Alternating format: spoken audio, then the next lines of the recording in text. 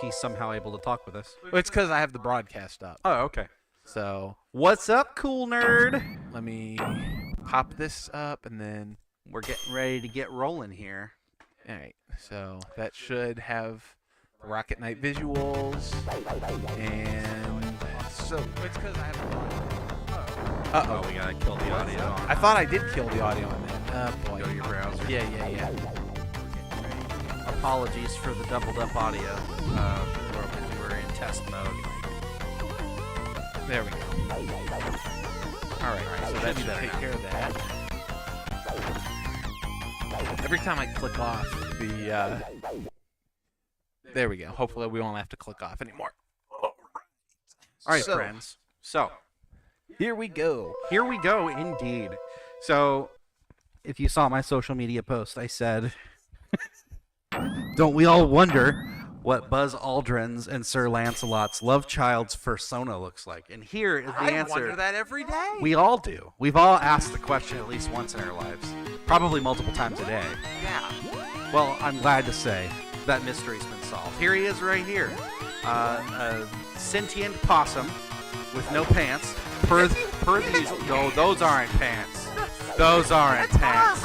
Those aren't pants. If you say the pigs have no pants. It's true. All right. Let's get cracking. But basically, this is one of my favorite games from This the is one Sega of Genesis our era. favorite games. Yeah, it's fantastic. We'll play on normal, All right. just so that we go over the. You got to make sure we get the whole experience. Yep, because if you play through it on easy, basically you make it to a last boss, and then the game kind of cuts off at that point and You goes. don't get the true ending. Yeah, so the knowledge of truly saving the world. yes, this time we will truly save the world. Also, this menu screen does not like to sit here at all. It really wants to play the demo reel for us. Yep. So All right. see, I think those are legs. yeah. Whatever. I don't know. I always kind of pictured him as being naked underneath his armor. In which case he was. The Japanese intro is completely different. Oh, really? Really, it's not as cool. I didn't know that. I'll have to play through the Japanese version sometime. All right. So there is a spider attacking the castle and an airship inbound, and we are a ballistic possum. Yes. So the basic premise is you have a rocket pack and an opossum, and you have a sword because you're a knight, and it shoots projectiles, and you can charge it up and do all kinds of crazy stuff with your jetpack, including things like woohoo. You Kill the pigs. knock pigs out of their clothes, and they run away in their underpants. It's great. It is the nature of things. I didn't get a good look at it there, but Smartster can cling onto tree branches with his tail because he's a possum, which is one of the best ways I've ever seen to do a semi-solid platform in a video game. Just hanging in there, like you could do one of those motivational posters.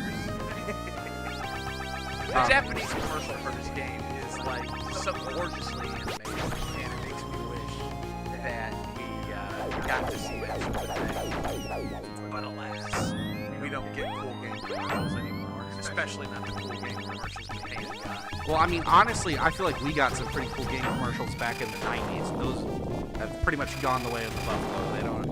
They don't do those anymore. Yeah, they don't do those anymore. I feel like the '90s was like known for weird, extreme commercials. Yeah, and it's like I kind of get why it's not like that anymore. There's like the whole deceptive. Also, trogdors apparently screwed because look at those poor thatched roof cottages. Yes, they have been destroyed completely and utterly. They've been burned. Yeah, burninated. But can you turn yourselves up with the game down? Yeah, I'll turn the game down. All right. We're probably gonna lose visual for just a second while I click Here, off. I'll just pause for a second. I just don't want to. I want you guys to be able to get the full experience. All right, we are back. You know, bring some audio down. Desktop audio's down. Okay. And Hopefully you can hear us better. is that better, nerd? Can you hear us? And we have the pork tank. As with all bosses, you get behind them. Yep.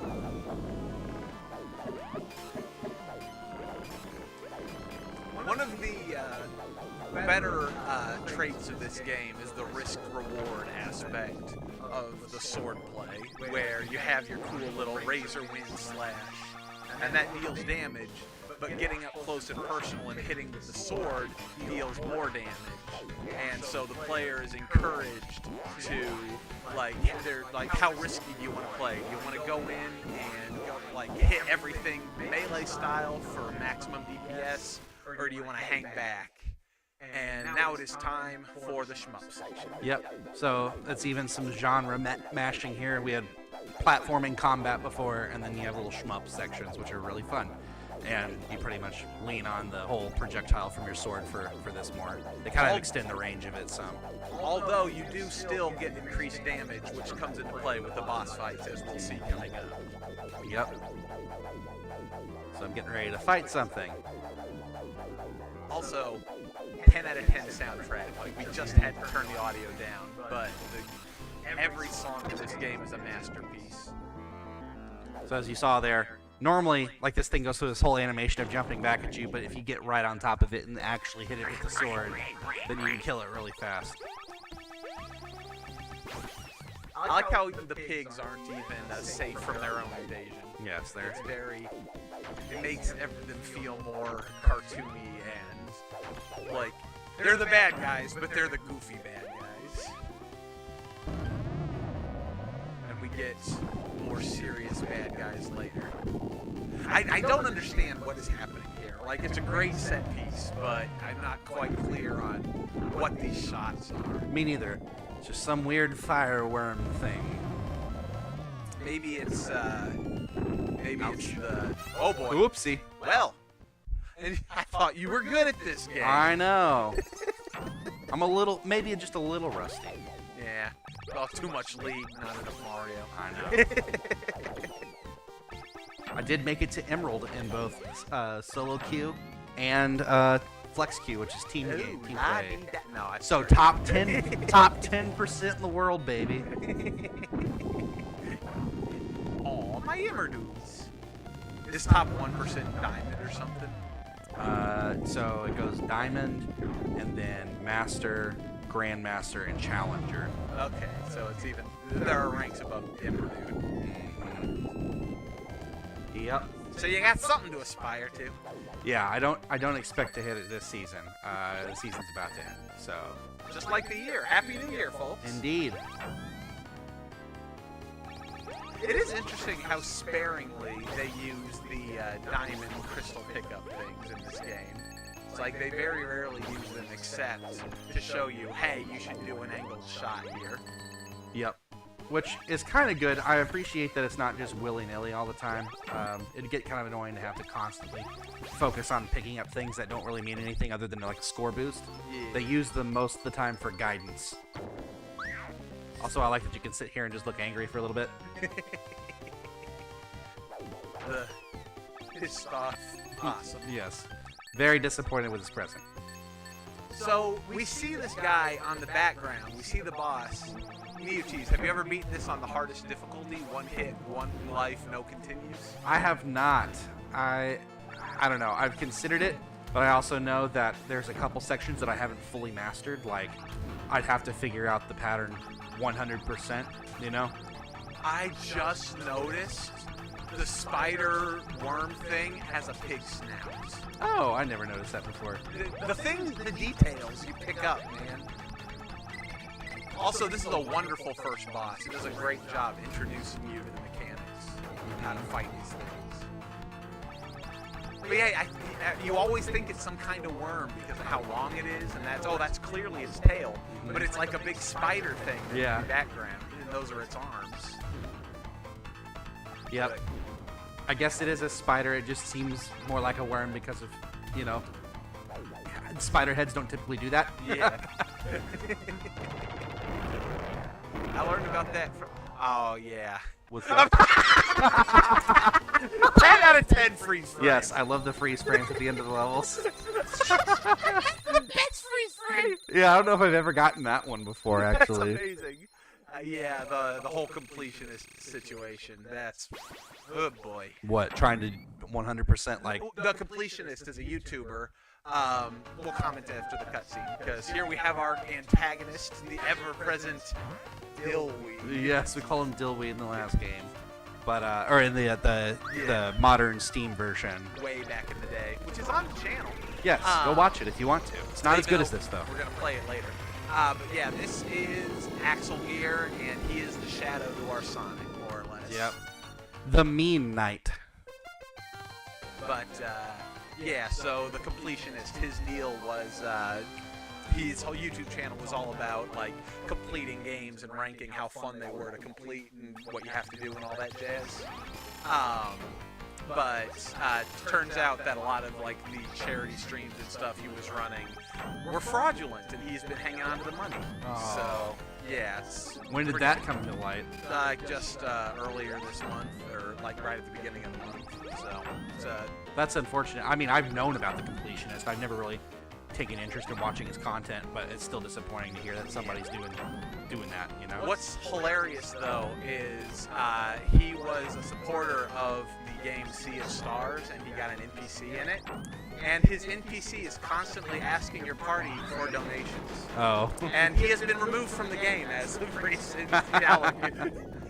Yeah, I mean, I don't think I'd want that in my game either. It's pretty hilarious. The wiki says the character that replaces him's notable traits is not having committed charity fraud.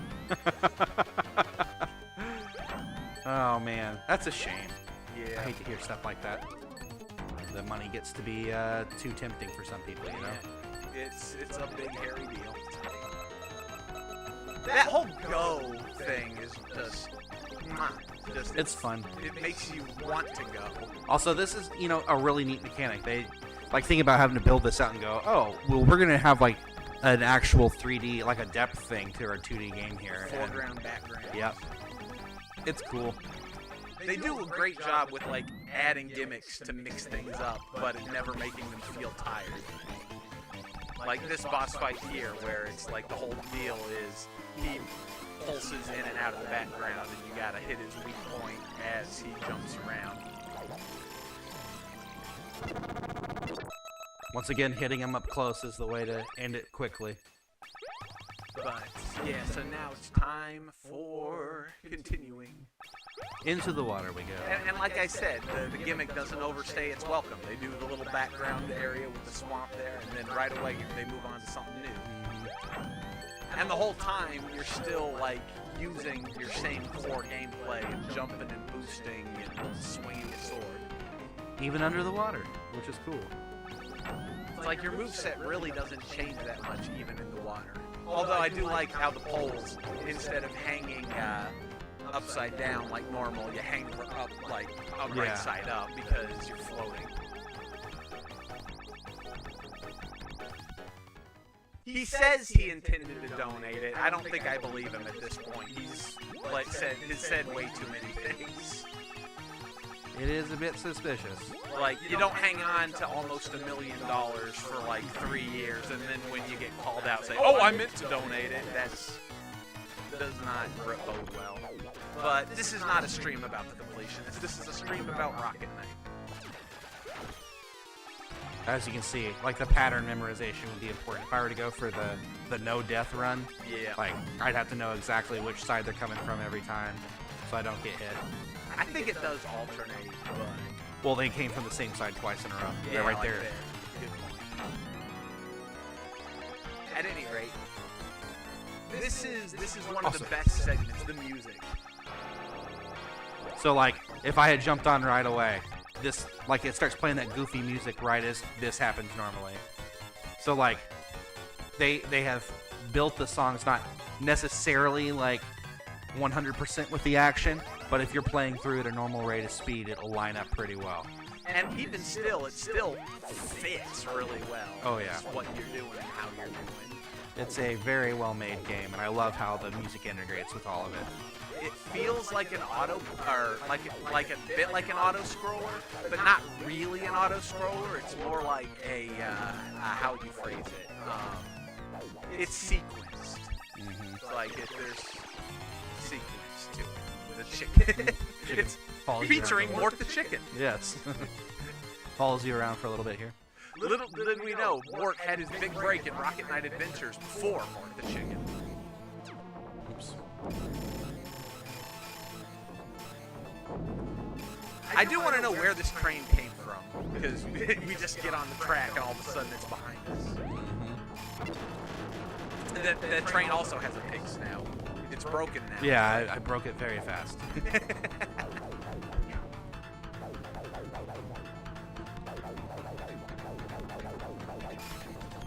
And they do just such a great job of like setting up there's the little incline that the train's going to use to get above you. Now it's a new phase. It works so well. Also, I like that. So, like, normally, if you're not attacking when it swings through you, it would hurt you.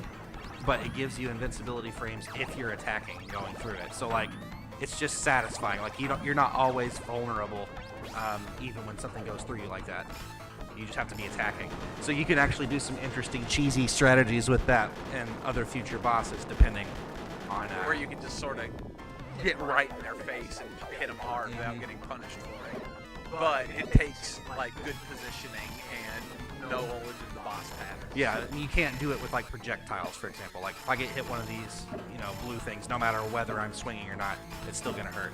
Because it's like the whole flashing of the enemy as you're hitting it is what's causing it to be, Like, it knows that I'm sitting there dealing damage to it, but the projectiles that's never gonna be the case. So ABA, always be attacking. Kinda, yeah, at least for the melee. And there are some exceptions to that rule, too. There are some things that you can't hurt that if they hit you, you're just, Yeah.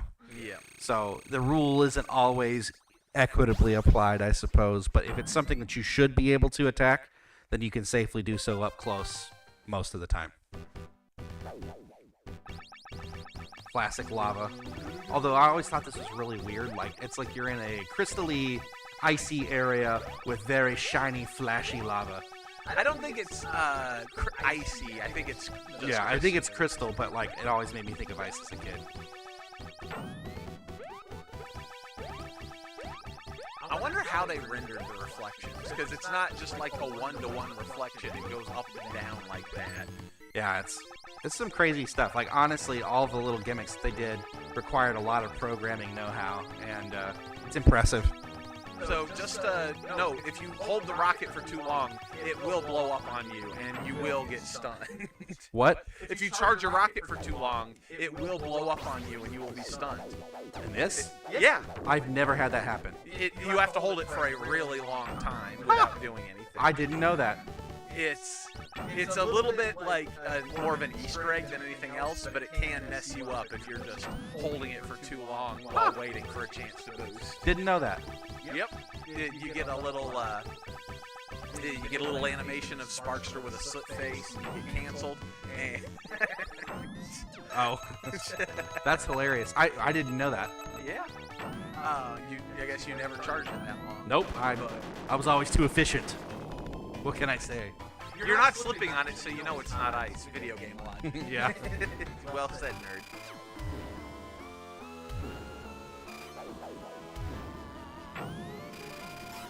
Fiddler crab. La-da-dee-da.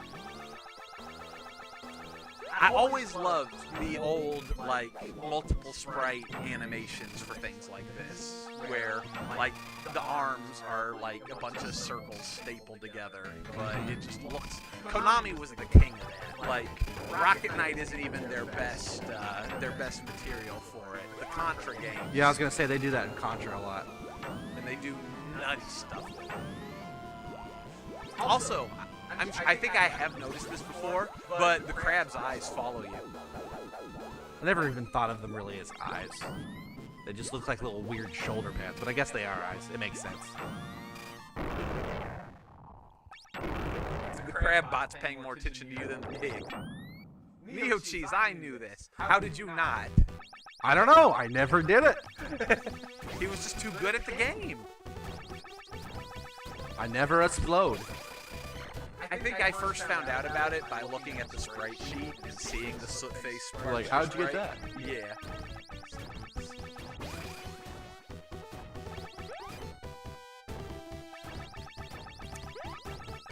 just the heat mirage on the background, it adds so much. Makes it feel a lot toastier in here. And it makes everything feel more animated. Like with the leg. The leg walker animation is a little bit janky if you really stop and look at it. But you don't really notice it because everything is moving and wiggling. Treasure did stuff like this with Gunstar Heroes. Yeah, 7 Force, exactly. Gunstar Heroes, that's a good game we should play. Treasure was another studio that did really cool stuff. The Attack of the Lava Salmon.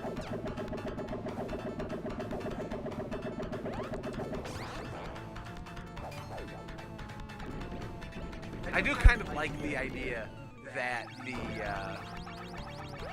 the pilot just has to get out in order to, because it's just so dang hot in there.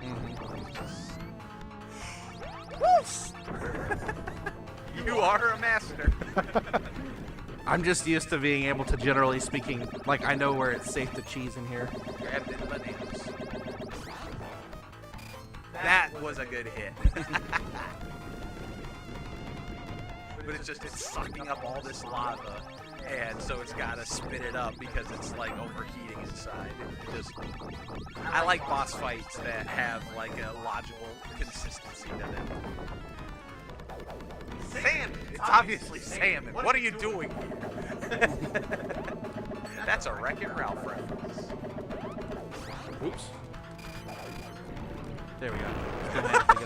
You dumped into the lava to finish him. That was pretty great. Fish bananas! The best kind of bananas. The ones that come out of robotic lava fish?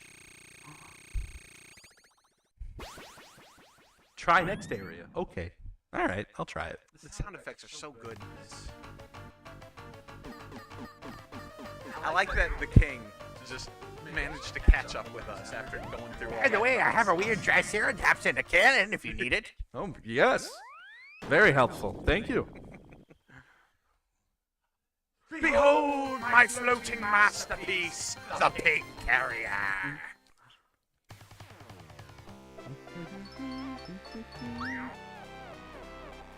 This was always an interesting little segment, too.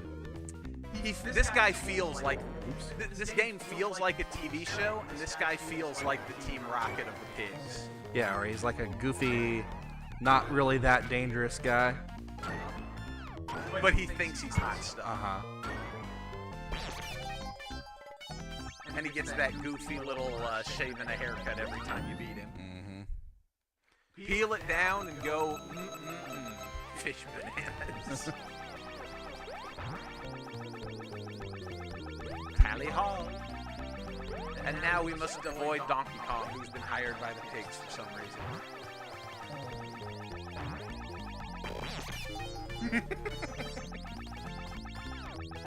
This was always interesting.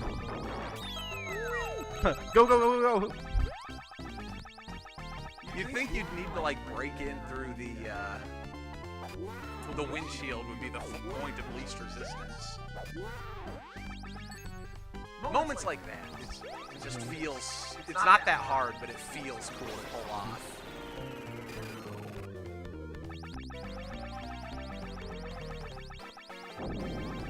Like, it's like the only time you're able to hit him with the sword is right as he's flying in. Yeah. I think speedrunners will like use the dash to like zip down and hit him and bounce back up. Yeah. But it's tricky to do, and you're supposed to just drop these bomb guys on him. Yeah, the speedrunning. I've tried to go down and do that before, and I've managed to do it once or twice, I feel like, but it is very dangerous. I've died more often. The sprite flicker is making it a bit hard to tell what's going on sometimes. Such as old games. And what is the bit rate you've got it set to? Maybe the frame rate should be higher. What do you have the stream set to, nerd? Because what I'm looking at on the video here looks about like the same on the screen. You have it on like the maximum frame settings. Oof. Because I've noticed on YouTube, like if you're not set to maximum, they will cut out a bunch of like the frame flicker that a bunch of the old games would use is like just completely skipped by YouTube. So things either disappear or don't flicker at all on YouTube if you don't have it set to maximum bit rate or whatever. This whole thing just feels like the Goofy interlude chapter, and I love it. So here's what I was talking about, where you can cheese something. So normally I'd have to avoid things. Well, I forgot. You can get hit right there, and then now you can do this. If I stop swinging, I get hurt. But if I just sit here and do this, I'm fine. Defeat the hula dancing pig man.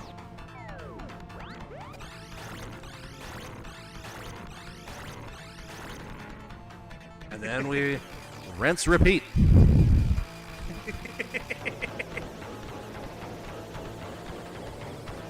Having to actually dodge things. I think this guy's name is Baron Fleeger or something like that. I like how apparently it's his dancing that makes the robot dance. Yeah.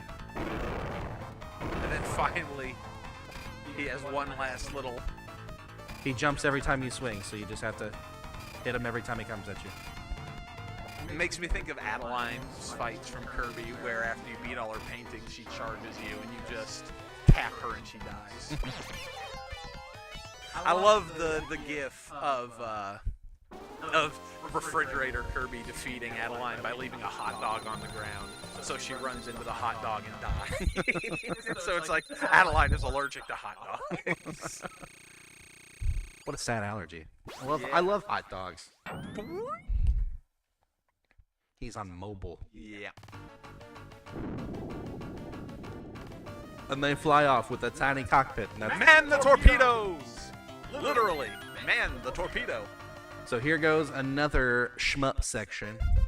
This one was a little bit more challenging. I sometimes die here. The aesthetic of the pig city, though. I love it. It's so steampunk and gritty and grimy, and oh, I love it. It's like Victorian Hamlet.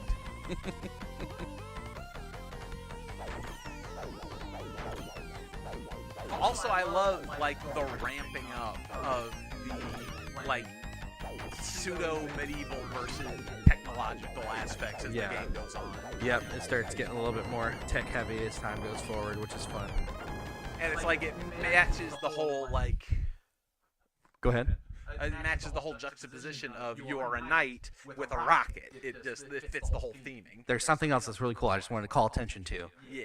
Whenever you hit things, every now and again you get some slowdown. Yeah. That I'm pretty sure it's based on the original processor, just like not knowing how to process everything in a timely fashion. Just too much energy. But the slowdown that happens feels so satisfying. So like even when I throw a sword here, like against these invincible targets or whatever, it's sitting there and processing the hits over and over again, and it slows down the processor just a little. Yeah, and you can see it, you can feel it. So it feels like every attack that I do has impact.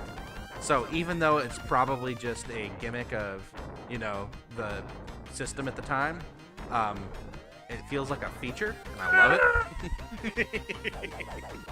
I love it.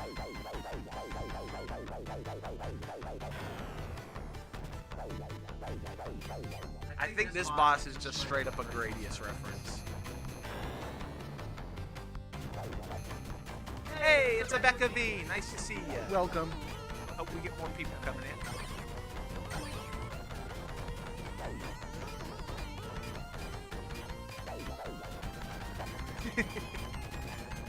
You know, when you think about it, this mech really has to be moving fast to be able to keep up with you as like this ballistic missile that you are. Mm-hmm. Very fast, Piggy.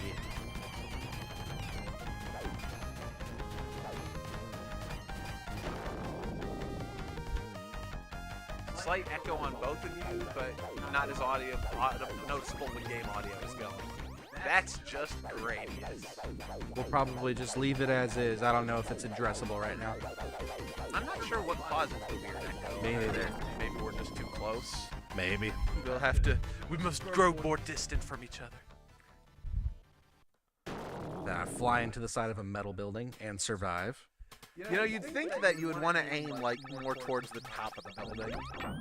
So that one up, they give you that there because those pigs Or one hit kill. one hit kills. So it's like, oh, nice, I want up, and then it kills you. Whoa, hell! I was not watching. I didn't know he came back. Go. I forgot there was a time segment here. So let's see if I can make it. I didn't know that pig turned around. That was pretty great. I was like, oh, no. Beautiful. I love how this song like is made of multiple segments that changes every time you go into a new area.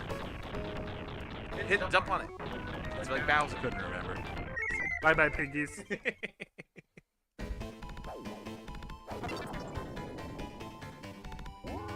That's just Gradius. Don't just go die. Is that what does that say? It says that's just Gradius. Oh. I can't read from far away. I'm sorry. I'm on the other side of the couch. I will call attention if anything in chat comes up needs to be noticed. I just keep learning new things about this game you supposedly adore. I mean, that's the best thing about these kind of games, is that they're just chock full of details that you pick up that, like, you may not pick up on your first 100 or so plays just because they're all over the place. Also, I never sit there. Like, normally when I'm sitting here playing by myself, I jump the pig and I keep going. I don't go, I wonder if the pig's going to come back. But since I was sitting here talking, I was like, I got to witness the pig coming back. Dang it. That one gets me. Good thing they give you a 1-up for it. Yeah, I know. No, he just keeps learning. Well, it's the same reason why he's never seen Blackface Sparkster, because he never holds still long enough to blow up.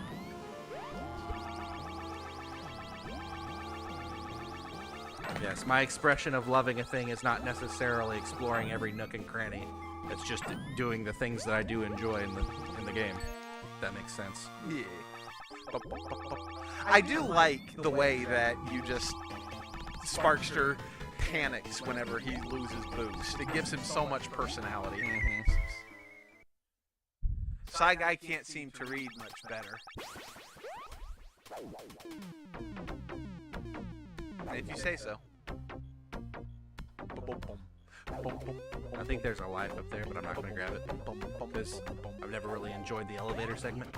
It's another little interesting thing that they added to the game. Appreciate it existing. It's not very fun to me. It's like, here, you know how you normally have all that mobility and stuff? How about we just put you on rails and you hit things to go up and down? Follow the lines. Here's another, time where they use the jewels to guide you along. I will say I appreciate it here because of the music and the way it sort of gives sort of that roller coaster vibe that games like this need, where you have moments of going fast and then you have moments of going slow where you have to pace yourself. Yeah. You get what I mean? Yeah. It's way too easy for games to get into a feel of just go, go, go, go, go, go, but then it all kind of becomes monotonous from its overemphasis of go. You know what I mean? Yeah. But maybe I'm just a weirdo. I mean, I am just a weirdo, but I think the point still stands. Off we go. I don't know where I got I in your message. Here we go! So another little segment that can be very punishing the first couple times you play through. But man, is it like, this is an iconic moment in the game. Yep, gives you that urgency, like, oh no, I gotta run. There's a 1-up there if you go for it. Oh yeah, but it's not worth it. I mean, you can, I'm sure if you're really good, you can do it, but... I love how the music is timed so that you get the breakdown right if you go fast, right as you get into the mech and start your rock'em sock'em duel.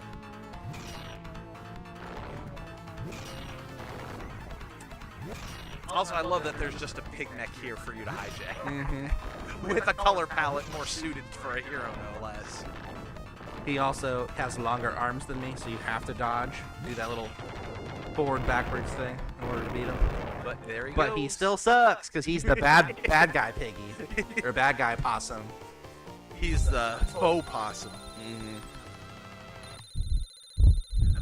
Also, we get another nice look at Sparkster's angry sprite. The logo showing up in the background just really adds to the like episodic feel of the game. Makes it feel like you're playing through a Saturday morning cartoon. Yeah, in the best way. I love all the music. Ah, it's so good. And Yet another detachable compartment from something. And yet another a plot device that allows me to chase. The king, Princess Magic! yes. The king gives me his Triceratops cannon. She gives me her princess magic. And now I can breathe in space. Which is notable because none of the pigs or Axel Gear can breathe in space in this stage. I assume that's princess magic as well. Probably. Never really stopped to question it other than going, wow, why can I breathe in space? But didn't really consider how. Well, it's beyond like that. Sonic, where nobody questions why Sonic never needs to breathe in the space levels. But he does underwater. No air bubbles in space, that's okay. I remember Super Paper Mario, there's a bit where you go to space, and you need a space helmet to survive. Not attached to anything, just on your head. Just a glass fishbowl. Wear a fishbowl and you're okay. But when you swim, you never have an oxygen meter. And so clearly, Mario was able to filter the oxygen out of the water He has with gills. his mustache. Yeah. His mustache is his gills. See, I just don't know if this is a great thing to be teaching children that you can breathe in space without a helmet. You know, what if they try to replicate this? They need they just have goggles. This thing always struck me as like some sort of mechanical winch. It's very strange.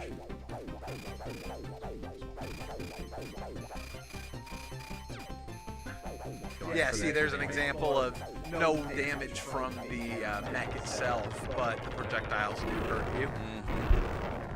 Yeah, this song is like one of the best in the game, so you want to hit the meteor for help. Yeah. Dang it, but I'm keep messing up. Bad piggies. So yeah, the pigs need spacesuits. And Axel Gear needs a spacesuit. Which I don't think I ever put together that was Axel Gear until I looked at the sprite sheet. Again.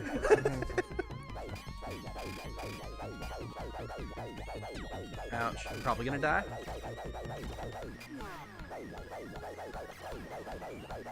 He's gonna bring out his big cannon again.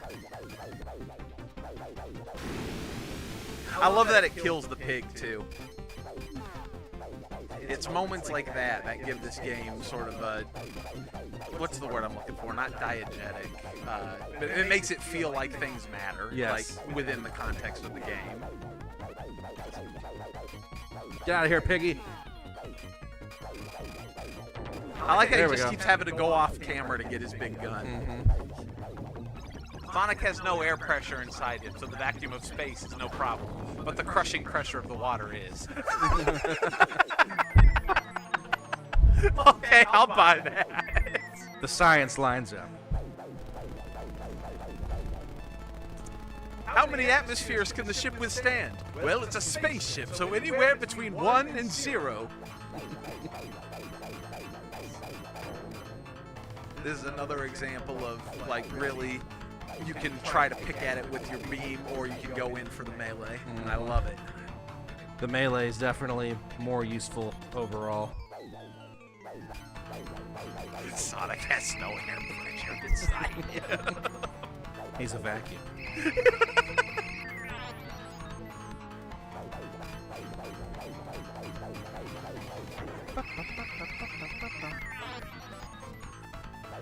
I forget which part. I think it's this thing, yeah. The hatches are open. It's this thing now. How come you never needed to take out that cannon on top? That gun. You never have to kill, like, the little guns. It's just for avoiding the damage. So you don't have to deal with the Toho-ness of it.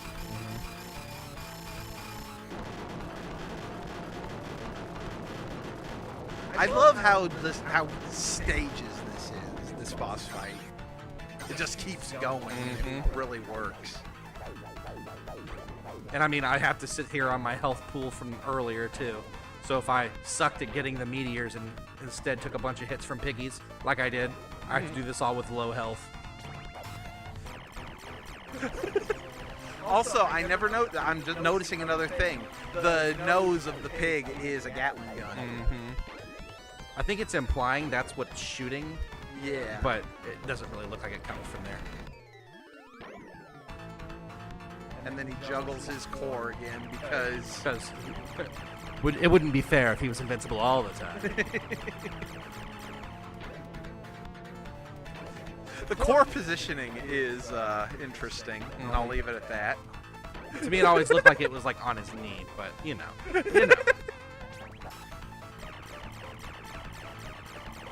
Why are they shooting tiny apples? That's a good question, nerd. And why do they hurt so bad? I thought apples were how you got health. I was just trying to heal. All right. One more, I think.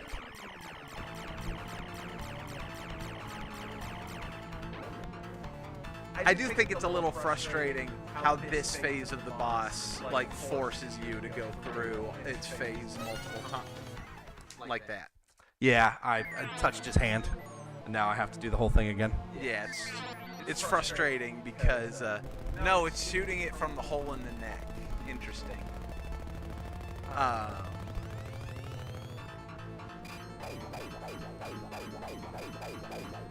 Just considering how a lot of these bosses are very, damage them as you go, it's kind of frustrating that this one has a phase where It gates you out. Yeah. Yep. And then you have to go through this if you mess up like I just did. I thought I was going to get him. One more freaking hit. I just had to be patient.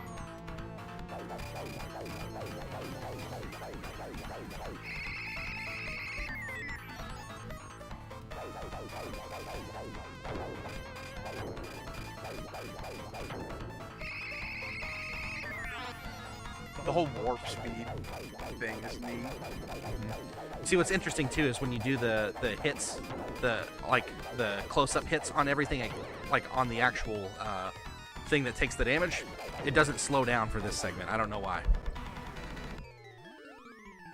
Like the slowdown. Oh my gosh, that hurt me real bad. Well, I mean, that's what happens when you fly face first into, well, not a building. Yeah, I can fly into a metal building if I touch a ship. Oh man. Oh no, you lost one of your 9 lives. Whatever will you do? I know. It's more that I'm making you all wait through this segment again. Sorry, it's very exciting boss. Doing. The thing is, I can't even hate it though because it is a well-designed boss. It's just... It's slow. It's just dodge bullets, dodge this thing. How big is that ship supposed to be? That's a good question, actually. Is it a one-man ship? But then, is it this part just a robot? Is there someone inside the head? Who knows?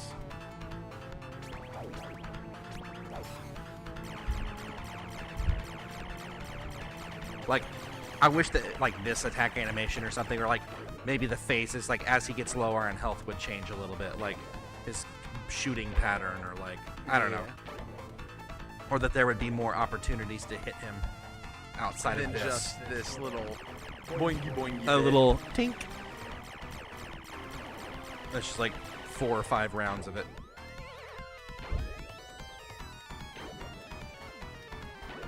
And yeah, if you touch him, as you saw, it's about half of your health bar or more. So I only had 2.5 hearts the last time. And it killed me. So let's not. Like that. Sorry, guys. Thought you were good at this game. I'm a shadow of my former self. I'm an old man.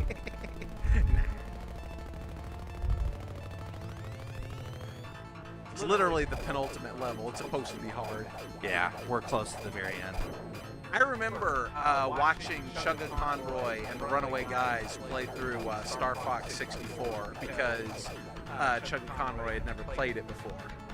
And because Star Fox 64 is such a run-based game where you take a different path each time, what they did was they would have him like play through a run, and then like they would have some of the other guys play through the levels to get him to like the levels later on in the runs without having to play through the levels over and over again. Yeah.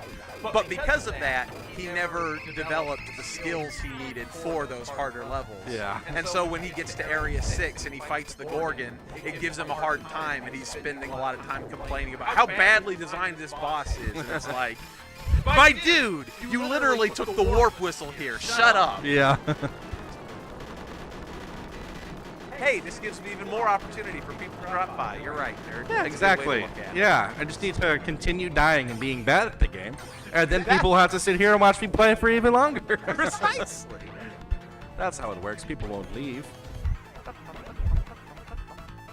I mean, to be fair, it's like Nerd's the only person in chat. If anyone else is in chat, please raise your hand.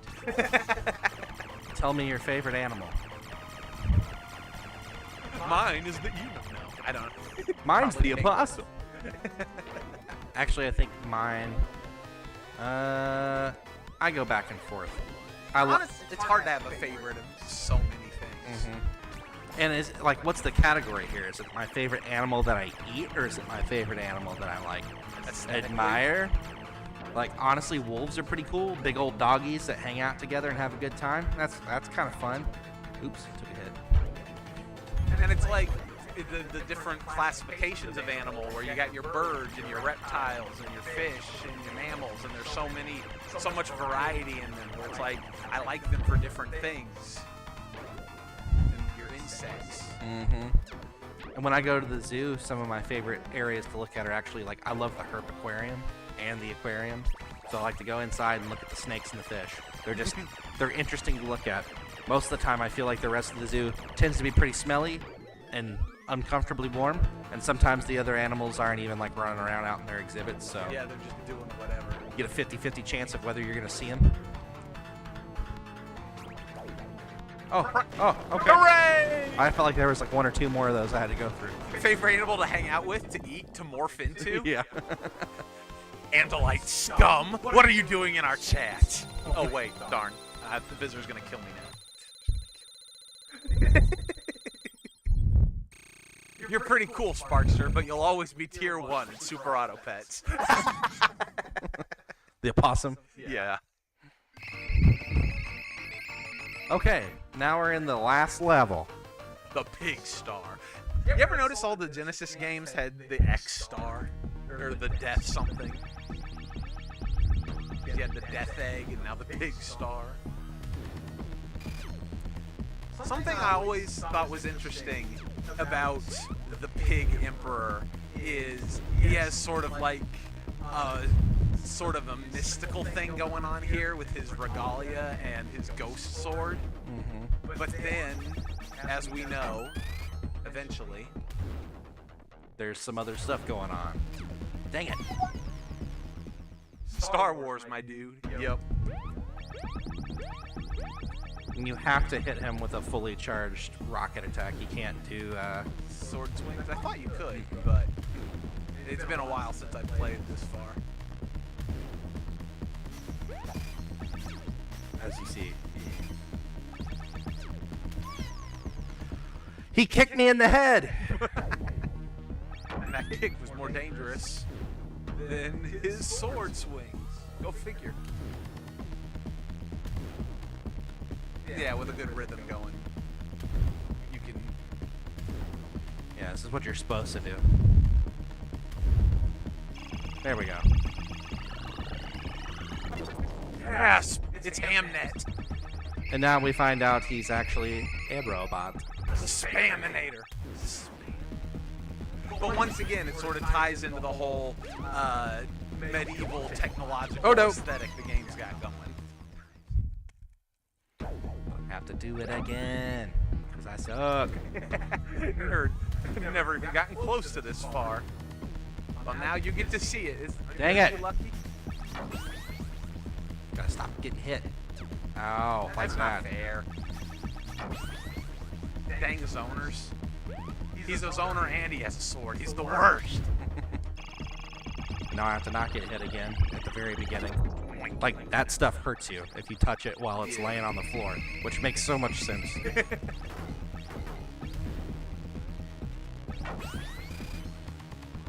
You have to do charge attacks. Dang it! And if you bounce the wrong way, it bounces you back into it. Neo cheese. I thought you were good at this. I never said anything. You guys are making assumptions about my gameplay skills. I just said I liked this game. Sometimes I do. That was interesting that you didn't recoil from that. Yeah, so I guess I can do my spinny. I've never tried that onto him before. But his sword can block it, so.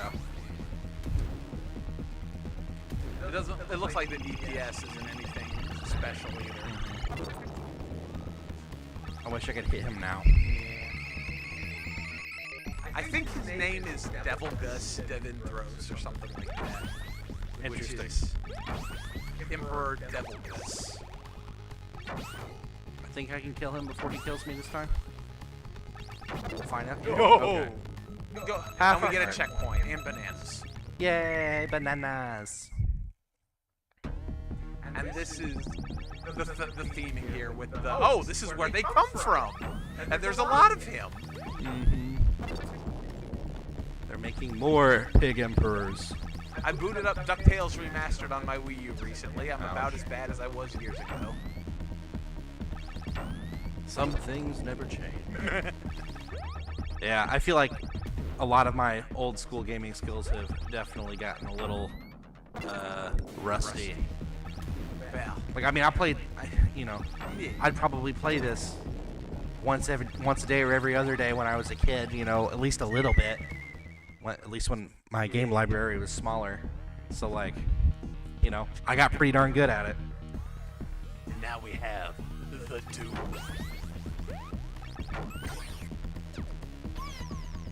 But I was at low health, so now we actually have the duel. Yeah, I don't even know how you do this no damage, like, fully.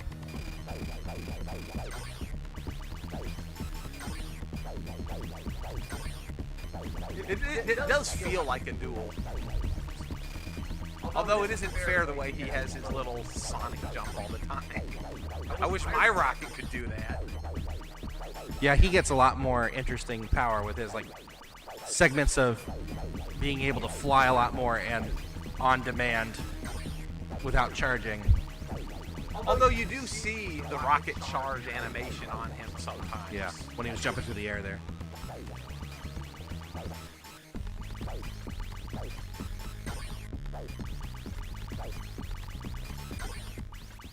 And then Now we beat his face in as much as we can.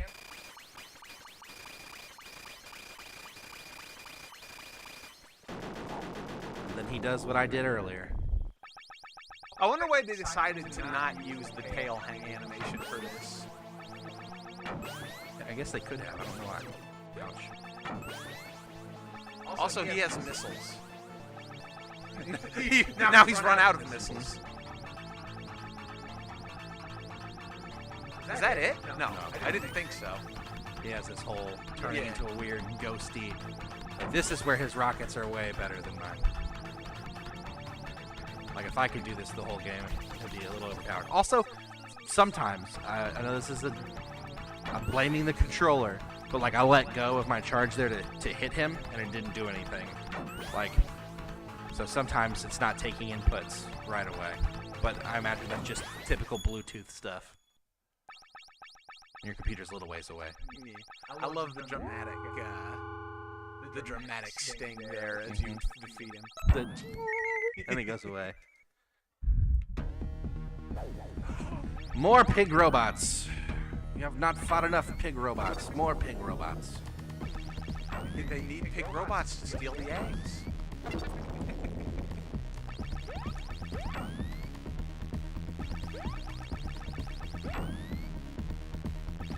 That one took 3. I wonder what the difference is. I don't know. That one's always risky. This one too. Ah, dang it! I was trying to skip him. Yeah. I've actually burned through my lives in this one. I haven't needed to continue, but this is not my cleanest run of Rocket Knight Adventures. I'll never get on Speed Demo's archive at this rate.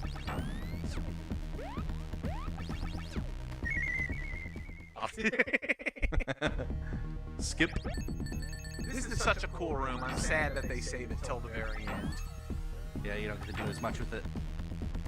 So, we're going to get to the sequels later, but that is one of the things that I kind of like about the Genesis sequel, is you do have a mechanic of being able to boost multiple times in the air, which we'll get there when we get there. It's, oh, you missed Oops. one up. Well, hopefully I don't need it. Yeah. That Here we are. background looks sick for the Genesis. Piggy Boss. It is Piggy TV. Yes. Pig TV Ball Man. I do like the implication that this is the Emperor. Like, Yes. all those shells are just him remote controlling them. Pig Emperor is actually a ball in the middle of the base. You've heard of Am. This is Am. I have no sword and I'm a scream.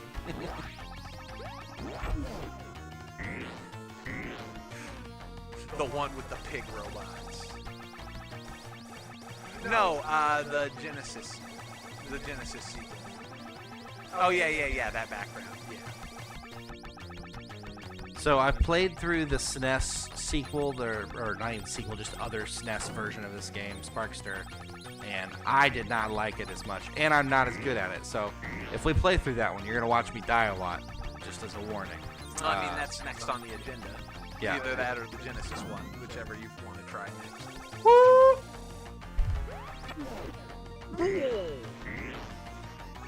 I love how it has just this absolutely goofy goober final boss theme, but it fits. It's very silly. That was interesting. I was invincible as I was flailing. Where's the piggy glove this time? On top.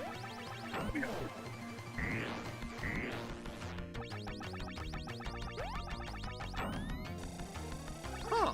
Yeah, you can beat. Ah, dang it. Invincible as you're falling. Ow.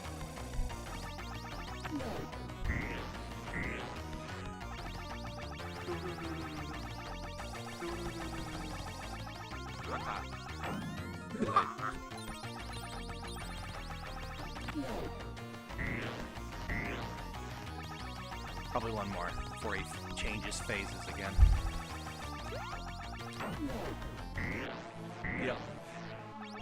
I love how just the standard boss theme is sick enough to be the final boss theme. Yeah, just faster, more urgent.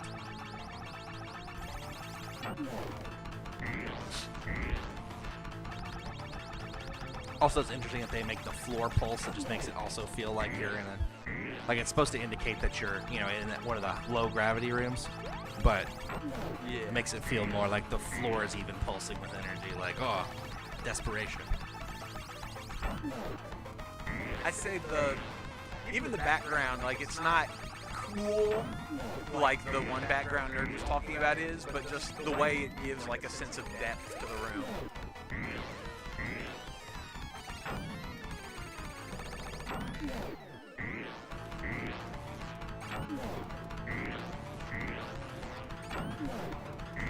He really likes putting it in that position. Hey!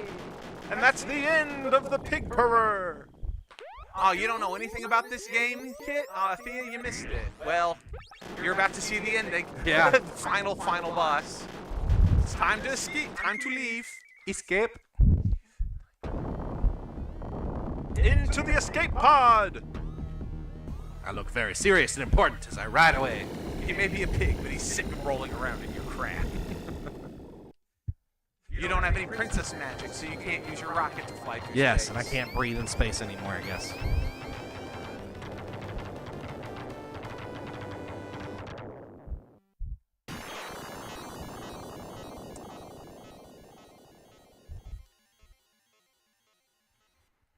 We've defeated the Pig Death Star. And now for The one... return of Piggy TV. Mhm. I love how deranged his face is. You just have to avoid him. You know, you'd think the screen would be the most likely part to get broken. But it's the only thing that survived. The most unrealistic thing about this whole game is that he's on a CRT. Clearly, if the Pig TV was plasma, the pigs would have won. I know. Yeah, Sparkster's nose does look big from this angle. Big nose boy. Piggy TV, look at it. That's clearly Pig TV. And now it is time for re-entry. And that's it. That's all she wrote, ladies and I'm gentlemen. taking you with me. And Piggy TV is no match for the ozone layer. Pig TV was canceled after one season.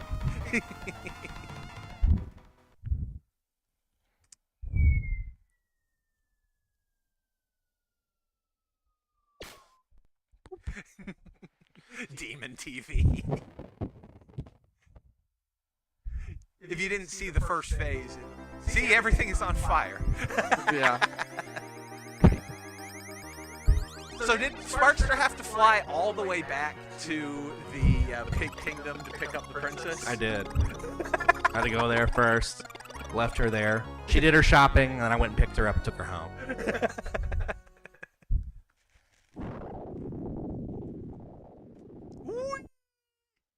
And that's it.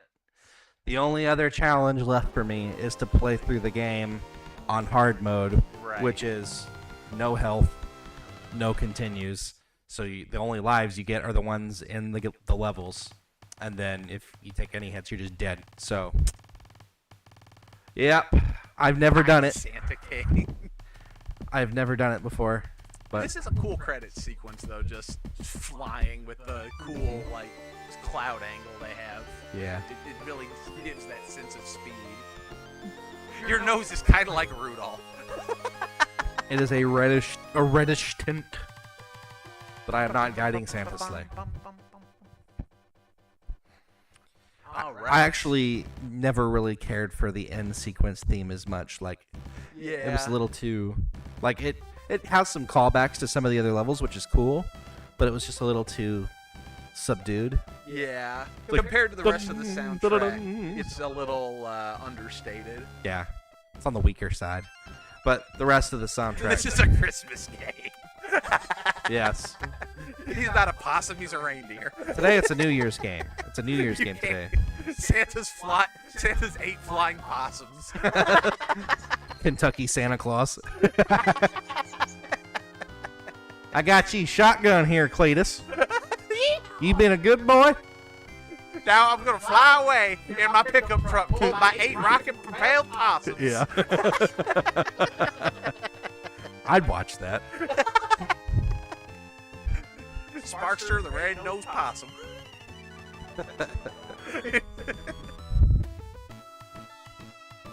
Special thanks to Koji Kazaoka.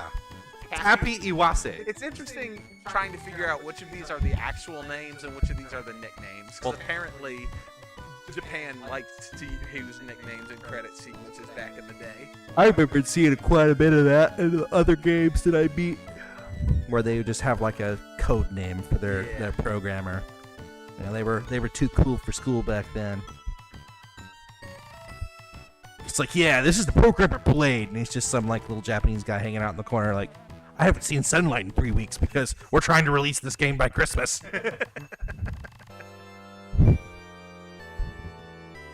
Presented by Konami. Konami. Back when they were good. Back in the old days. I believe Package design is a weird name. Congratulations! Try hard mode. No, thank you. All right, so if you hold select, we can go back to the emulator and load up the next one. Oh, okay. So yeah, just go to close content. Bye bye. People get a nice glimpse at my desktop, and then go to go back. hit. Yeah. And so we want. Sparkster? That's the Genesis sequel. Do we want to do the Genesis sequel, or do we imagine naming your kid Special Thanks? Special thanks to special thanks. Yeah. So do we want to do the Genesis sequel or the SNES sequel first? Maybe let's just stick in the Genesis world. We can right. go ahead and play. I've never played this one. So, in order to get the good ending on this one, you actually have to find the Chaos Emerald. So I'm gonna have to. Oh. Where did I put my phone? Oh my. It's not exactly. It's from not what clear. from what I was testing earlier, it's not exactly clear. One moment while Mr. Carl locates his telephonic device. Alright, so I have never played this one. I played the Super Nintendo one. I guess we'll play on normal. Let's see if it's good. I bet it's not, comparatively. It's the first one is just so good.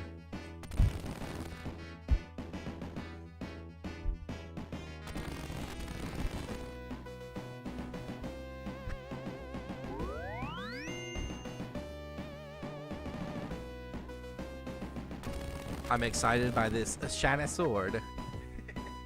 Well, who wouldn't be excited by a shiny sword? It's a weird walk animation.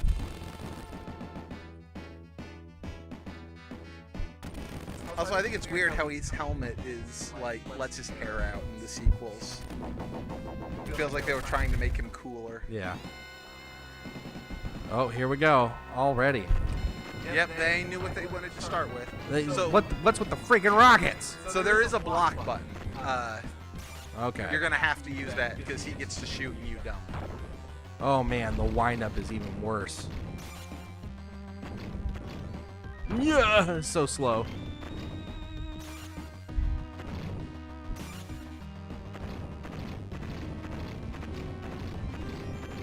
Come here! Come here! The Death Possum robot.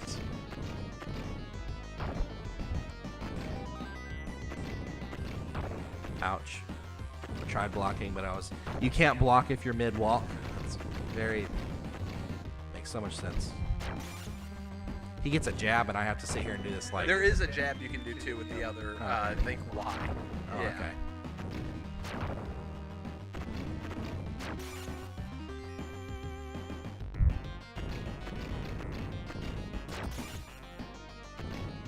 Punch! Rock'em sock'em rodents. Yeah, very much so. So you missed it, but one of the best moments in the first game involves a thing like this. Only it is honestly better in the original. Yes, this feels like it lacks some weight, and it throws you straight into it. So it's like, it was a build-up moment in the original. yeah. So I beat Axel Gear, and now I get to get my cool shiny sword, I think. Oh, I got it. Even the art right here looks worse than the last game. Yeah.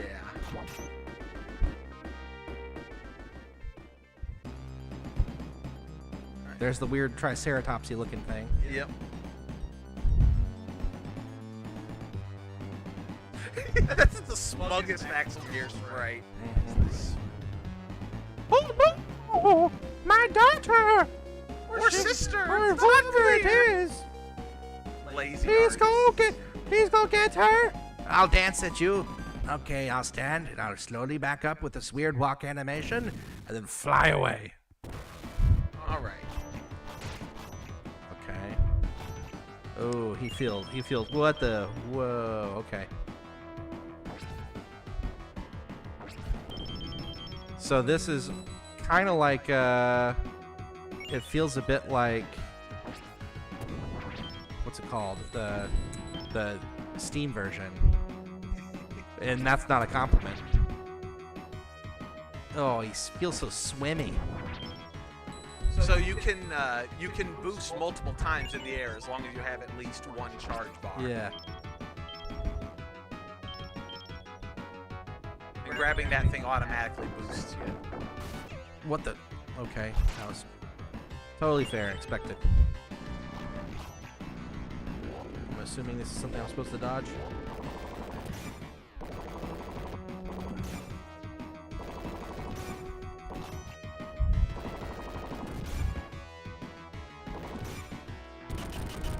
Okay.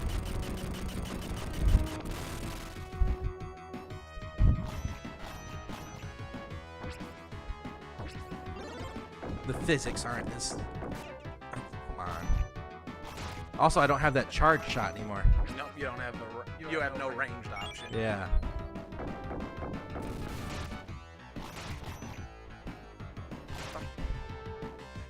The background is just very uninspired looking. Mm-hmm. Like, what is that animation?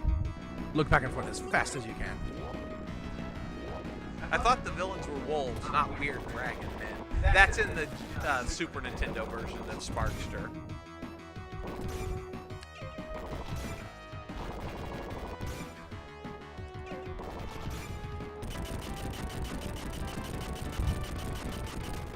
We may or may not get the good ending. I don't know. It looks. At this rate, we may or may not get the ending. I'm pretty unimpressed with this so far. It's oh. The designers for the Steam version should have borrowed from the Genesis, like the original Genesis version, not this one. They're that. Yes, they are that different, nerd. Honestly, the Super Nintendo one, it feels like a retread of the original. It's not quite as good, but it's better than this from what I've seen so far. Although I do like the ability to do multiple boosts in the air.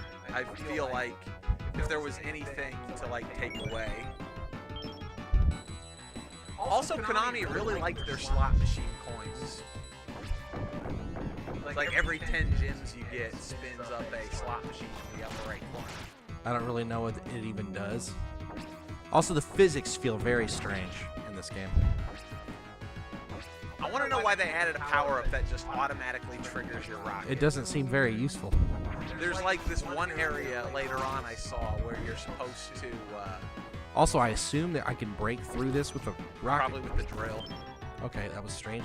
I tried to do that before. The drill only triggers if you have a full charge. If you have a half charge, you just do the standard boost. Okay. And the standard boost charges pretty fast, so you can like launch yourself around. And the rock hits you. Oh, that was weird. You didn't shoot the rock.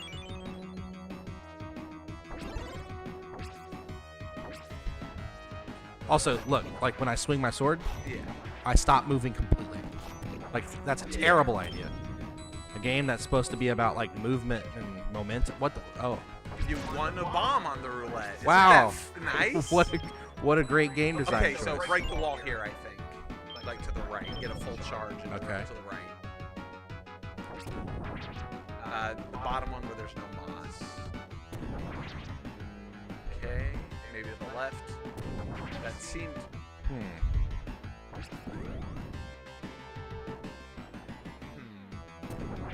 Is this supposed to be a spot for... Chaos Emerald. Maybe it's up here. You need to break it.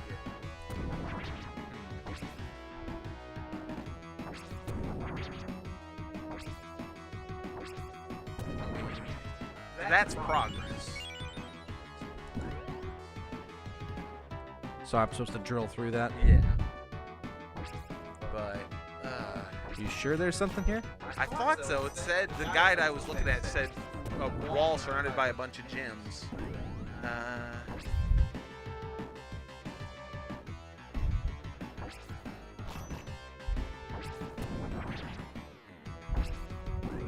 I'm also not loving the music as much. Yeah.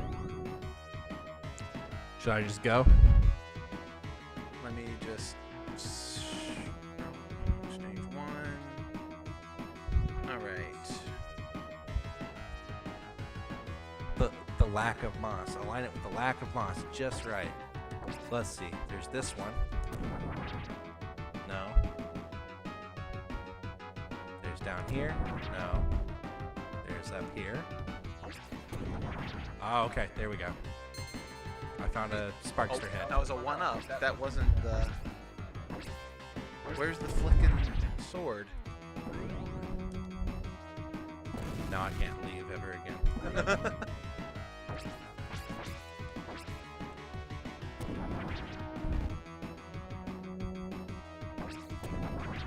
Yeah, I'm bouncing around in here and there's nothing. Yeah, I'm not seeing... The guide's not giving me a clear indication on where the sword is. Let me check a different...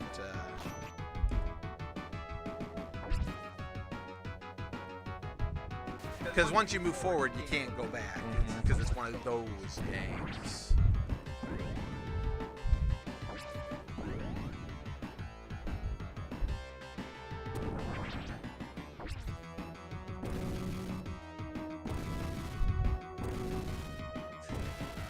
This feels like they were like aiming for style over substance and got neither.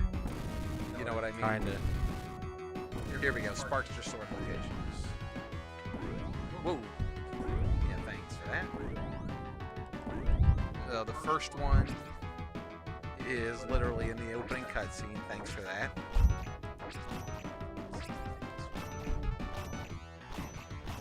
The way the animation like holds is... It's interesting that they created like a little delay for the rocket to follow you as far as the up and down movement goes. It's like a little bit of a drag. Yeah. Okay. Looks like it is in the next area. Oh, okay. Great. Sorry.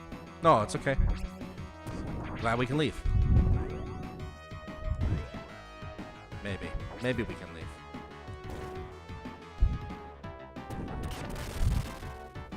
Oh boy.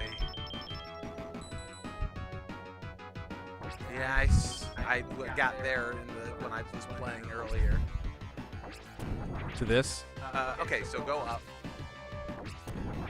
And keep going up. To the left. There you go. Did you see it? Saw something. There it There is. it is. Wow, that's not clear at all. You just have to guess. Do-do-do-do-do-do. Chaos Emergency. I got a bomb. Thanks. Thanks, game. Another bomb. All right. I love this game. Wow. It's dropping bombs on me constantly. Stop!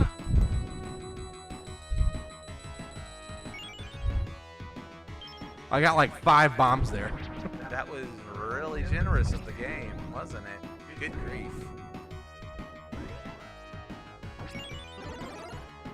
It's interesting that meat is the big heal now instead of bananas. I was a vegetarian before. No longer. I've had a taste for flesh. Alright. Those weird pillars. Kind of makes me think of Sonic game design. Like the second or third, it's the third level in Sonic 2. The ruins. Aquatic Ruin? Aquatic Ruin looks better than this, though. Oh, yeah, undoubtedly. This is not good. I don't know why you like end up so high above the parallax background for most of the level. It's like you can't even because this doesn't look terrible now, but I'm confused. you have to spin those screws. Oh. Alright. Here we go. Did I screw? Nope, they didn't give you any screws this time. What a nice boss. I got screwed. Dad says hi. Well, tell Dad I say hi as Hi, Dad. You have to have Oh, a full. Come on, come on, come on.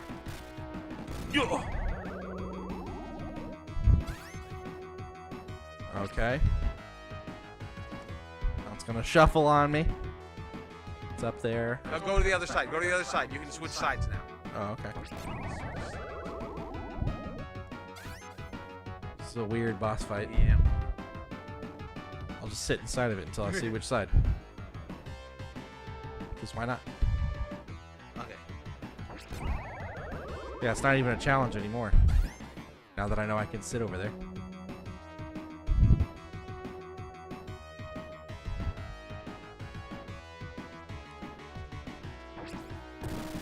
Oh, that didn't work. I guess it is a challenge because I have to get up on that thing again somehow. If you can use a light boost to get on top of the rock, and then... There we go. The bomb helped me up. This game is reminding me of Chibi Robo Ziplash, but that game blows! Yeah, this reminds me of games that aren't very good. Try the others.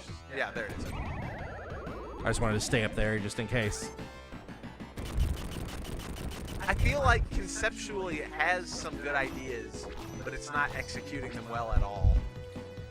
Yeah, and there's like, it just doesn't. It's missing a lot of something. Okay, so I have no idea. You can't use the rocket while that stupid bubbles on you, and you have to like shake it off before it blows up. It's very strange. Okay. Wow.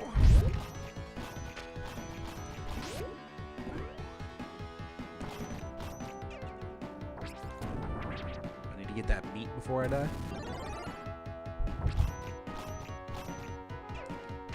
Before the jungle kills me. The very violent jungle out there.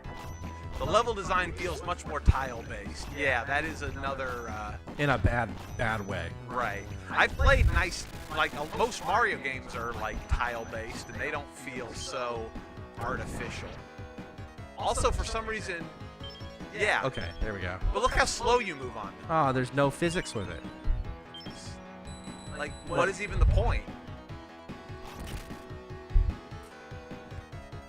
This is terrible. Look at the whose idea? Who did this? Who is responsible for this? Oh, and the way it drops crap on you when you're like sometimes in a precarious area. It's like, hey, Have you a know, bomb. you know, it'd be great since you collected those collectibles that are, you know, things that give you points for the game. How about we drop a bomb on your head or a rocket boost that you don't want to use right now? Like, If it just fully charged your rocket, that'd be one thing, but it automatically uses it. like that's not so bad. I get more points. Okay, sure.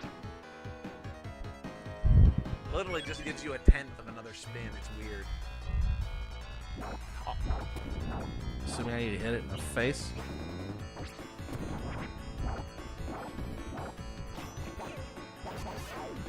So far, so good.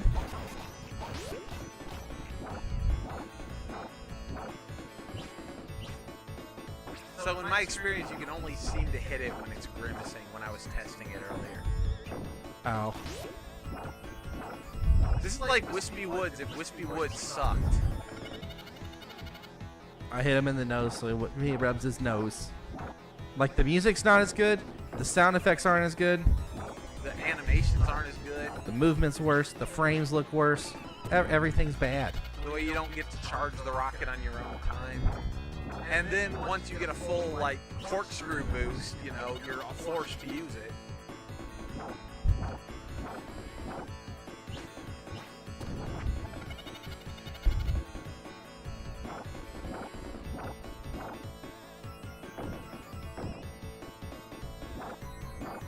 Alright, okay. My hands! I rubbed my nose too much! I'm laughing at him as he loses his arms and explodes. My weird, funky. Barkster looks angry all the time, too. No, it was a spike. I didn't realize. Like, whenever you jump, he's, like, mad. He doesn't have that same, like... So, where's the meat? Why didn't you give me the meat? You know what happened? What? It got stuck on the rail because it's a semi-solid. Oh my gosh. What a stupid game. The previous game had you fighting robot pigs and spiders. This one is somehow more unhinged. It's unhinged and less fun. They lost all moorings, including on what a fun video game is. We don't know what we're doing anymore.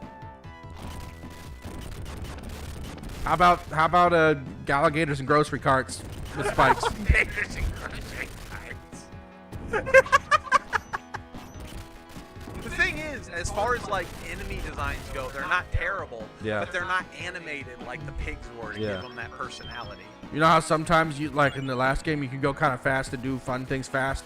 How about we make you go real slow and like real bad? You guys like that idea?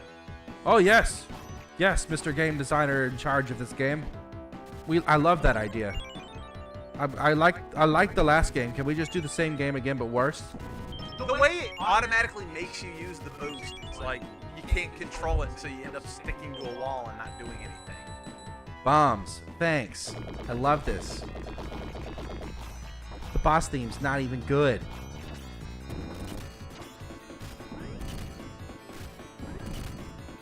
Also, why are you having to bounce on a trampoline? Because he gets to bounce on a trampoline. Why are your little, like, trampoline henchmen guys, like... I have little possums and he has Yeah. little gators. Ow, But ow. why are they exempt from the fight? Like, you think he'd blow up your little helpers. Also, that is the dumbest death animation. My possums are like, ah! What do we do? Sparkster's dead! Oh, and you're all the way Oh back my here? gosh. No! You have to fight Wispy Suck again? I think so. Sucky Woods? Wispy Wood blows. This guy sucks. Bombs? Yes. Oh wow, thank you. Please, sir, may I have another? Here we go again. Oh boy. Hello again. You boring boss. Not interesting. Not interactive. Alright, let's sit here and wait. Alright, cool. Drop Alright. bubblegum for you. What a nice guy. Oh, man. This is tragic. This is gonna be a hard one for me to get through, I'm not gonna lie.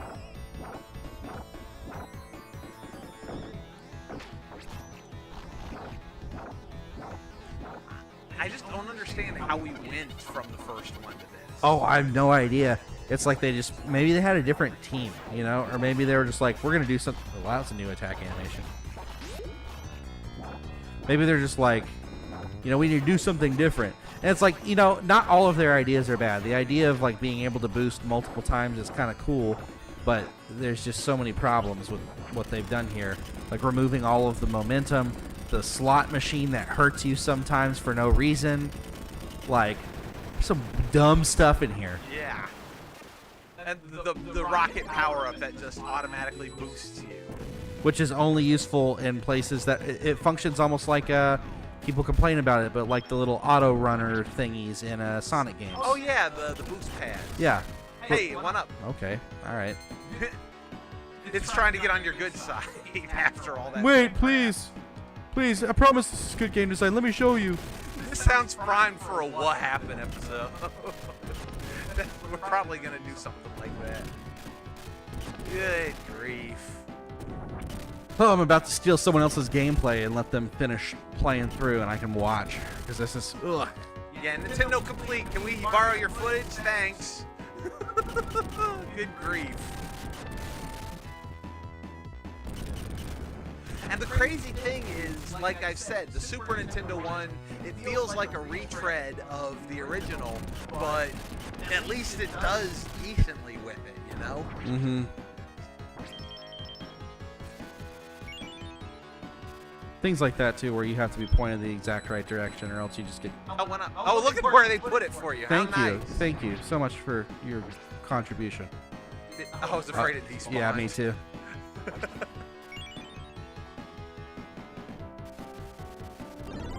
Sparkster, are you trying to move? Are you trying to win? Doesn't seem like it. And I'm like, I know. You're so sluggish when you're not boosting. Yes, it's very bad. Bombs. Also, the bomb just sits there. That's nice. I have to corkscrew into him. I can't hit him with my sword. So all the cool stuff from the previous game of like getting in close and like dealing some extra damage and all that. It's like, yeah, screw that. Let's Corkscrew that. Oh my god. And now we have to fight Viney again. But do we? That's a good point. I don't believe we do. We're going to the SNES game now. So conclusion, bad game. Slow, sluggish. Not good music. Level design looks more bare bones, tile based, and with the parallax background, not necessarily adding too much or taking away from. Like it feels like where they have floating platforms where it's just like these weird swirly vines. These programmers aren't competent enough to make 1-ups despawn. Oh yeah, That's what nerds say. yeah.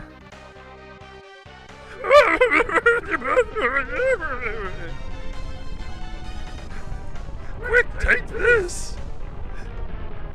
Now I must sacrifice you! Jump off this cliff, quickly! No! No, you're going to summer camp, young lady! I won't hear otherwise! I need a summer castle to myself this time.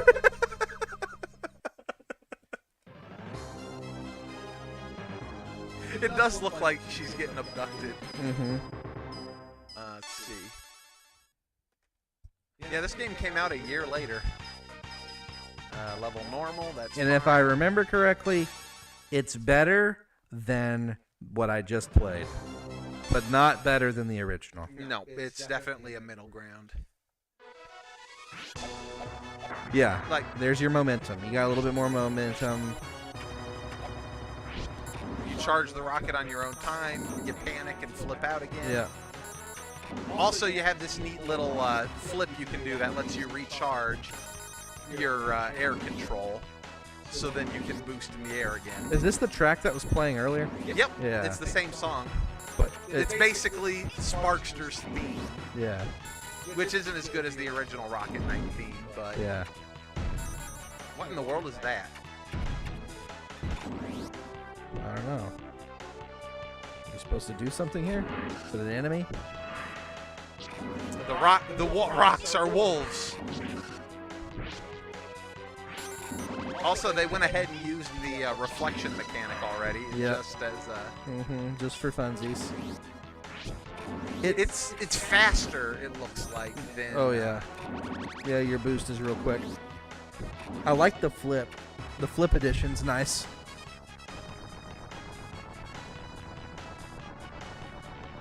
So you get to keep a couple of things that are good about the original. Monkey. Monkey. I beat the monkey. They picked the weirdest designs for robots in this.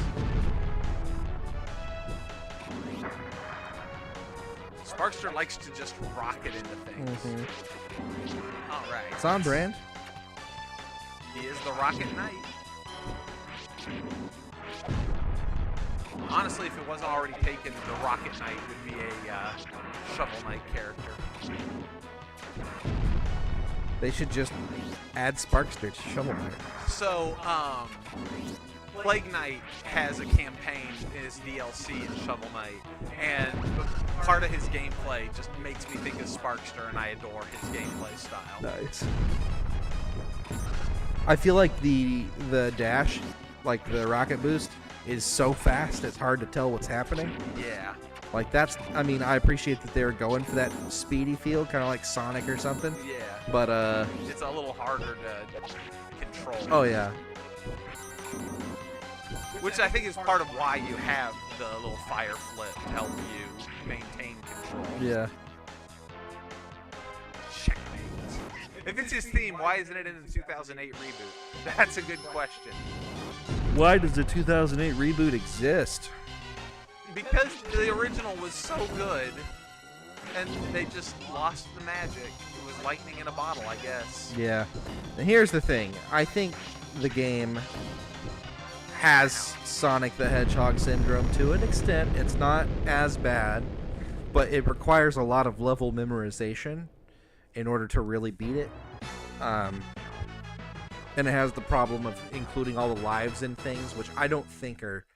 Like, it's a trapping of arcades. Right. So you have The original was very arcade-like in nature, though. Yes. So it worked. Well, I think that the reason you even have lives in games with continues and full game overs where you have to start over completely is because of arcades and arcade game design. So you had all these designers that were coming from finding ways to make you burn quarters. Right. And they have to find a way to make a platformer on a home console feel engaging. And they're like, well, how about lives and like game overs?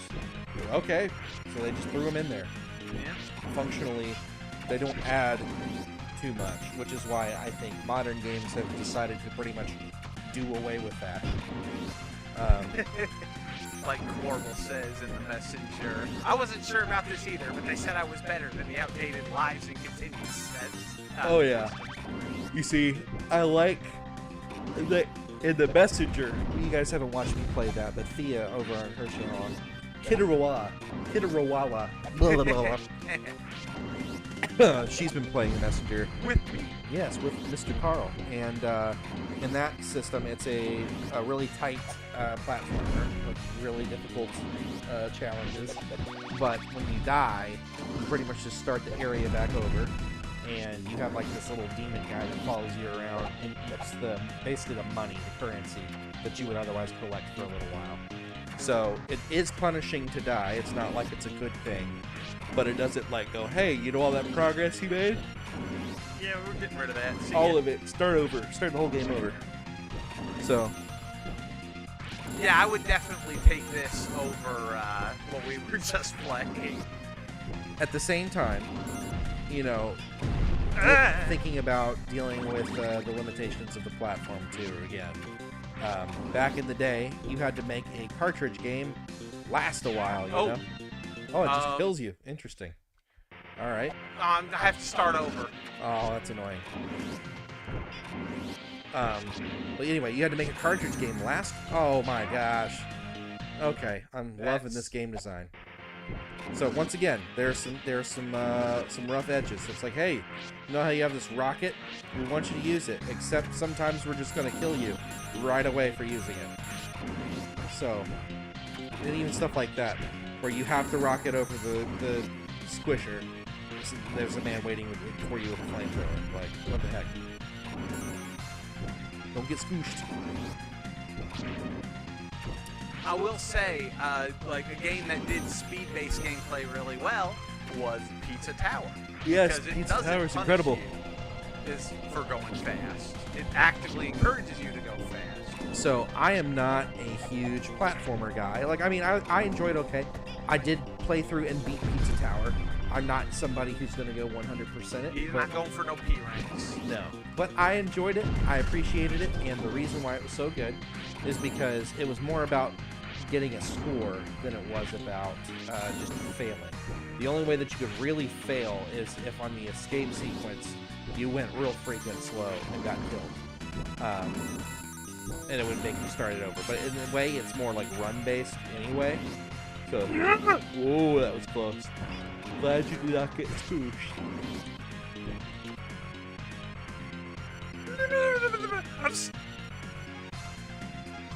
Anyway, Pizza Tower, probably one of the best modern platformers ever made.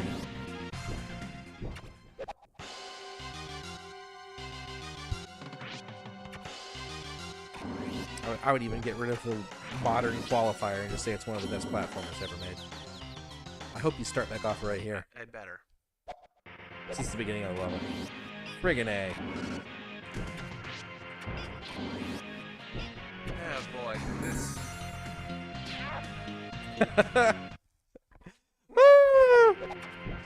There are a lot of creative ways to punish death without using lives, but I don't like the idea of saying anything is a completely outdated concept. I would agree with that. I feel like a big problem with lives in a lot of newer games is they aren't used in any sort of meaningful way. Like, I just played through Super Mario Wonder, and that game still has lives because why? you're never gonna get rid of the one-up mushroom from Mario. Right. It's too iconic. They're literally keeping it because it's a relic. And because it's synonymous with Mario, not because it provides any sort of meaningful mechanic. But it's like you could use lives in some sort of meaningful way if they were, hey, what is that They put a about? life up there. Just give me Probably because you're at 0. Okay, thanks. What the heck? You sat there and hit him over and Yeah. over again. So I know there are some good bits to this game. If I can just... Survive. Yeah.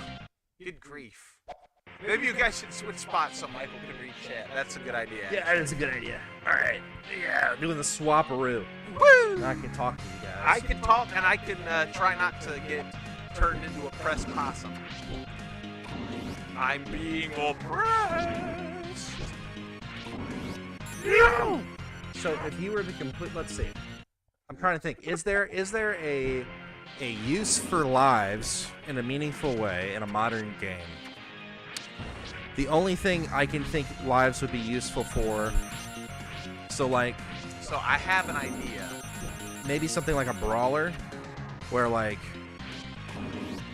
you have lives, and when you come back, sort of like Streets of Rage style, you come back and it knocks everybody down and you get your health bar back, right? And you can find lives in the level to continue staying alive. So they kind of expect you to die more. It's difficult and challenging. That would be a way to use lives, but really, more than anything, it's just an extension on a health bar at that point.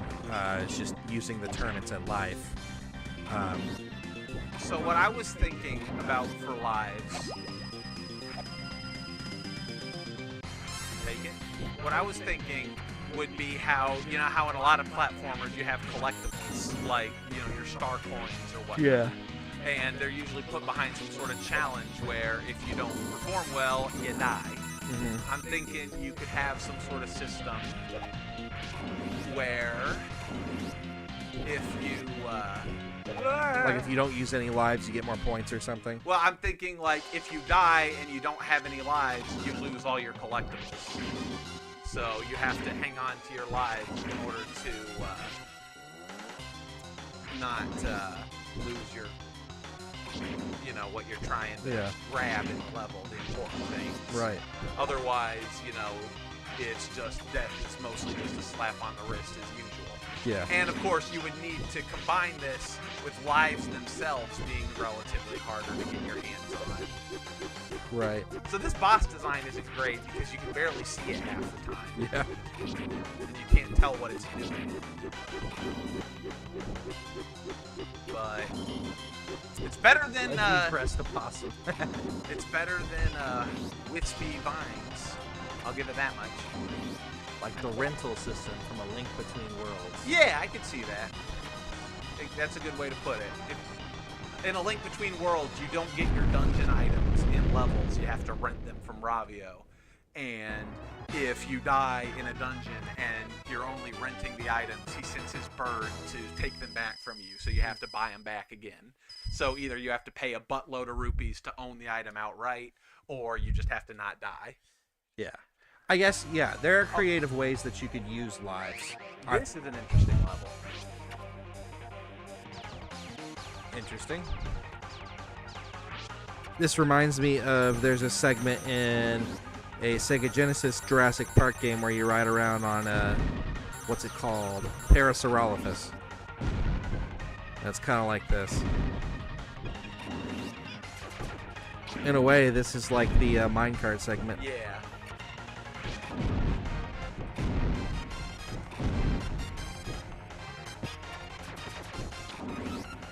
I like the music here. I like the setting. I feel like they did a good job with the backgrounds here. Because it feels like you're actually going all over the place with this guy. And you have more control. Like I can make the bird dip and dive and do my jump and boost. Yeah. This doesn't seem too bad.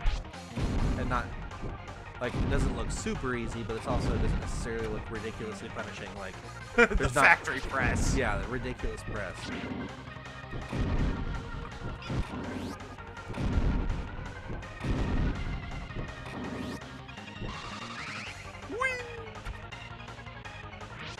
Oh, jeez, what was that? Not something that was a collectible. Though it looked like a collectible at first. Would you like this fancy star? It's the wolf version of that pig. Yeah. He even has a weird flaily robot that's kind of silly looking. Oh. Oh, he's dead. I thought you'd missed him. I was just like, so you're at 1 heart. The Roadrunner beats the Coyote.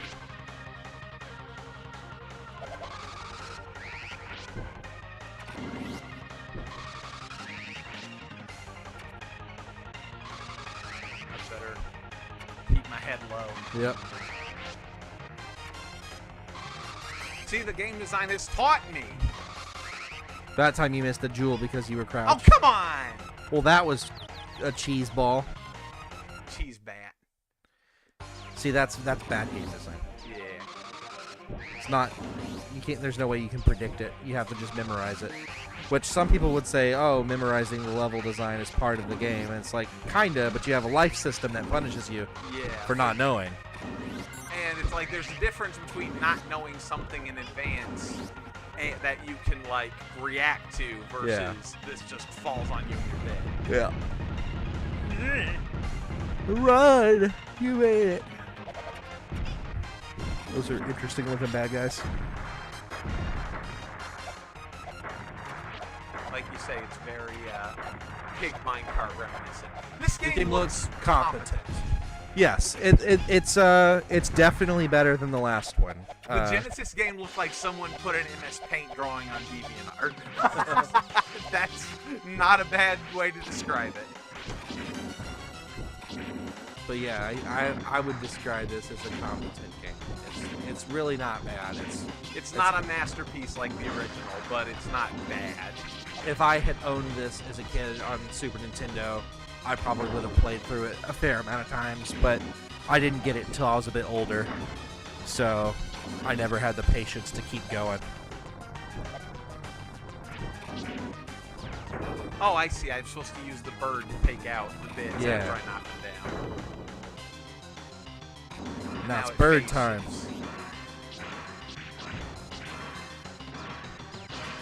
Everyone knows birds beat bugs. All right.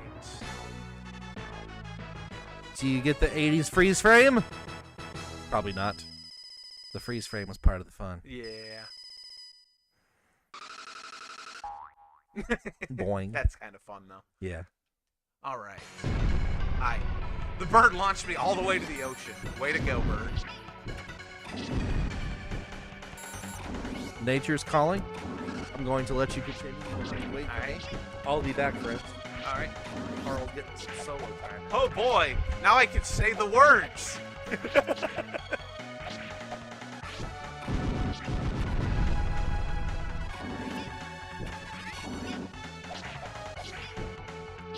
Oh, okay. I see how that works. I wonder if I can. No. It's definitely not as good as the original, sadly. Oh, right. So, if anyone in chat have something to say to me about how bad I'm playing, you know, tell me how much I suck. I know you're dying. I know you're dying to tell me how bad I am, nerd.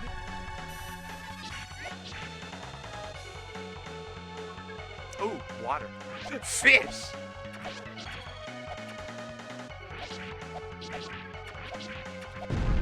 Okay. That's kind of funny. It's interesting that everything's all mechanical. Alright, so we boost here.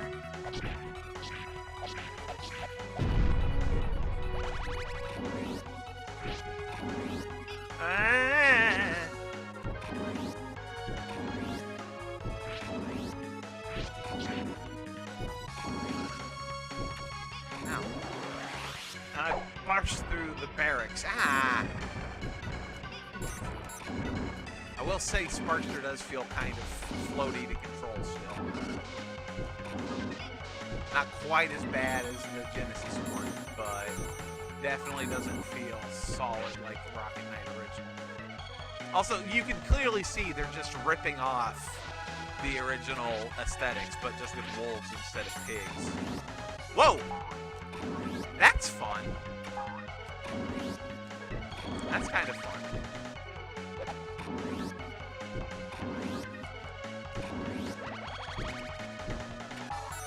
You suck or the game sucks. You be the judge.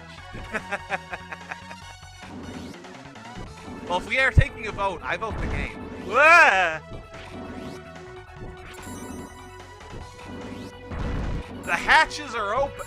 Okay, that's mean. You don't put spikes at the end of a section where you're expected to, like, launch yourself ballistically through it. That's just uncalled for.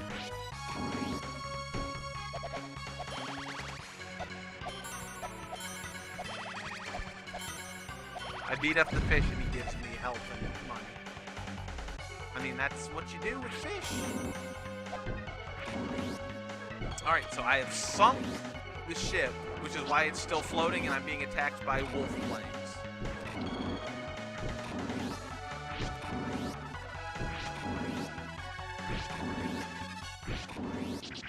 Ow.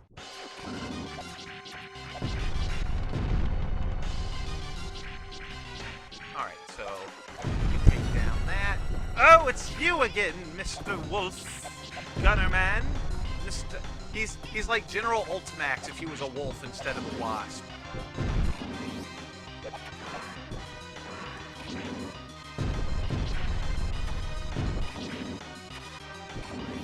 Ow. Stop that. Please stop this! I will say this fight feels a little brainless, just boosting it repeatedly. Well, I think he's dead. I think he's very dead.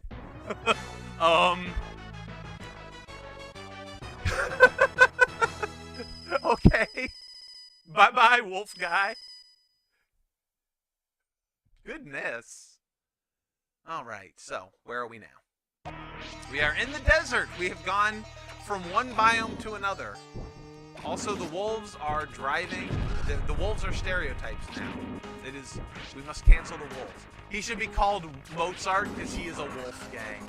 I approve of this. He is now. I don't know what his original name was, but he is now officially Mozart Wolf Gang.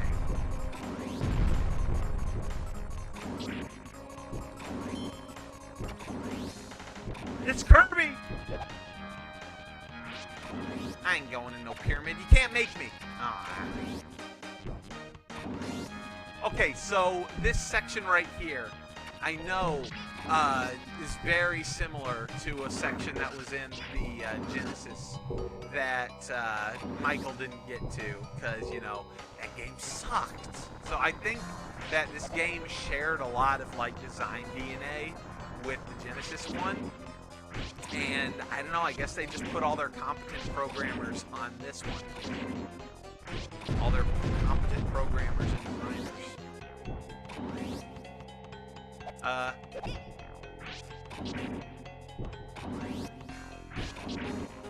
come on, man. These bosses feel very, like, you're not expected to be able to just get through them like you could with the original Rocket Knight.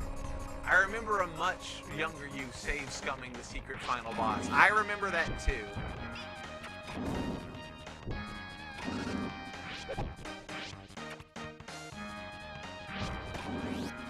So now that falls. We are in the desert now. That is how things work. You go from a ship, you murder a wolf boss, and then you end up in the desert. What? Okay. Please stop that!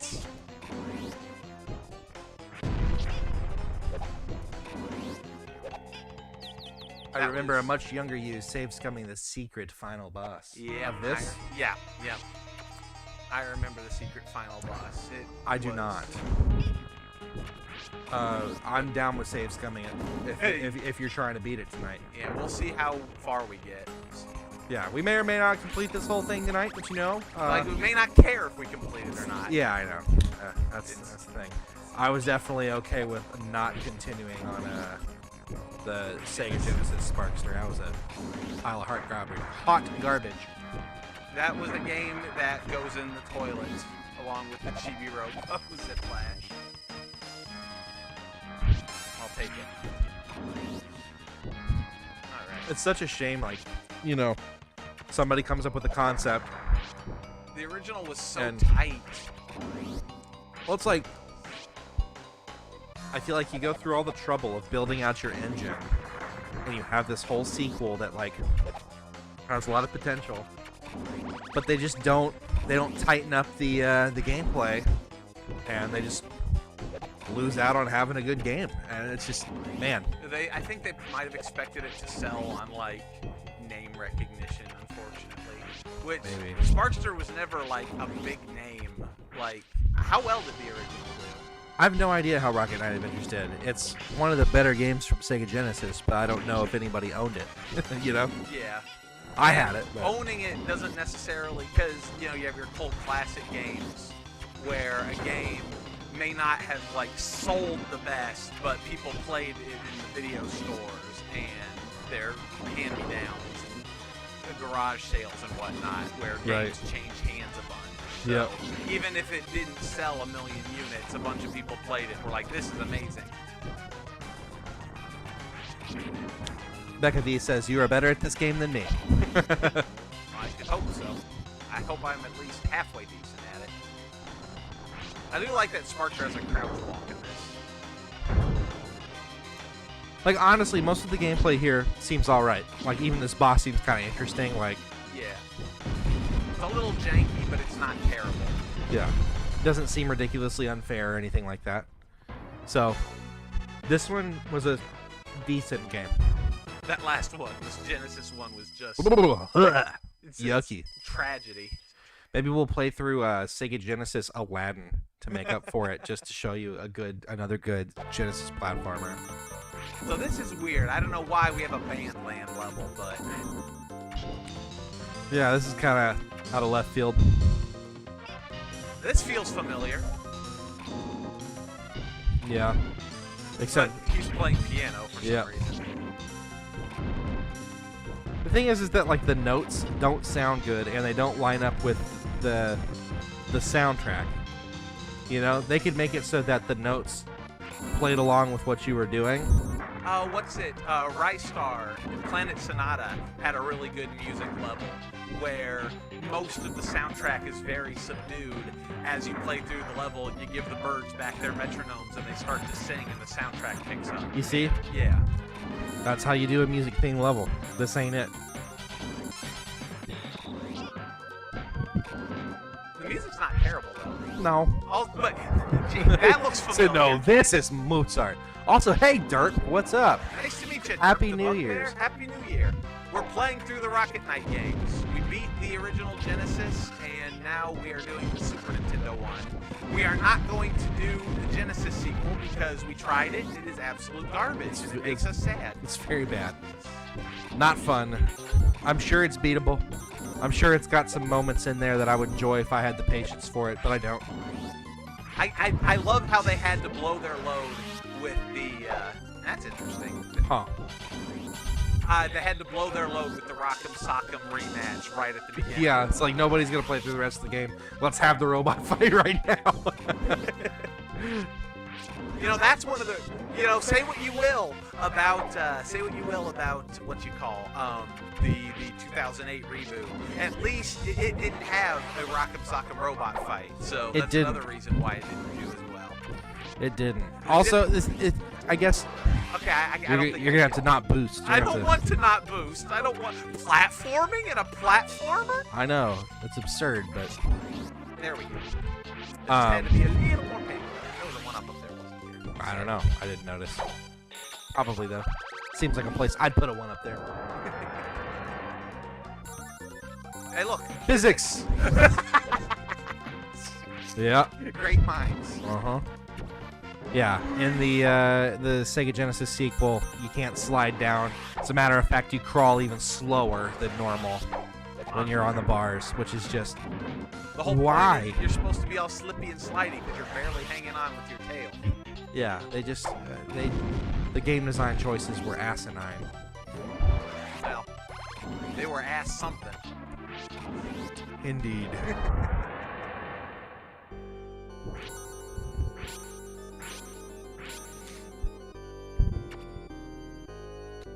Oh, you get a nice You are moment not Sephiroth, Dillweed. He's trying to be classy.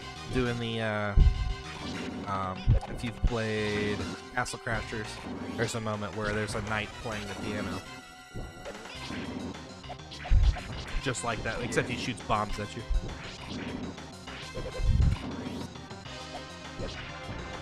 Oh.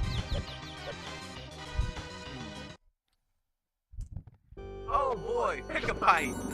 Yeah, pick a bite.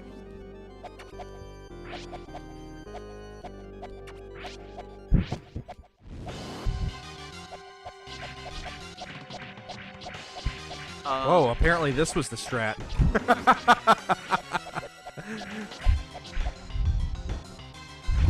I feel like when I was playing Super Metroid and I got Ridley stuck in the terrain and just gunned him down, I felt cheesy about that too. Was there a phase 2? No? Nope. He just leaves. He didn't want to fight you anymore.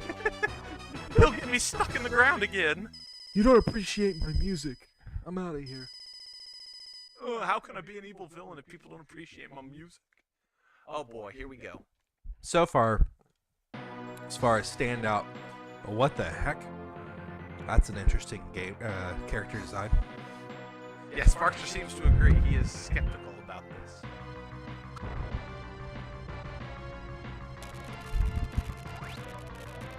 Ah. I like he's Princess like a Magic more. he's like a Hawaiian Eggman, like flat top. Oh yeah, so they have a shmup section that's top down. I forgot, and this is where that fight happens, isn't Yeah, it? the Axel Gear. Yeah, this game's Rock'em Sock'em. So there's a Rock'em Sock'em segment here. It's really freaking hard. There's no, like, the way that the background doesn't move with us is very disorienting. Yeah. Also, I don't feel like my attacks are very impactful. I agree.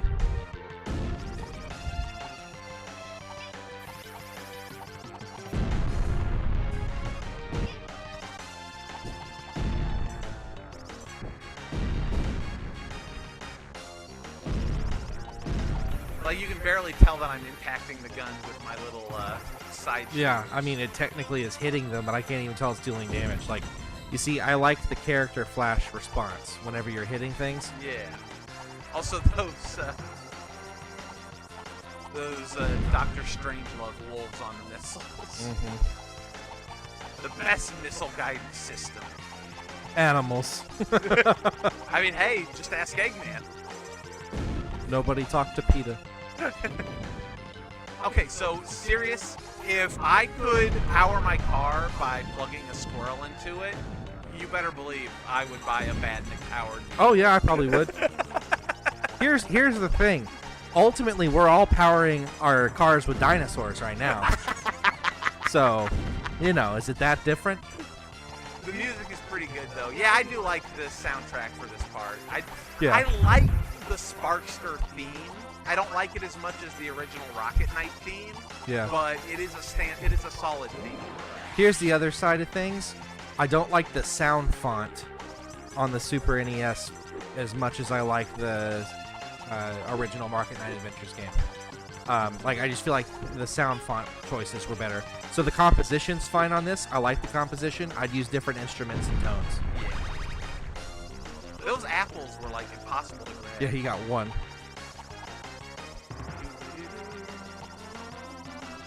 Oh, that's interesting. When I spin, it Oh, you're doing affects the my shot. you're doing the Contra thing. That said, I know that some of the sound font stuff it's preferential.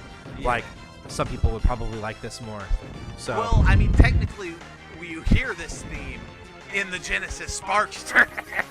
yeah, it They did didn't add sound. sound choices there too. Yeah, it sounded pretty good. I mean, almost every track was good on the original Rocket Knight Adventures.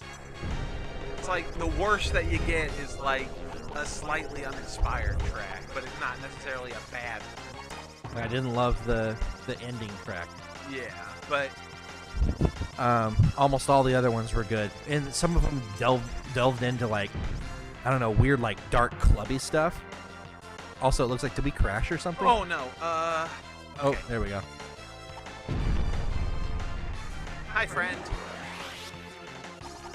I accidentally hit like the menu button. Yeah, if you hit the menu button on an 8-bit though, it'll start bringing up menu options. I was like, uh-oh, Rivals of Ether. Don't think we're playing that. Okay, so I remember this sucking. I don't know how I can trigger save do you hold state. shift oh, yeah. or Oh, select? yeah, select, and then I can. Yeah, I bring think up you the probably want to save state it because it's Save state. Save a state to the currently selected slot. slot Okay. 0. Okay. I just It's remember. the L and R buttons, apparently.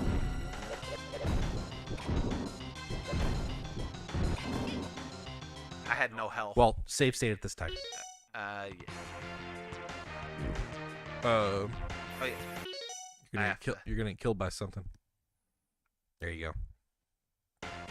Oh, I keep forgetting I can't use the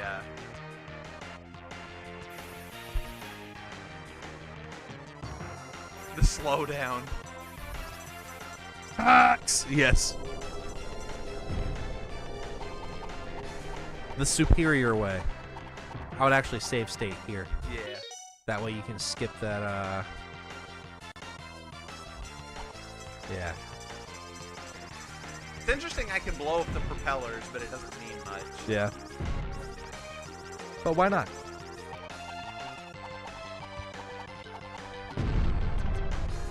It almost feels like Axel Gear has his own agenda and he's blowing them up from the inside. It's RetroArch. That's what we're using, nerd. You can actually get RetroArch on Steam, which it's just integrated with it. It's not. It doesn't offer you any new features or anything, but you can download the modules for like basically getting the so it's a multi-platform emulator. You know, rather than be like Gens 1 or okay. Axel Gear? Oh my gosh, is this it?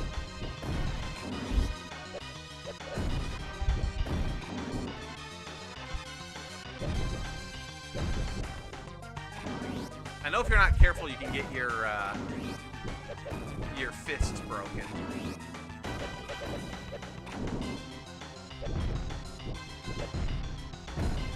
I have no health.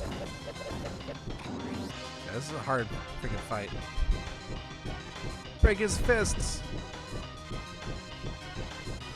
Why do I have a gun? Why did it... See, this time I have the gun. Yeah. I hope. Can you break them? I don't even know. I think so. Scared? I'm scared. Don't hurt me, mommy.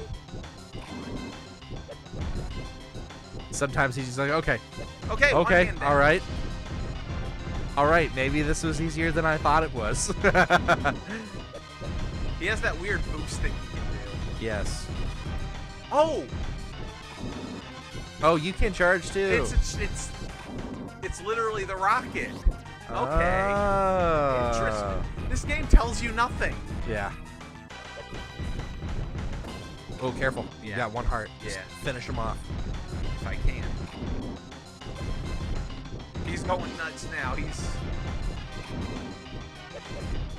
Oh, there goes my hand. Uh-oh.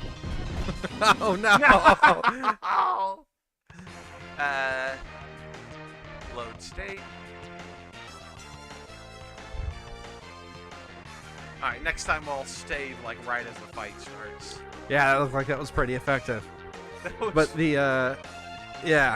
that was very So all the silly. different modules, rather than being like Gens 9X or the SNES 9X or the Gens emulator or whatever, you just download whatever modules you want, so you get all kinds of different emulators on there. Do a barrel roll. I forget. I think it goes all the way up, maybe even like with Dolphin and stuff. So there's lots of different emulators you can get. I'm scared. Something I might be interested in doing with you. Yeah. There are lots of Kaizo Super Mario World. Yeah. ROM hacks? Yes, but not always terrible. Well, it depends on the ROM hack. Yes, some of them are really terrible, but some of them aren't. There is a co-op Super Mario World one I saw somebody playing yesterday on TikTok, and I was like, I'd do that. That could be kind of a fun one.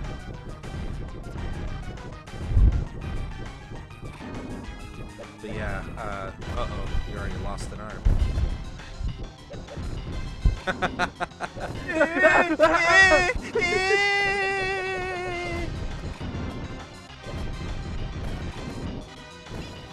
Oh, I forgot to save it. He gave you the ouchies. Alright. You'd have already game overed. Yep. This is very silly. See, this is the sort of thing where you put a 1-up before the fight because it's ridiculous. Yeah, I've never tried any of the Kaizo Pokemon. I've never even seen Kaizo Pokemon ROM hacks. I played through Pokemon Radical Red once. I don't remember if I finished it. I think I got to the Elite Four and got tired of how min-maxed everything was. Yeah, let's go ahead. Save state right here. Yeah. But yeah, I did like Radical Red. I liked the way that it incorporated like a bunch of the new Pokemon. so a lot of the ones I've been watching that we will not be playing are like Grand Poo World. Oh, the Pooh run. I like watching those, but Yes. it's a nightmare to try to play them. Yes, the guys I've been watching are really freaking good. Like I saw, the fruit dealer boss? Fruit dealer boss. It sounds familiar, but I can't place it. So there's it's basically supposed to be done with like tools, yeah, but there are guys the out tool there. system speedrun. Yeah, so you should be beating this boss with a task because basically he sits up on this platform and drops these P blocks and you have to keep them pressed in order to keep the platforms underneath you solid. And then you also have to attack them with P blocks, so you have to be very judicious on which ones you hit and which ones you throw. It's basically there is a perfect way to do this, and you have to hit all of your jumps perfectly between platforms. It's ridiculous. Super freaking hard. I watched a dude beat it on his first try last night. So yeah, look up Fruit Dealer for Super Mario World later. Good. My hand's already gone. What the heck are you supposed to do? Your cheese ball strategy the first time worked pretty well. Yeah, but it's not. But he's not letting you do it again. I don't understand. The mechanics of the fight are so poorly explained. Like the fact that we only just found out that we can do the rocket boost ourselves, but it doesn't seem to help anything. Jeez And your health pool is so Louise. tiny compared to his. Oh yeah. Villain privileges. But it's like it's like they never seem to quite understand what made the Rock'em Sock'em fight so fun in the original. Well, this one seems like it's got a lot of randomness tied to it, and like what worked in the other one, it was about dodging and counter punching. This one, like, there's not like you block, but he can punch infinitely. There's And he no breaks punishment. your fists. Yeah. And then there's nothing you can do. Yeah, so there doesn't seem to be a strategy. It says Run and Bun is a difficult Pokemon ROM hack that's pretty new and might be one of the hardest so far, while still being possible given enough time.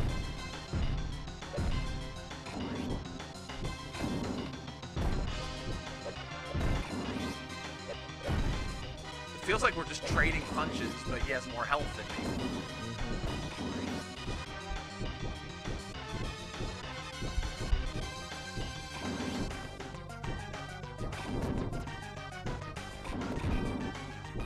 And I have no health. Okay, back to shooties. He's letting you shoot him. This is so dumb.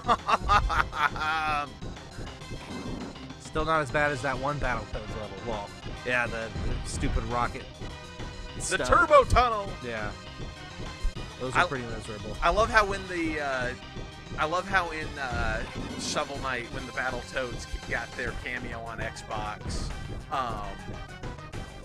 one of the things, part of their level was a turbo tunnel recreation. But it was easier because it was widescreen and more clear what you were doing.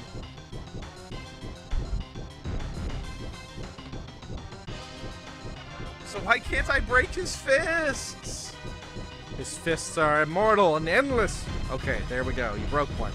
Now, hopefully, he'll just sit here and let you do this. My fists, they are made of sandwich. Don't approach him. Okay. I'm not approaching him. He's approaching me. Okay. I'm literally holding back and to the right. And then he does that. Yeah, I got you. Hold it back to the left there. It's not gonna work because he just gets to spam. It's not fair. It's literally not fair. Maybe there is a strategy, but I'm not sure what the strategy is. I don't know what it could be. It's like...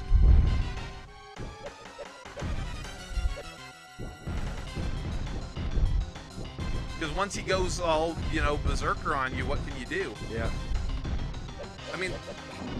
Maybe the key is to, like, poke him down and then dodge during these segments, and then when he goes back up for defense, that's when you fight him.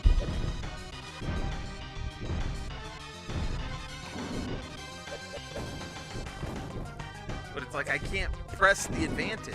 Yeah. Because there's really not any logic to how the attack works. And he could just immediately go from guarding to attacking with no downside. What happens when you charge after he charges? Like when he's charged down at you, and then you zoom.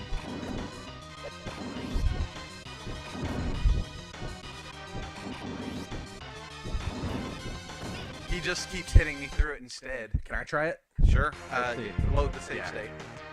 That's his enrage mode. Once you get him low enough, probably. That's what it makes sense. I can't beat the crap out of you if I don't approach you and come as close as you'd like.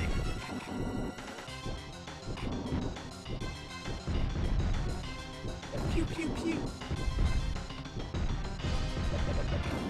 The background is so unhelpful.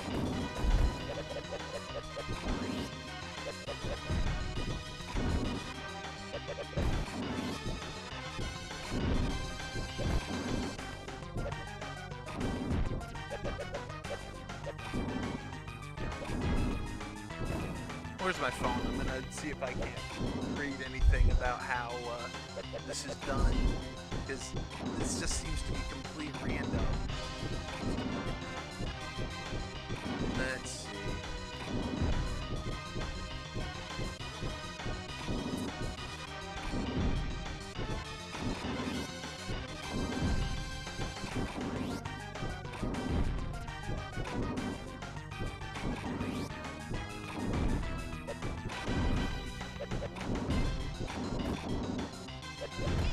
Yeah, not much to be done when he starts, like you said, going into berserker mode. Let's see if Retromageddon has any advice on how to beat Axel Gears. I don't know how I beat this before. I know I've beaten this, but I know I beat it with judicious use of save states. So. Let's see. Ready for a cheap fight, Axel?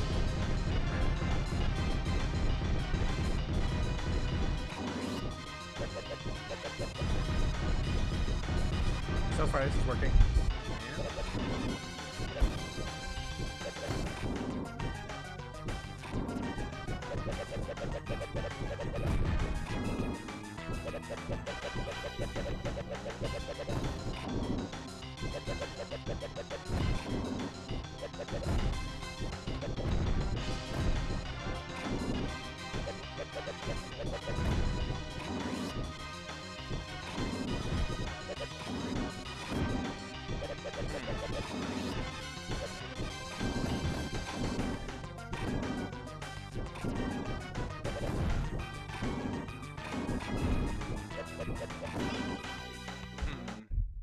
Can you take out both arms before attacking him? Well, we're trying to kind of do that, but it doesn't always, it doesn't let you all the time. The best advice that this walkthrough gives is just to go nuts and spam one punch on him and shot at the same time.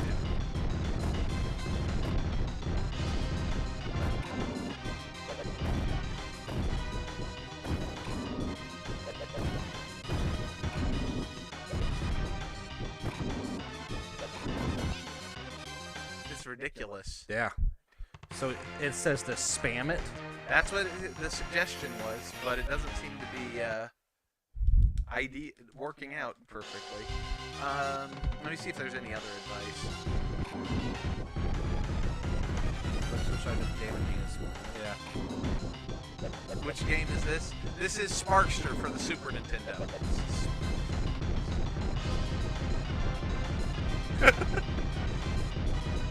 Stay away. Stay away. It's a good thing we got the model with the gun. Also, why do we have a... Why are there space mechs for us to fight with anyway?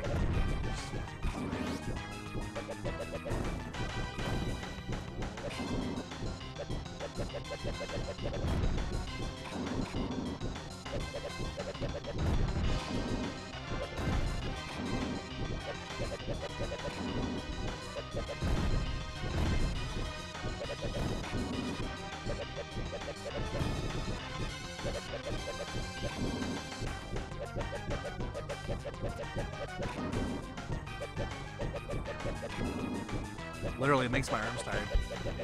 You're not punching him, you're tickling his chin. Yes, I'm trying to keep him away. I'm just shooting him, which barely hurts, apparently.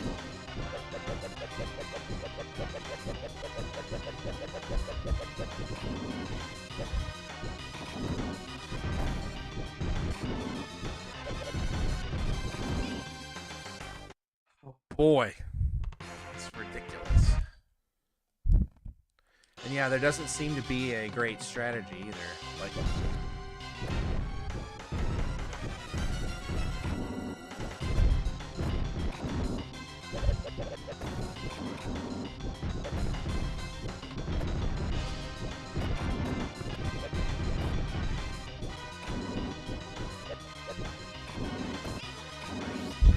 it killed me even faster that time. I was like, go nuts on him! Let me try something.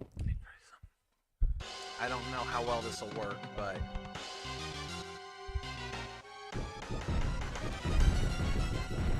Okay.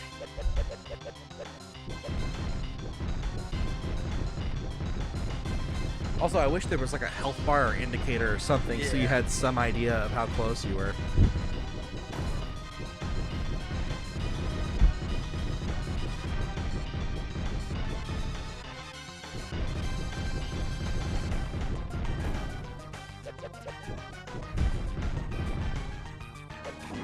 He's going on the offensive. Well, it's just, his AI seems to be completely random. Yeah. And there doesn't seem to be any sort of, like, pattern. And even the boosting seems to help him, but when I do it, it does jack. Yeah.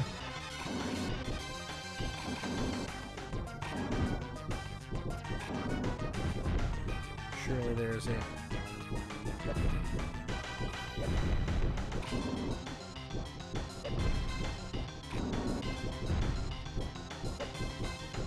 And there goes my arm. You looked at the Retro Mageddon one? That was one I checked, yeah.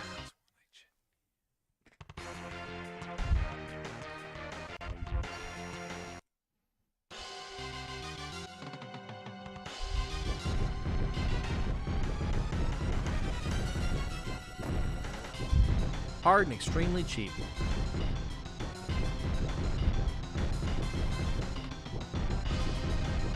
Winning against him requires more luck than skill, in my opinion. The key to winning is to try and make him block for as long as possible. Try punching the air to keep him in blocking mode. If he starts punching recklessly, block and boost to the other side, sneaking in a punch if you can. Moving left, punch with your right fist, and vice versa. Don't rely on blocking too much, or your arms will get knocked off. Go block after punching recklessly at least once, then pin him into a corner and try to knock off one of his arms. Keep punching even if you miss, or he'll resume attacking again. You can knock off one of his arms. If you can knock off one of his arms, it'll be a little easier as he won't attack, and his reckless punching won't be as effective. You can keep him pinned after one of his arms goes off, you might have a chance. Good luck. Yeah, what a ridiculous thing.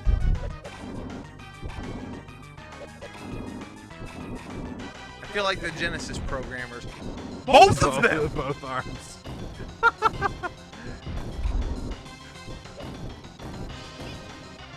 Oh my gosh. Maybe they gave you the gun so you won't be completely screwed over if you lose. Yeah, and you can't even cheat it, he says. Even action replay codes are no help for the fight. Infinite energy and lives, but no infinite health. Can't cheat. Yeah, I think the gun is absolutely necessary at this point. Well, the fact that he can just go in and berserk on you and there's nothing you can do to counter it. Let me try again. All right. But I think the strategy of stand back and punch constantly. Spam the gun. Yep. The thing is, then he gets his cheese ball boost into you, and there's nothing you can do. And you're supposed to boost the other side.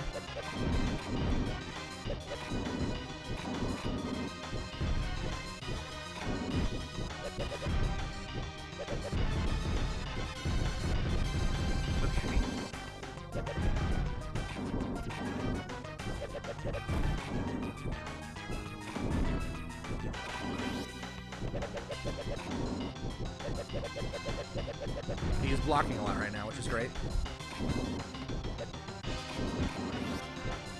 Evasive maneuvers!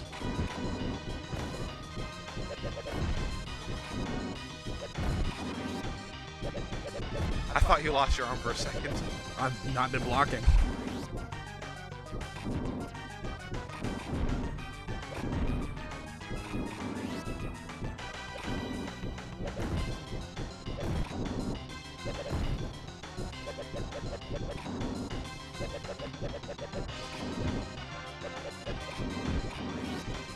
Doesn't matter, he still breaks your arms. Yep. Jeez.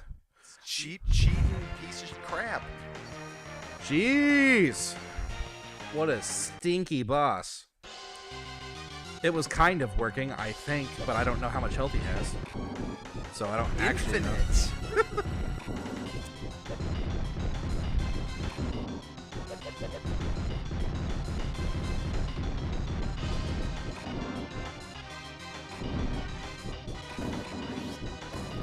You have a grand total of 1, 2, 3, 4, 5. You have 16 hits. He has like 800. Have you tried not losing? that's really appreciated, derp. Mm-hmm. Okay.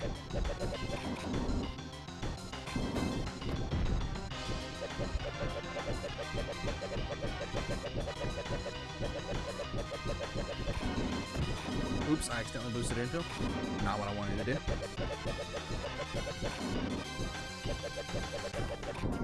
Seems like his arms have 1,000,000 health too.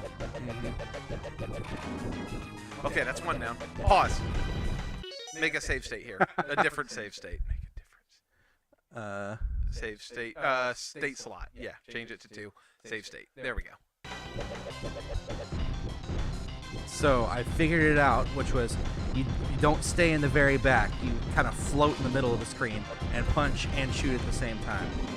At least so far, that's what's been working. Once he goes berserker mode. Going berserker mode, like he was saying, the guy's like, yeah, the key is to keep him blocking as long as possible. If he starts punching constantly. Try the other arm. Yeah.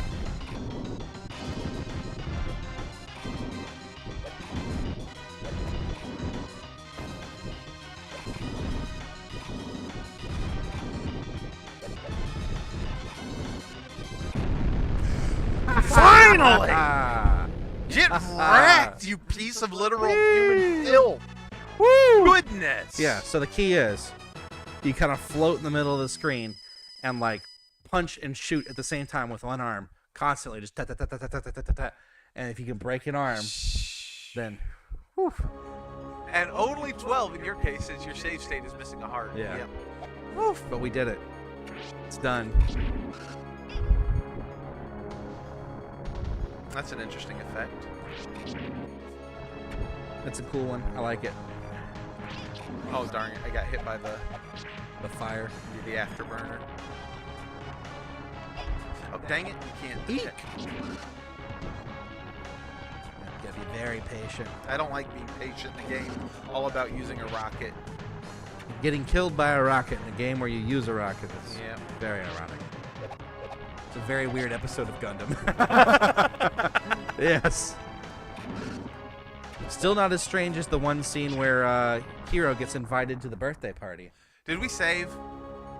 Time to save state, because we have no lives.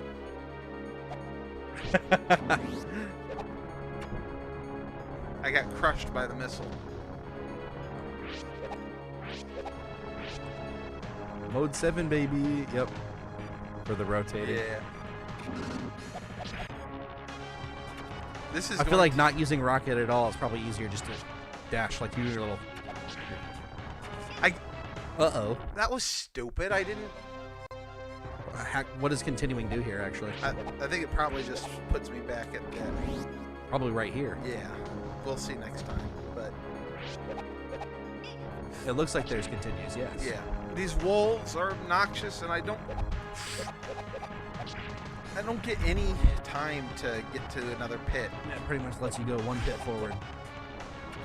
and it's so slow for being a rocket.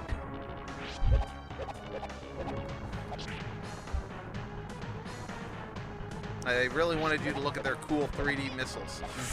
And the fact that every flippin' pit has a wolf in it. Go ahead and continue. Let's see where it does. Yeah. The thing that worries me is I don't know if continuing, like, penalizes me in regards to getting the good ending. I have no idea. Probably not. Look it up real quick just to see. Let's see.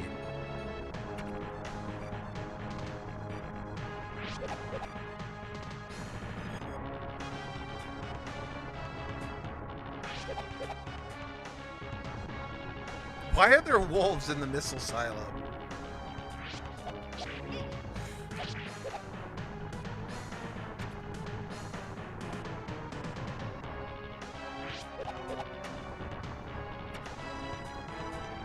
So it looks like there's a normal ending and then like a very hard ending. Oh, I don't want to play on very hard. We're not going to play on very No. hard.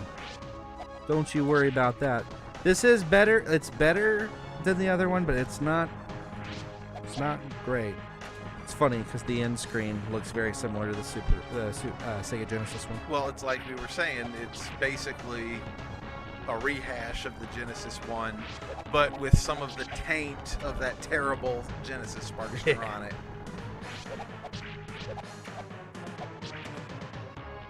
No missiles? Are you past them finally? Yay! That's kind of nice.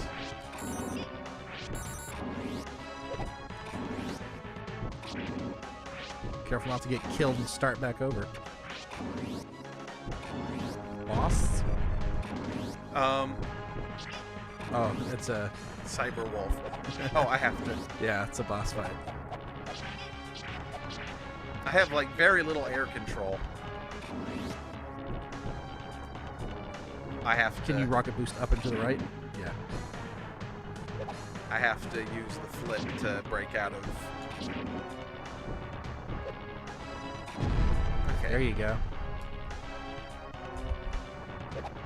He said score is reset. Yeah. Which, Oh no! What will I do without my point? we're in story mode. We're not here for score attack. Electric bugs on the rails. Oh, come And they shoot. You have 1/2 of a heart. Bananas! Whoa, banana. Got rid of the meat. Banana's better. It was in the original.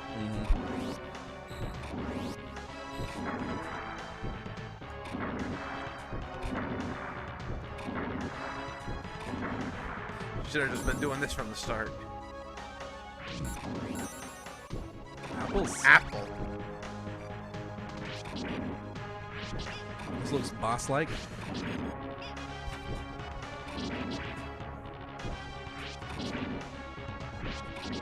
Like no lead in. It's just like, yep, here's a boss fight. No mini boss music either. Yeah. Also, everything hurts. It's very frustrating. Yeah. Looks like you might just have to do the boring way of fighting. That's one of the downsides. That's definitely one of the things this version does wrong. Is its boss fights are not very good. Yeah. Freaking the last boss fight. Oh my god.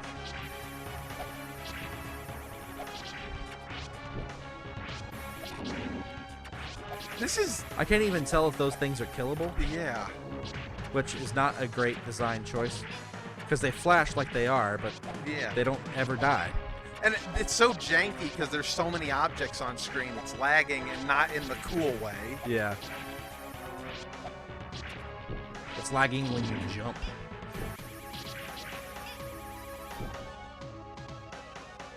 I mean, technically they're spinning faster than they were, so maybe things are getting hurt. Okay, one of them just died. Wow! Just stand here and do what you're doing. This is the I want to play Rocket Knight Adventures. We have Rocket Knight Adventures at home. Yeah.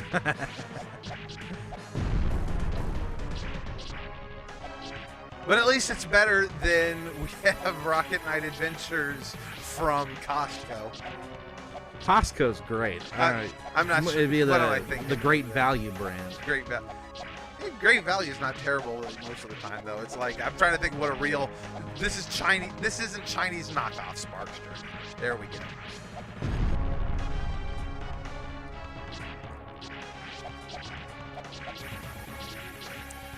It's so engaging.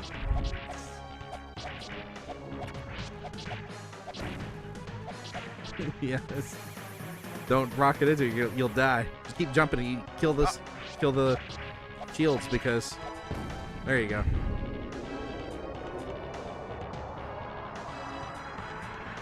It deals half a heart of damage Yeah. no matter what. Oh, that's interesting. There was a little after image behind my sprite.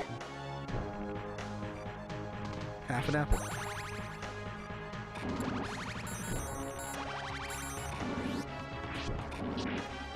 Not quite full health, but close.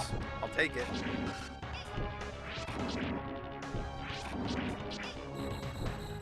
Oh, I see. I wondered what those things did. All right, can we get out of here, please?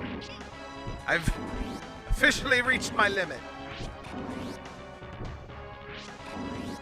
You know what? I am getting some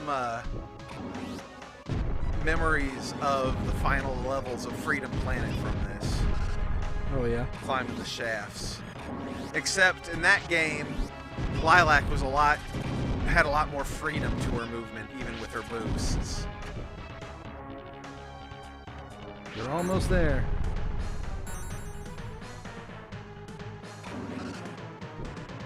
I want to grab these.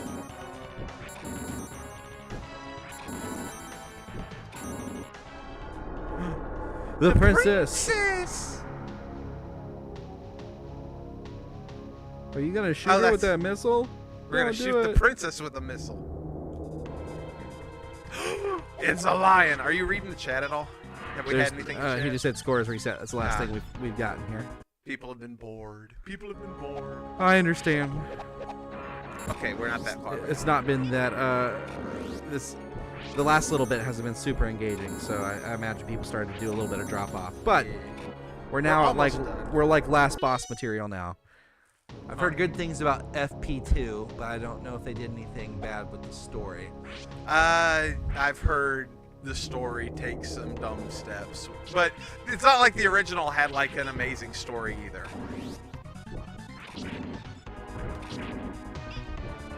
I like how this guy's not even going for the facade of being organic like Yeah. Devil Gus did.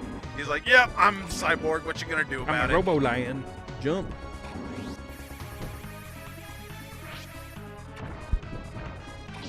Oh, now he's doing two fires. Swing swords. Oh. Chat. Yeah. Yeah, that's same thing. Yeah. it. So I think you're gonna need to do a lot of just basic sword spam, unfortunately.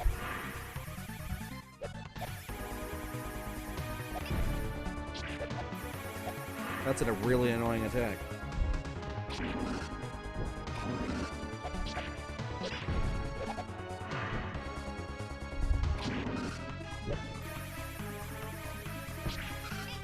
on.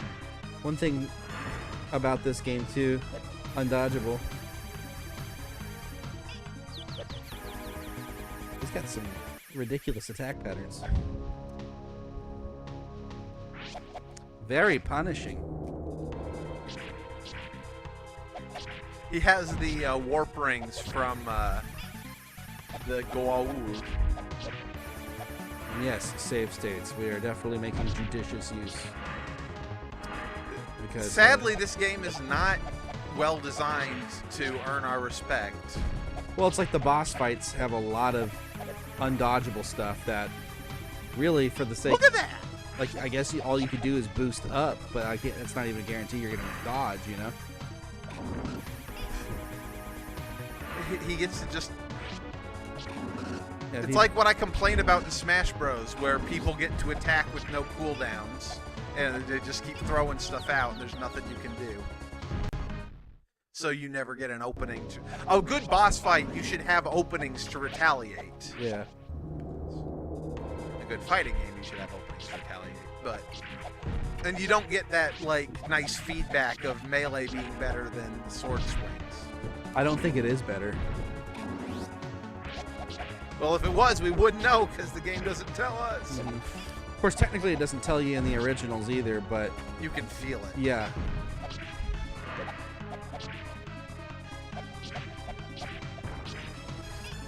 Undodgeable.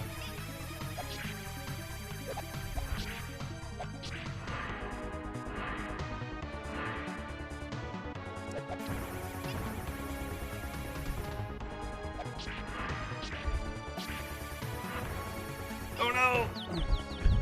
I guess you just have to cheese him once he reaches this stage of like, so like you can dodge his stuff for the first like half of his health, and then you just gotta like Go berserk on him. We've seen all 3 tiers of how to play a game. Beat it legit, play through with save states, and don't even bother. Yeah. Look how fast he gets to do his fire breath. Melee is better than sword swings. Melee is better. Melee is better than melee. The sword beams, that's what we're talking about as... yeah. I think they hurt about the same. Like normally, at least in the originals, your actual melee hurt worse, but I think the sword beams hurt the same. Like at least there's no feedback. You know what I mean? I'm telling you.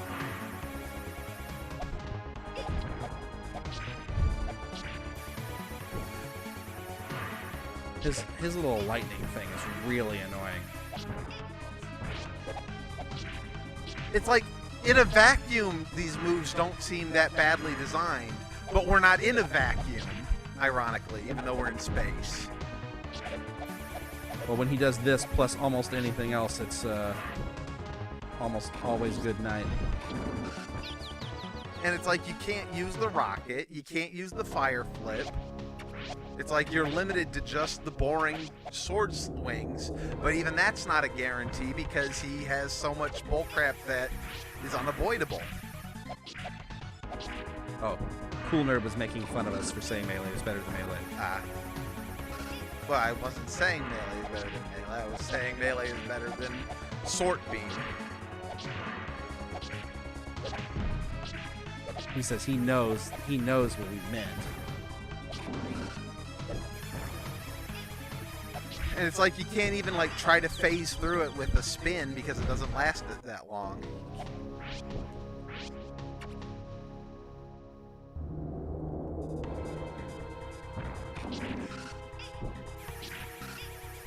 You don't bounce off him for like, unless Yeah, like it does that spin into him.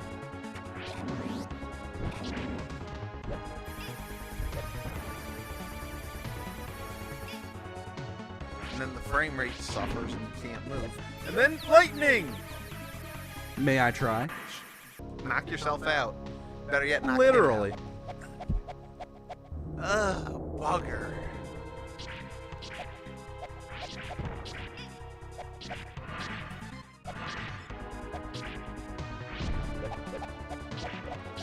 It is funny how the original Rocket Knight, you need save states at all. And it's not even like a question of memorization, because we died, but it was actually well made.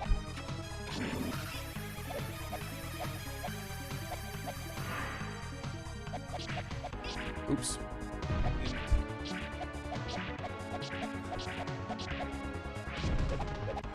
What? Oh no.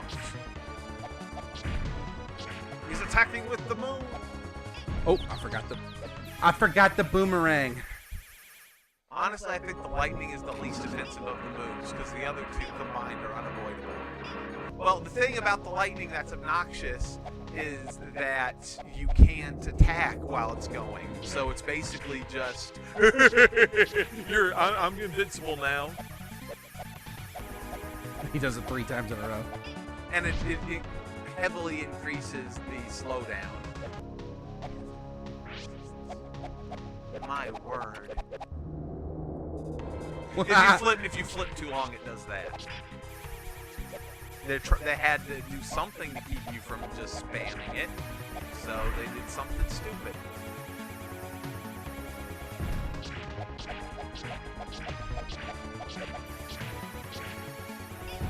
It's unavoidable. That's also unavoidable unless you've charged. But if you're charged, You're not attacking. Uh-huh.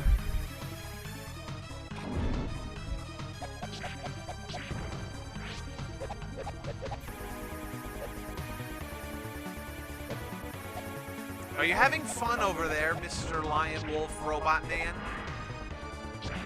Oh no. There was that undodgeable.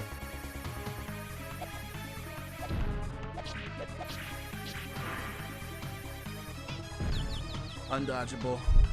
It's got a lot of undodgeable stuff that, like, there's no recourse.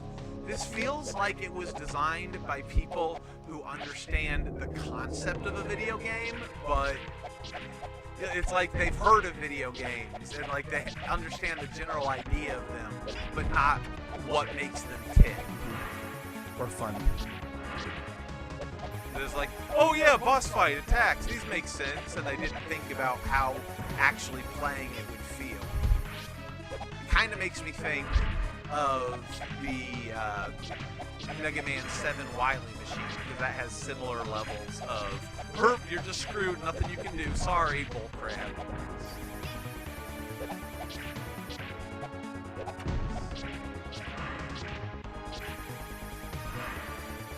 Let's get into ridiculous mode now.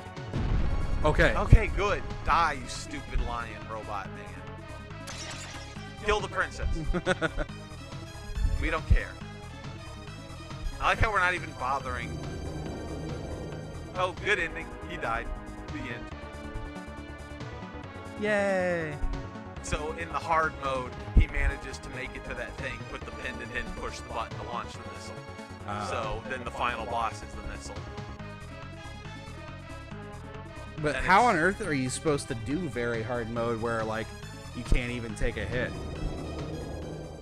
I remember I did it, and like Nerd said, I spammed it the whole way through.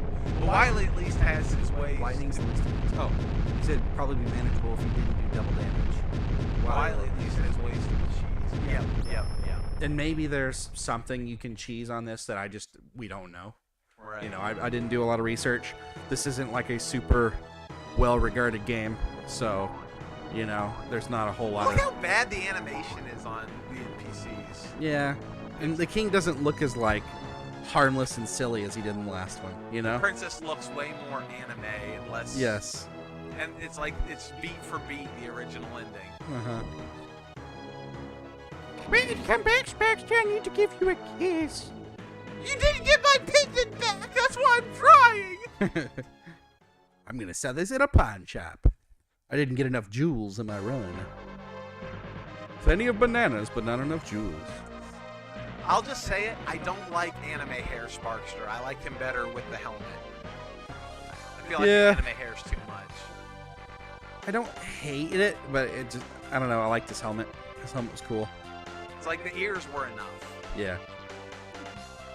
Which they actually reverted in the Steam version. They're like, yeah. So it's like they took, I don't know, they took the wrong things to kind of correct. and I'll say that the Steam game Well, we're wasn't gonna do that eventually. miserable. Yeah. Yeah, we still got gameplay of that on our channel. If you want to go watch that right now, you totally can. We may do a playthrough of that here in the next little bit, but I didn't love it. It was inoffensive, but it wasn't great Yeah. like the original. And it wasn't broken. It wasn't broken like these two were. Nerd, Like the Sparksters. by the way, Nerd or Bugbear or anybody that's on here, is there a SNES or Genesis era ROM that you would like us to play? Because we could probably pull one up on the side real quick and play through. I'd have to go acquire it. But Yeah, but it'd probably be pretty quick. You just have to sit and listen to me talk for a minute. Yeah. Secret ending's a bit different. She thinks you died. I mean, Yeah. So like did die. some possibilities. The Aladdin Sega Genesis game Challenge is actually hard pretty mode. good. Block. What is Block? Block is an interesting game. It was made by these British devs, and it's interesting. I guess we could start. It has music by Tim Follin. Like, you know who that is? Mm-mm. He is like a legendary soundtrack composer. So, the first Okay. 6 songs are right, so I'll go ahead. Hang tight for just a moment, folks.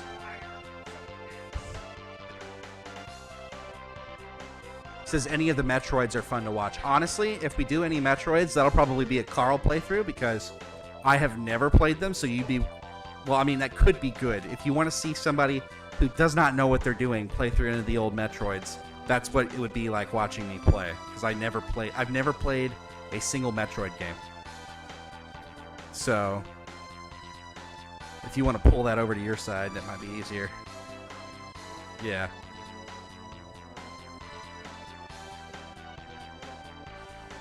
Yeah, so, by the way, I can't see chat for a moment, so I'm just going to be talking at you for a minute. But yeah, I've never played any of the Metroid games. I've always kind of wanted to, because they're, you know, Metroidvanias are some of my favorites. I love the genre. Like, Hollow Knight was awesome.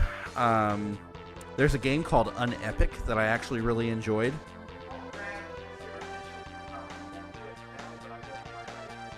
Yeah, we can do it another time.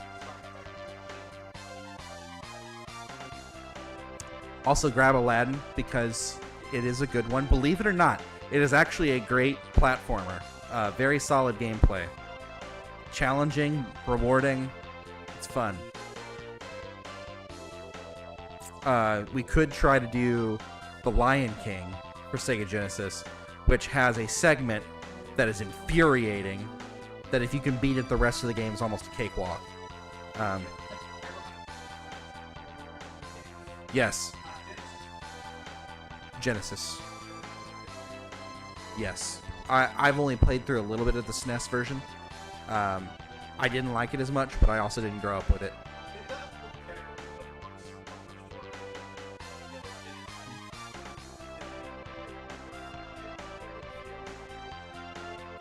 Earthworm Jim's another great one. That would be a good one to play through.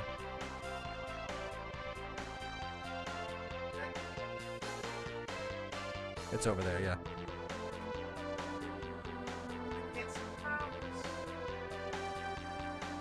Sorry, we're hunting.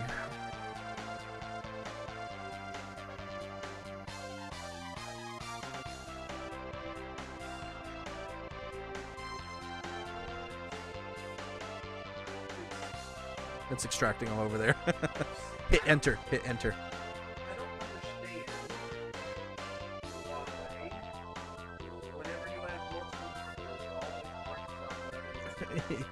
Yeah, it's almost always clockwork where it goes to the wrong one.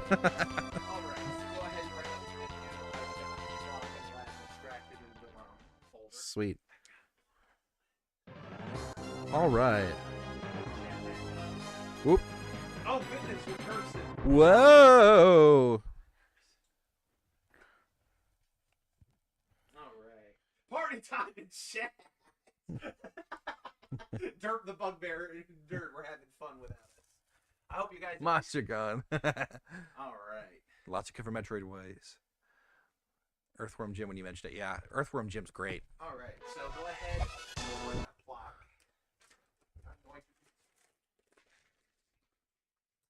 Let's see. It's Hit back. Just hit back and go to main menu. Or actually, if you go down to Super Nintendo, okay, you can't.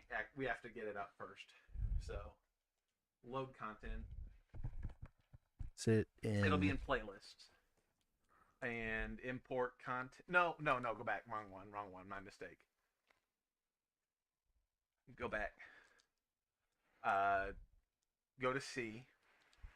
Go to RetroArch. blind. There it is. Playlists. That's where I'm saving the ROMs. And go to Block. Block. And whichever. I think we were doing that one with the Sparkster. So. This one? Yeah. Alrighty, let's take a look, shall we? Block. John Pickford.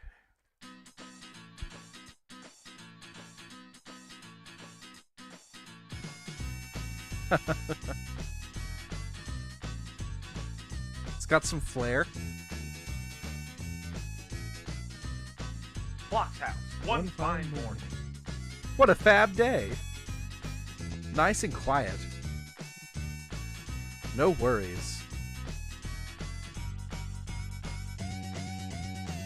Hey, something's wrong.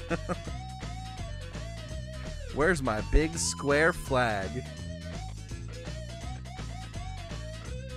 Someone swiped it. I see you've typed something, Derp. I'll look at it in just a moment. Doug Tenapple, the guy who made Earthworm Where's he Jim, gone? is making some comic graphic novels of some of his newer Who's got characters. my flag? Looks kind of interesting. He's a cool dude. I think he has a YouTube channel. Yeah, Doug Yeah. Tenapple's a cool guy. Yep, and he's also collaborated with the guy who does Axe Cop, Ethan Nickel. Yeah. So they've done podcast episodes together. Creepy Crag, nope. Looking for the flag, my square flag. Bendrami Bog, Breezy Beach. Where else could it be? Aha, there it is, on Cotton Island.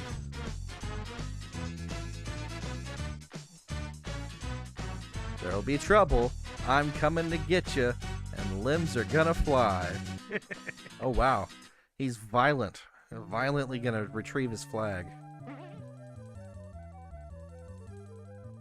But what about all the other landmarks, Block? Surely you can't go straight there. No limbs have even flown. Okay. It's like a super jump. It's interesting that it has a super jump option instead of just a regular jump option. Well, you have a regular jump too. Yeah, but like why? I'm not sure what the... Okay, I can shoot while I'm regular jumping, but I can't when I'm super jumping. Also, notice that you're using all your limbs. And if you use all your limbs, you become less capable. Which is interesting.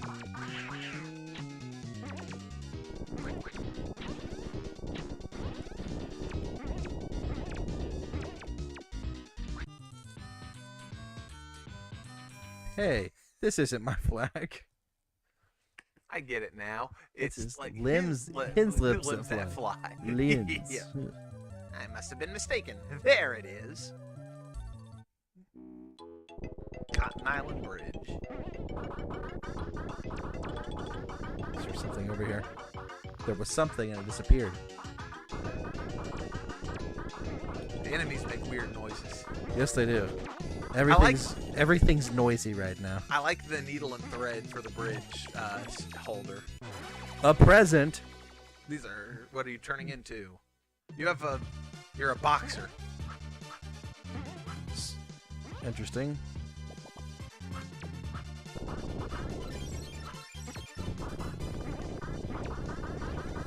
Yo, Adrian!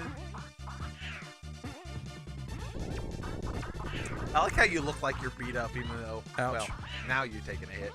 2 hits, back to back. Oh, what's that? I think that healed you.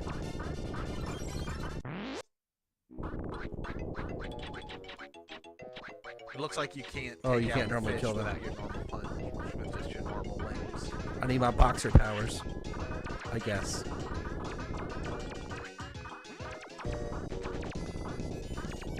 There's the sign.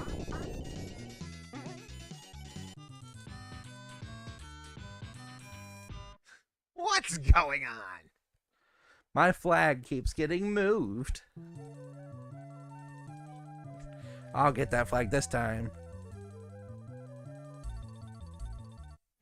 I've never even heard of this game. What the? It's a rocky fella. Hello. Oh, you're invincible. That guy hurts.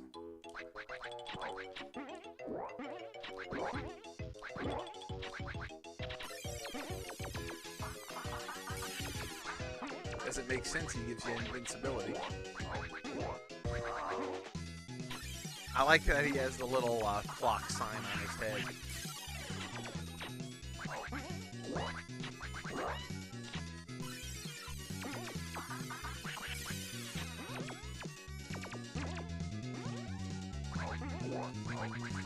It's interesting that it tried to mislead you with the coins. Yeah, I mean, there might have been something down there. I've been diddled again. Okay, there's some UK differences between. This flag has a mind of its own.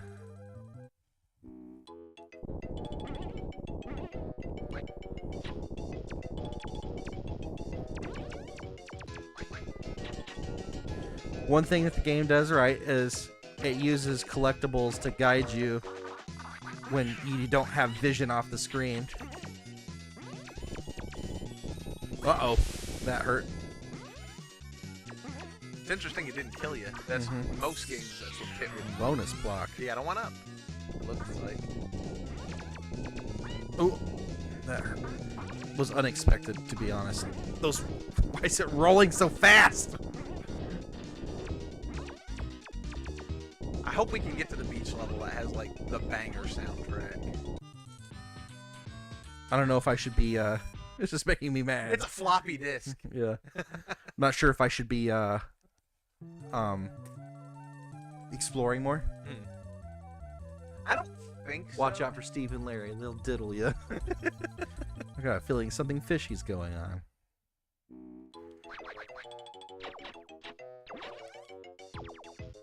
I just don't think I can hit him.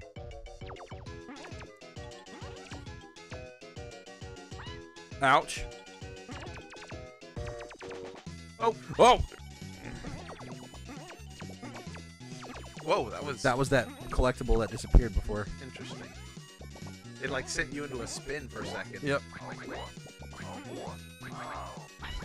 What? Oh, he still had a hit. What? box. What? What is that garbage? I like how collecting the scallops, like, fills up that little icon on the top, and that's how you get your extra lives. So I think this makes me... Yeah. That's pretty cool.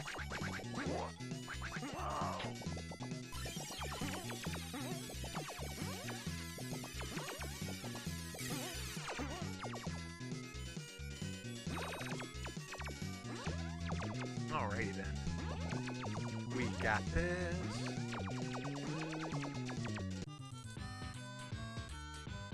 Hey, I recognize those. I don't. They're Roger Rabbit's pants. At least that's what they look like. If somebody's making a fool out of Plock, then they are gonna pay.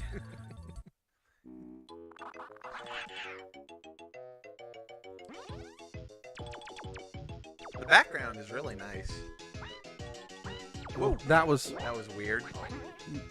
mean. That's what that was. It literally took me to an area that only hurt me. Also, it looked like my invincibility went away really fast there. I wonder. Is it only for one hit or something? It might be. I don't know.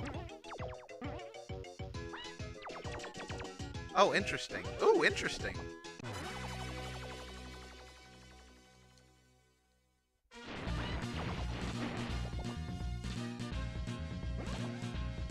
Can I get back up there?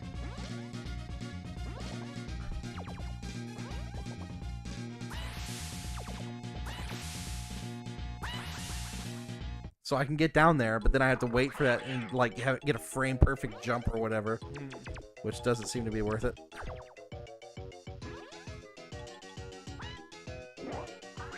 It's funny, I was talking about how nice the background looks, but then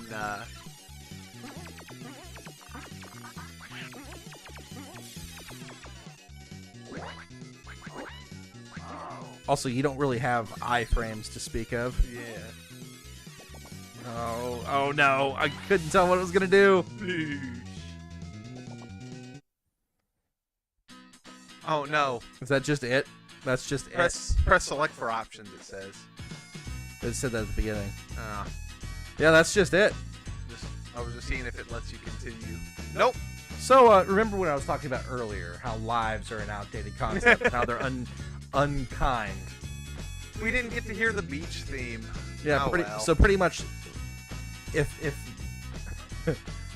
in my opinion, since I'm learning what these levels do, unlike that boat where it's just like I'm just gonna go throw you on spikes. Yeah. You know, The background didn't really give you much indication you were moving either. Nitro Rad didn't say anything about that buzzsaw. Huh. Well. Well, it's alright. interesting. I think this is a game that needs to be played with save states. Yeah. Obviously, where at the beginning of every level, save state, save scum. Don't make lives your Yeah. master. Oh well. Let's. Do you want to move on to Aladdin, or Sure. we can? I'll just play the beach song for you on YouTube later. We'll do some Plock another time. Let's see. Is it gonna remember? No. We'll do it. We'll do it with the cheaty way, which will probably be an interesting way to play it. Yeah.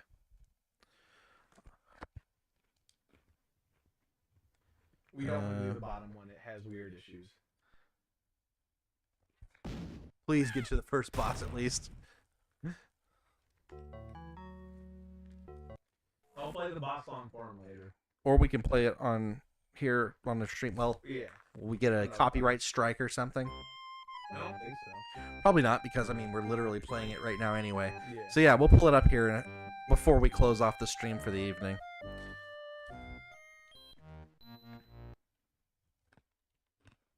Okay.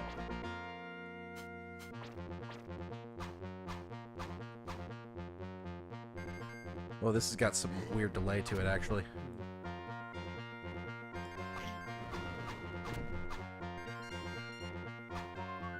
It's interesting it's playing the Prince release song.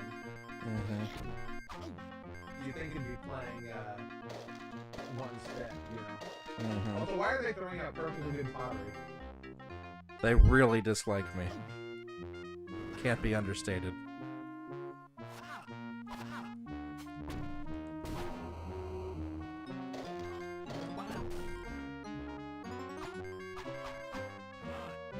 It's also interesting because it's the 3-button Genesis scheme, which was always a terrible idea when it comes down to it because people don't have hands shaped that way.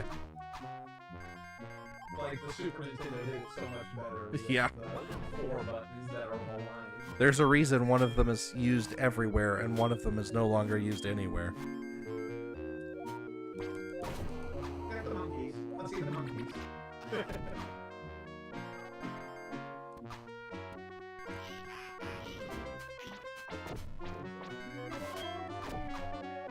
We are going to be copyright strike by Disney.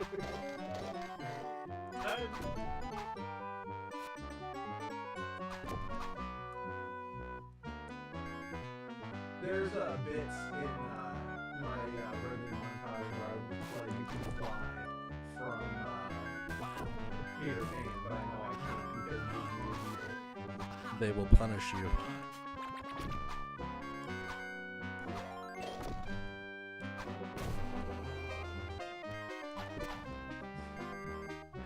Literally everyone wants Aladdin dead, not even just the bars. People sneaking around in baskets, just like, yeah, we hate you.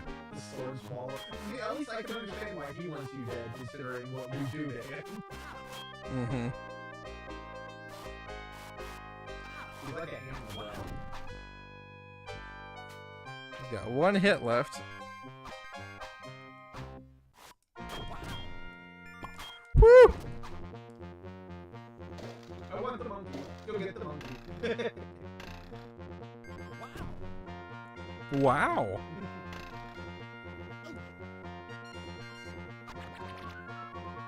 I've been watching.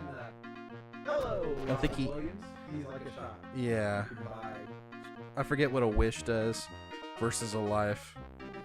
I think it's interesting that you're no longer talking. Oh, You're right. I am no longer talking to my mic. Is that better? Sorry, Sorry about about that. I was taking a M&M break, and I didn't want to hear you guys to hear me munching. We survived the level, barely. Level I love that animation.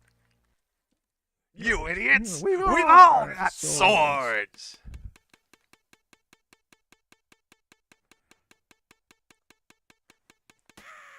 Dang it. So good at that.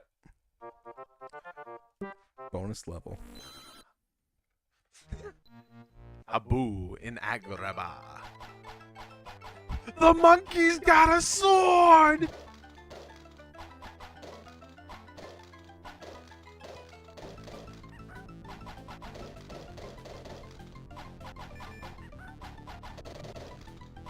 Right. Collect gems and don't get killed by pottery. The sword is magic. It protects you from pots and it grabs jewels.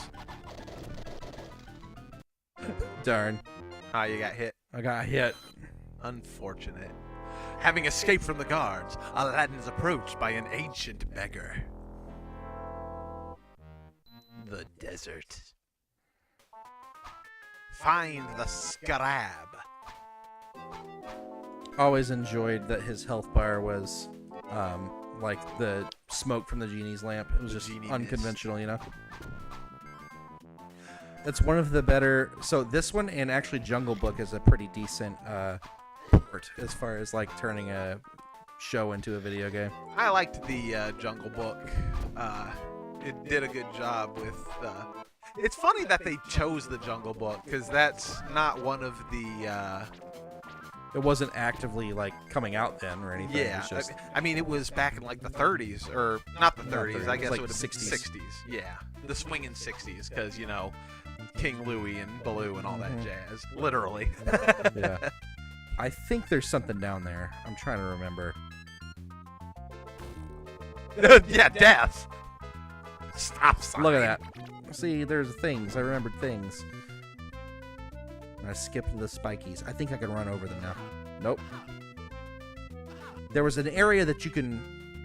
There's a stop sign there. Yeah. You're just like, I don't follow stop signs. Yeah, it's because I know that there's a secret somewhere around there, but it's been so long.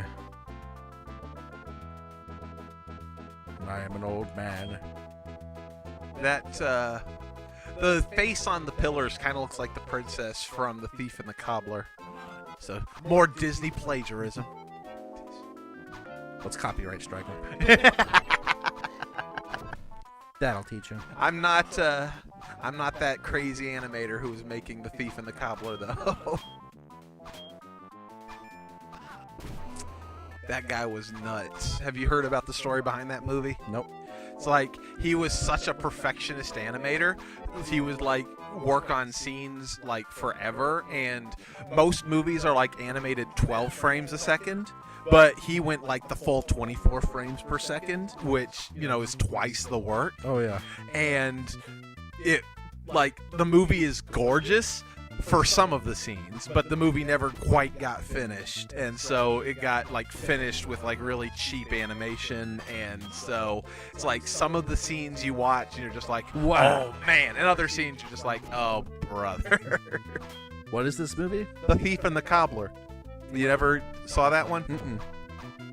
It's like, I recommend, like, at the very least, looking at it, not necessarily it as a movie, but, like, just seeing the animation in the good scenes Here we go. is worth the price of admission.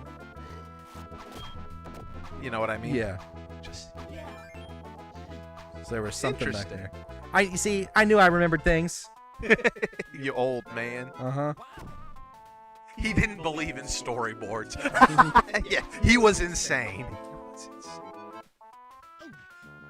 He has a scene where the villain does like this, like shuffling this deck of cards, and like every single card is animated, and like he loses them and they scatter everywhere, and he recollects them, and like it's every single card is animated individually, and it's incredible looking.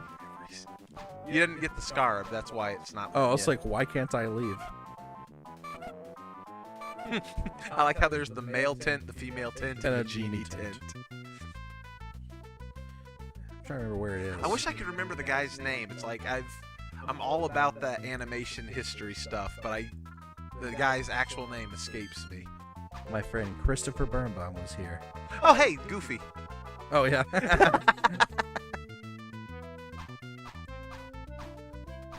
Oh, there it is. The Scarab. Now I can skip. And just get out of here. You gotta go get the Scrab. Yeah, I have to go back down. The Scrab.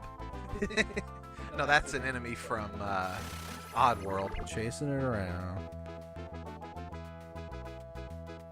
It really is gorgeous sprite work on Aladdin. Yeah, it's like I said, it's one of the better like franchise games from the olden days. Not all of them are good.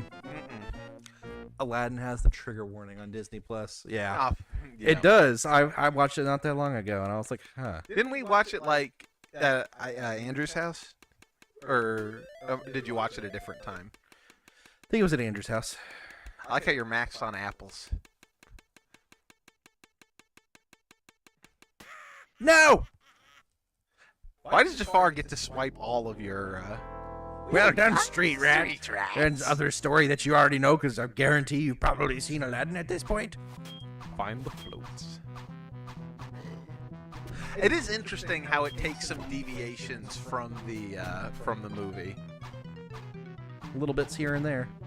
but it's like it's like just for the sake of Extending. yeah, so giving you more levels, Yep. and it's like I can't really complain about that. Oh, you gotta get that flute. Yeah, I just wanted to get that other apple. Even See, though now I it's don't need it. Now it's playing one step. Yeah. Oh, yeah, that's right. Now I can use that. That's right, you can chop off those people's arms now. That'll teach you for throwing pottery at me. Who do you think you are, Link? Come on! I want... You got the monkeys. Let's see the monkeys. No, wait, that's the wrong song. What in the world? I don't know what that was. Oh, I forgot I could do that. If you hold up and just hold the attack button, he just does this weird side swipe thing. But if you just mash it, it does weird stuff. I think I went backwards. You must ride the rope. All the way up. And then later go up. Otherwise, we'd get along. Let's Ouch. see. The sprites were hand-drawn. It looks great, but I like the way the SNES version looks, too. I'm giving you your reward. Your eternal reward. Now you get silent backstabs. Bugbear. Lose on brand for channel. It's been good having you around, Derp. We always appreciate new faces. So he's not that new of a face. Not that new? Not to me. I know Ah. who he is. Ah. In real life. Wow. Although I have not seen him in 3 or 4 years. Well, or I something like that. appreciate new faces. All right, where are we going? Whee! Going for a slide. It is interesting the black lamp is the screen nuke. Yeah. Jafar ain't even in it yet.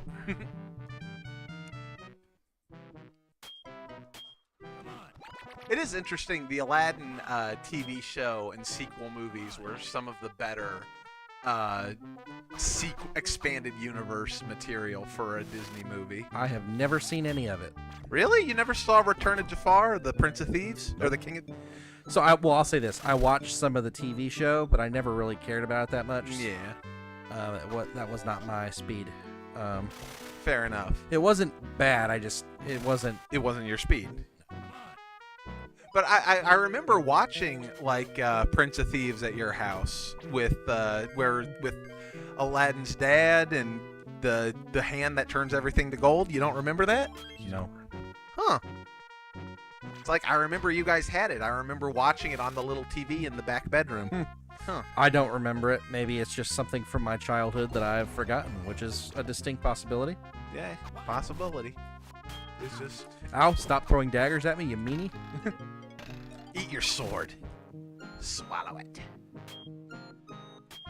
It's always weird what's a semi-solid you can go through and what isn't in games like these. Ugh, couldn't reach it. Not sure if it's reachable that way. I'm old. I've probably met you in passing before if you ever went to Ichthus with Michael. The only Ichthus I remember going to was in Owensboro, so I probably haven't met Carl you. is not big on live music. So No, not... Well, yeah, so... And it's not like, live music bad. It's just... It's not my thing. I don't do loud well. right. I understand. That's okay. Some people like it, some people don't. You've got literally 99 ammo. You need to be ranging. Throw my apples.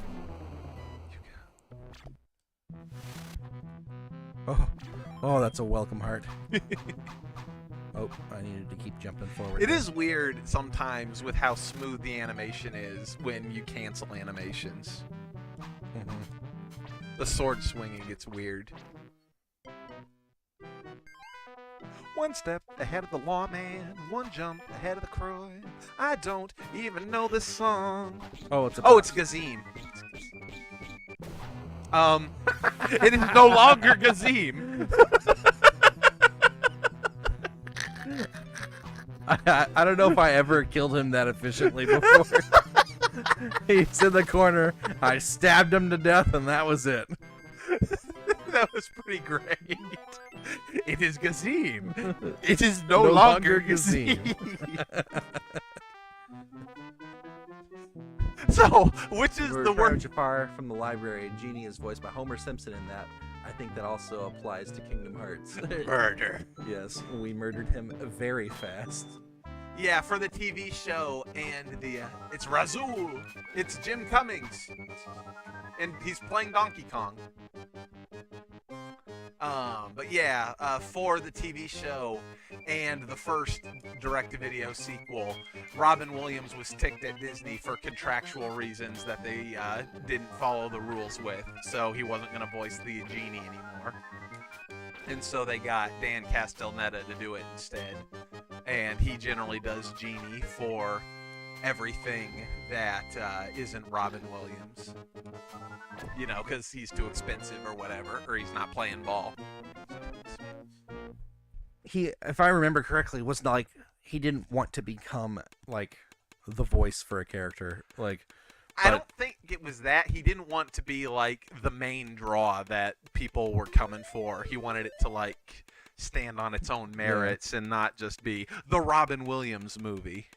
And Disney knew what a draw he would be and broke a bunch of the rules. I'm ambushed. Jim Cummings as Donkey Kong, probably better than Seth Rogen. You won't get away this time, thief. It's the Sultan's dungeon for you. It looks like Rasul saying that to Jasmine. I wish I could do a better Jim Cummings. He has a very distinct voice. Yes, it's hard to do his voices. Unhand that prison. No, that's Jim Cummings as Princess Jasmine. Oh, bother. Sorry, princess. You'll have to take it up with Jafar. Cast into the Sultan's dungeon, Aladdin can only think of Jasmine, the girl from the marketplace. Would he ever have a chance with a princess? Will he ever get to take her to prom? And the prom's this weekend. I'm stuck in jail.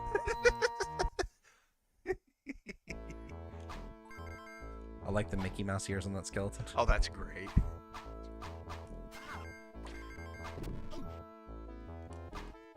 There's a dog holding the keys. I don't know. Because there's a guy holding the bone out. That's beautiful. I wonder if these gags were in the movie or if they were just for this. I think they're just for this. This scene of him being in the prison was pretty short, really. Yeah. Arabian Nights is an interesting pick for the theme of this area. It kind of works because it's a dark, like, dirgy kind of thing. Arabian Nights! I jumped the gun! It's one of my more favorite Aladdin songs. Jaladsman. Why on earth did that not count as me? Invite me to the next stream and I'll do my Jim Cummings nurse. Steamboat Willie enters the public domain in 100 minutes. Interesting. All right, time to make our own Steamboat Willie. Oh, look who's in jail up there. Oh, To the left, yeah. it's Sebastian. That's looking funny. very large.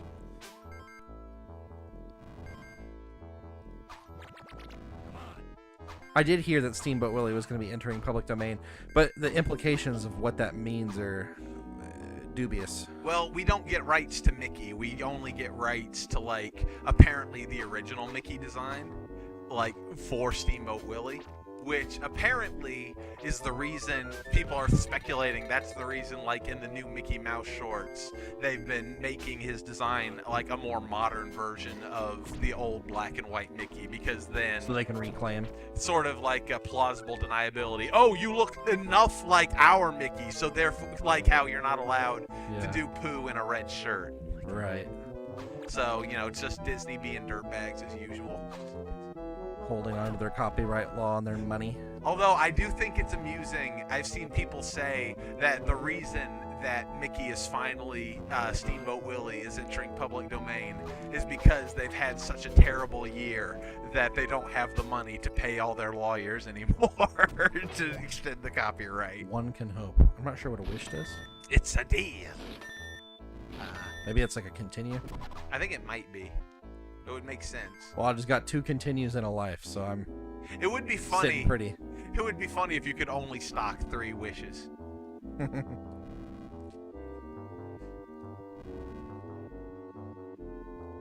If you tap down, he just looks sick.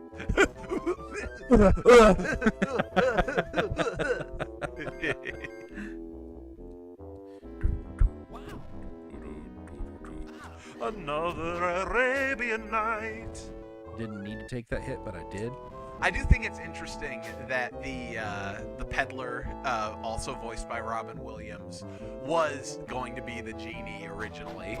Like, at the very end, it would be revealed that the genie was telling you the story the whole time. Which... I think that's a solid choice. But Or would have been a solid choice. Yeah. Especially because, you know, same Yeah. voice. Same voice and same... Would explain how he knows everything. Yep. I'm not sure what the point of going up there was. It's kind of weird that he's hawking his own lamp to you. Yeah.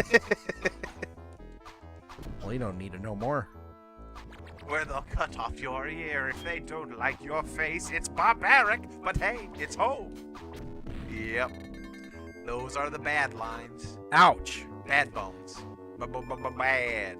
Bad bones. That's interesting that you tink on those walls. Come on, apple. I'm gonna murder you with fruit. How about that? Oh, the timing on that looks interesting. Okay, that was Just go.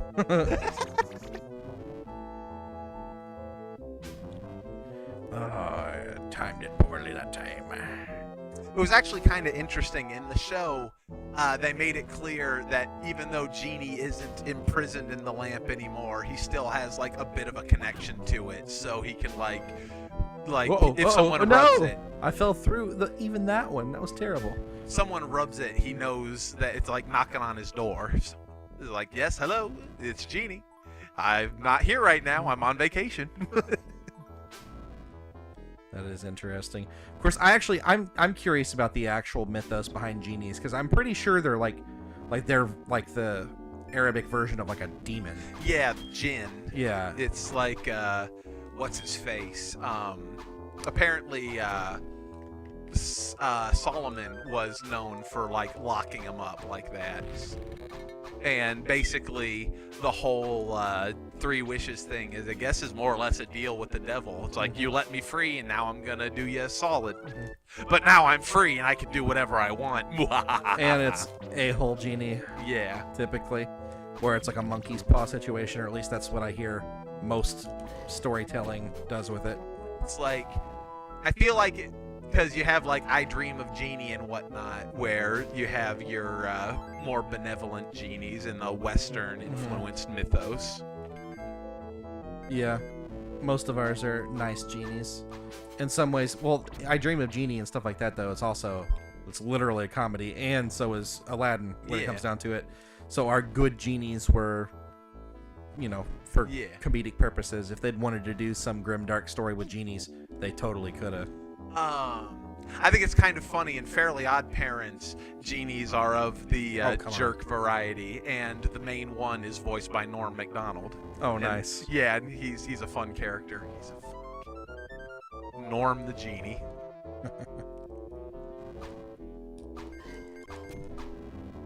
And their whole thing is, fairies give you wishes, but they have rules. Our wishes don't have any rules, but we also don't care about you, and we're going to warp them because we're jerks. Make you have a bad time.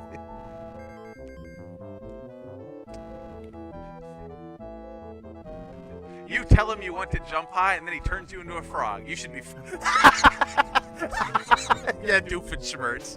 You tell him you want to jump high, and then he turns you into a frog. You should be fighting genies, man, not me.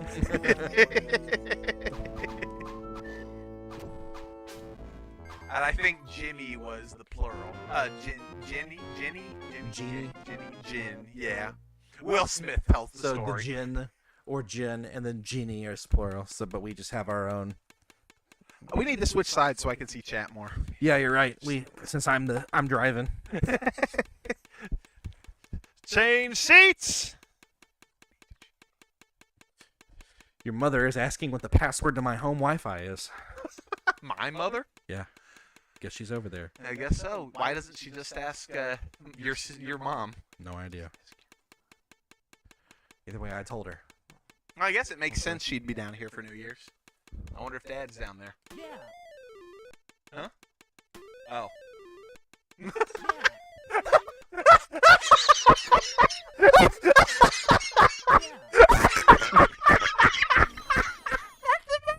I didn't look.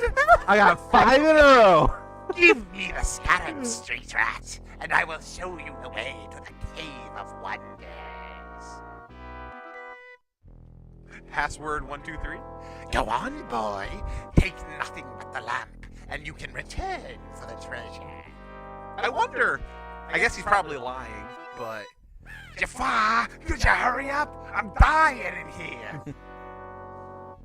Far easier to steal the lamp from a street rat than from the Cave of Wonders. Although I guess he wouldn't be doing his old man voice at that point. Although I do wonder how much of the disguise is just him not putting on his makeup. Who knows? Because the Sultan is like, you're so old. I'm a monkey, monkey, monkey. I feel like there's something you're actually supposed to do with these. Yeah, just kill them. Oh, couldn't quite make it.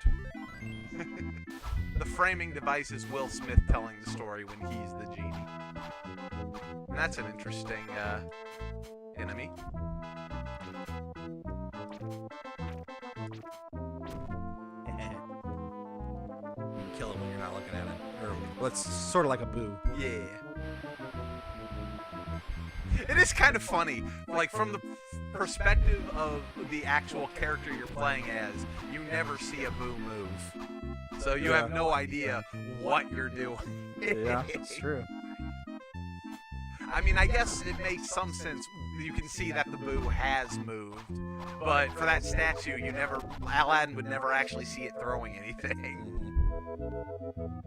Thanks for that. I forgot they made a remake. Thanks for that. The old Disney remake. I'm so sorry.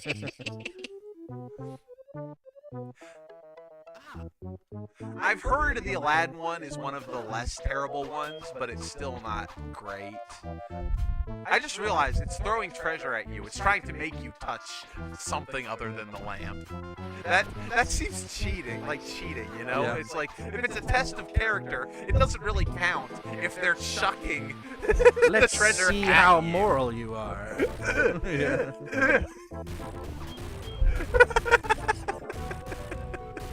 I hear bumpy sounds. Oh yeah, rocks fall. Touch nothing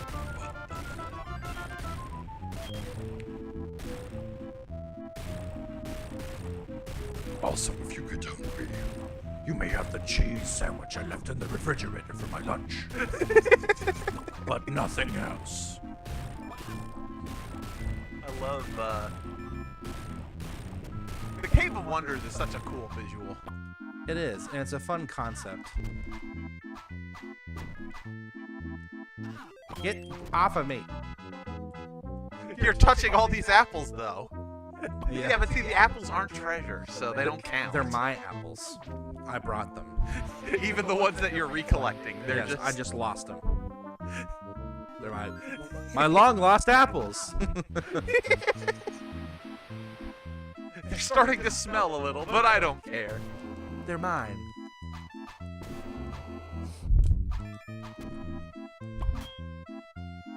Going batty. That was interesting. It is interesting that the treasure you're collecting is basically the Those. jewel that Abu touched and ruined everything. I saw the remake in a drive-in double feature with the youth group. I greatly disliked it, especially coming off the heels of Toy Story 4's ending. Yeah. I haven't seen Toy Story 4. Everything that I've seen about Toy Story 4 is that it was not a good movie. That's too bad. Toy Story 3 was honestly, it was just such I a love Toy Story 3. it was such a perfect ending to the story. Like it just And then they had those little shorts with Andy's toys playing with Bonnie's toys, and it's like, yeah, that's fine, that's wonderful. But then they had to keep going, and they wrecked it. because franchise. What you got for sale, buddy boy? 2 more continues? Sure. So it turns out when you're a free genie, you can get paid for wishes. Oh, yeah. Oops. Merchandising. Oh yeah. Now I'm the king of the swingers, ooh, the jungle VIP. Not quite King Louie. Not quite King Louie, but close enough. I think the key is just to be wherever he's landing, right as he lands, and then he doesn't do much. The visual effect is cool. Yeah. It's a little too much of a tell, though, I feel like. I feel like it should be, like, faster or something. Yeah, it could be shorter. And you have carpet. I like you just stabbed the genie in the face. This is how I collect things. This music does not mesh with the rest of the soundtrack. It does have that, Yo! It's my first death.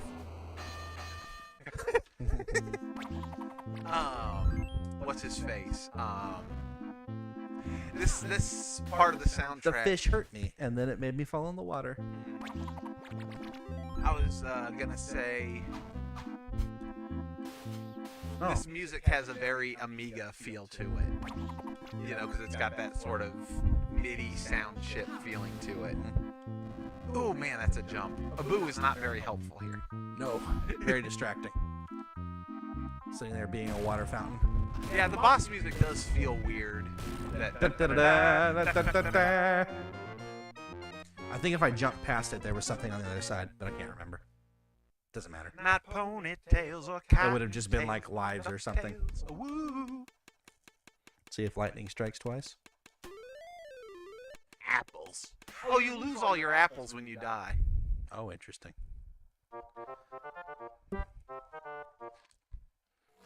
All right, monkey. Let's see what we got. Abu in the cave. I think stuff's still falling on my head. Oh, you can jump.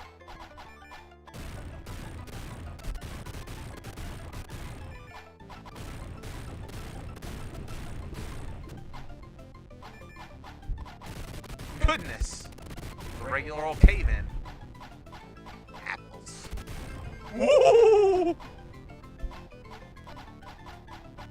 As far as bonus levels go conceptually, this is pretty alright.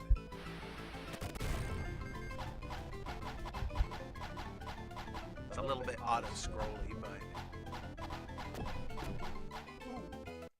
but... It's hard to kill things Yeah. consistently. And The the hitboxes hitbox- aren't clear. It's that whole super fluid animation thing. The escape. Now for our pilot section. Actually, not yet. More precise jumps. I forgot about this one. And yeah, getting chased by boulders. Have some Dum Indiana, da dum dum. some Indiana Jones moments. Some Aladdin Indiana Jones. Yep. Aladianda. Aladdin Indiana.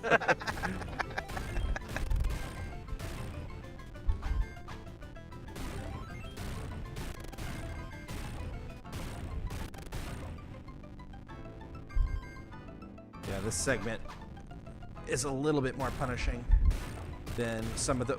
Like, sometimes that kind of stuff happens where it's like you lose your momentum and I don't really know why in the air. It just happens. It's like, okay, well, This is interesting guess I'll music. die. It's like it doesn't really sound as Disney as the rest of the soundtrack. I didn't mind most of Toy Story 4, but the ending was atrocious. who says that? Nerd. From what I've seen, it's just they make a lot of really dumb character decisions about what characters do and why they do, and it just feels very character assassination-y. Which, you know, is kind of par for the course for Disney these days. Alright, let's run.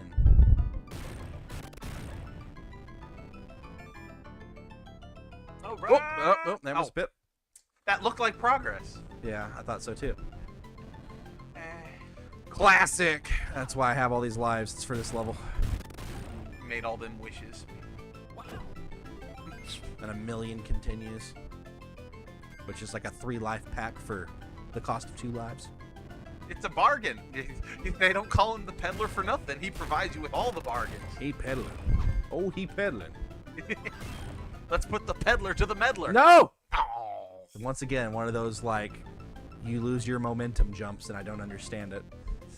You know, Aladdin's gonna have some heck of calluses after this. Run around barefoot. Ooh. That time I got killed because I stopped running. That time I got killed because I had no momentum in the air. I don't understand. Like, it seriously, like, sometimes I don't know why.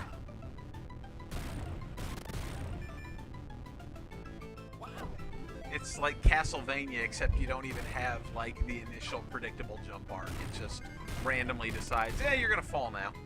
Kinda. That's what it feels like. Also, it definitely suffers from the whole, like, no forward visibility. Yeah. It's like you're just running into the abyss and praying that you're not going to run into something that's fatal. Oh, And like I an hit the abyss. jump button and it didn't do anything. Good thing I wasn't holding left there. I should probably save state. Yep. Infidel! Here, let's do some cheese just in case here. The thing I find amusing is that they have to test the heart of the monkey. Yes. The monkey's purity is what we all really need to know about. I guess you're not supposed to. It's like you have the diamond in the rough, but his +1 was the problem. Leaps of faith. Oh, Oh, okay, that's how that works. that's not really. Doesn't really read as a climber. But All right, here we go. dum dum dum. This time I Dum feel like I've da-dum. got more forward space. Oh, Dum da it's dum when you dum. jump, the camera doesn't keep up. That's weird. It's a lot easier when you can see.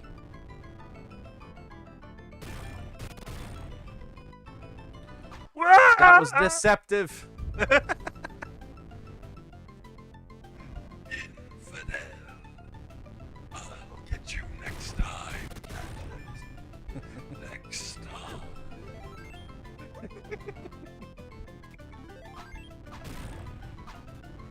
interesting they're offering you all this health when there's like very little that like damages you. Yeah, it's all one-hit kill.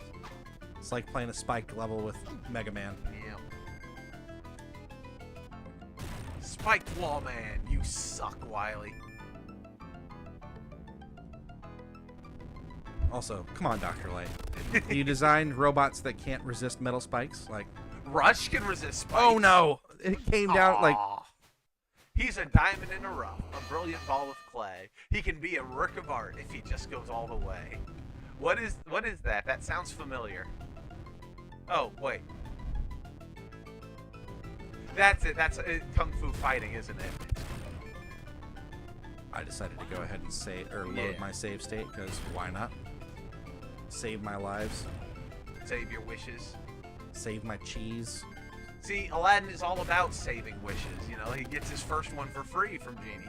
And he goes, I don't know, Genie. I can't let you out. What if I need it to manipulate someone else? What then? You didn't think about that, did you? That's why I'm the master. I will say it's a believable conflict. It would be hard to give up phenomenal cosmic powers. That's because nobody ever thought of a way to make their own wishes. Like give yourself infinite wishes. Like, there are ways that you can word your way around it. Yeah. Nobody just put the effort forth to figure it out, you know? I'm not going to go for all that stuff. Yeah. It's vanity. It's vanity. Priorities. Priorities. I gotta be a prince. Let's save state right here, Yeah, can't think of a reason not to. so I don't have to keep doing this. Toasted apples. I'd rather deal with lava than boulders. Oh, come on. Don't you love when your jump gets screwed? If Wish was so keen on referencing Disney's other movies, where was Genie? That's a good point. I just got cheesed by a boulder right here, too. I would say,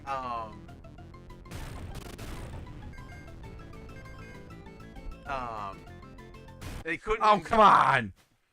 Well, the whole point was that you Yeah. could... Let's see if I can. I'm not sure if I'm supposed to. Nope. It's just a trap. That's mean. That's what all these lives are for. Yeah. Lives. And my millions of continues I've earned up to this point. Those prominences suck. Also, Yeah. I can't climb that. I just tried to climb it. It didn't let me. So there's a lot of inconsistency here. Alright, another one of these. They couldn't include Genie because Genie understands the importance of be careful what you wish for. And so he would have ended up in the same boat as Magnifico did. Which, oh man, such a disappointment. Yeah. Still got a life. Rogue Ride. Okay. This is the flying segment for this one. Welcome to, I like how you get apple slices here. This whole segment is just, Battletoads. yeah. Oh, I missed it. That's nice.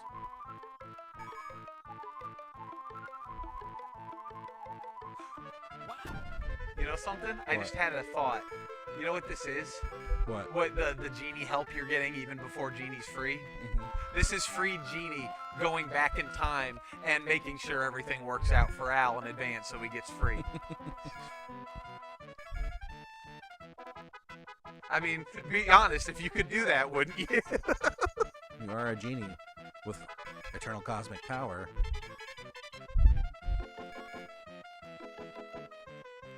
Phenomenal cosmic power. Itty bitty living space. Honestly, this doesn't seem so bad. Yet. Jump, jump. Slide, slide. Yeah. See, Yeah. it gets ridiculous.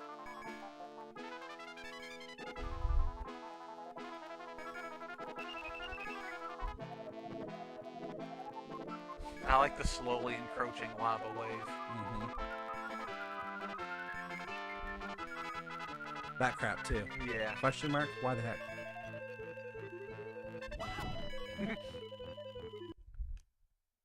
I'd rather not redo this.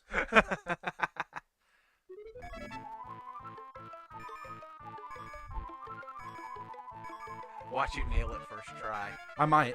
Nope. Jinxed! If he can go back in time, what's keeping him from living his life 10,000 years ago? The fact that all his friends are in the present. Also, he knew like all those references even before he was freed, so he probably gets like cable in his lamp or something.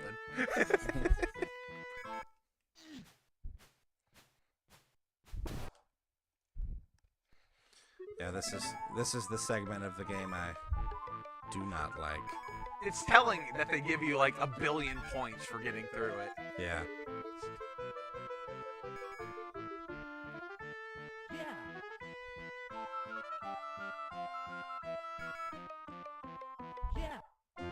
There we go.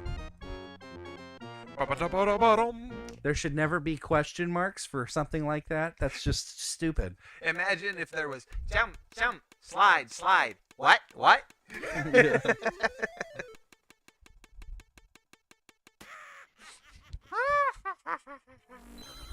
You just gotta see Jafar's face. In the last instant before freedom, the mouth of the Cave of Wonders collapses, trapping Aladdin and Abu inside. When Aladdin inspects his prize, he is suddenly swept into a strange world within the land. This is a pretty fun level, if I remember correctly. It's very goofy. I mean, it's playing Never Had a Friend Like Me, so it better be fun.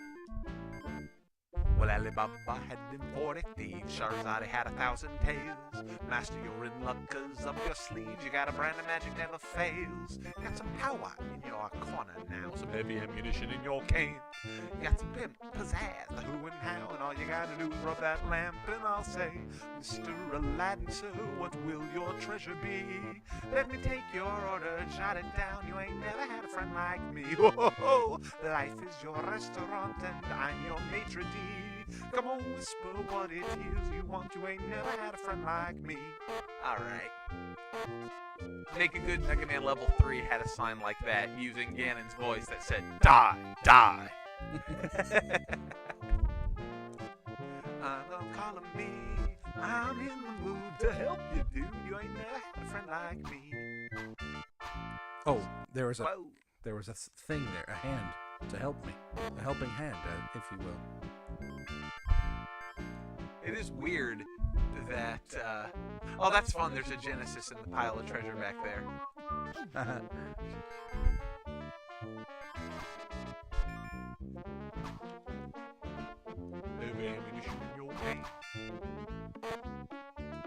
Oh, that's column that's a- A. Yeah.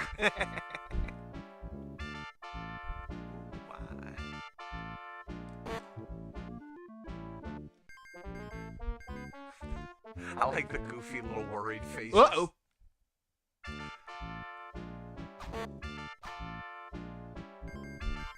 The goofy worried faces the genie balloons get.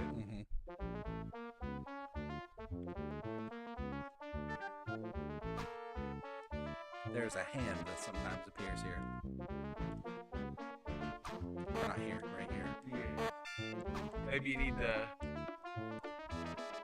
Maybe you have to do something to trigger it. Mr. Aladdin, sir, what will your pleasure be? Let me take your orders, shut it down. You ain't never had a friend like me.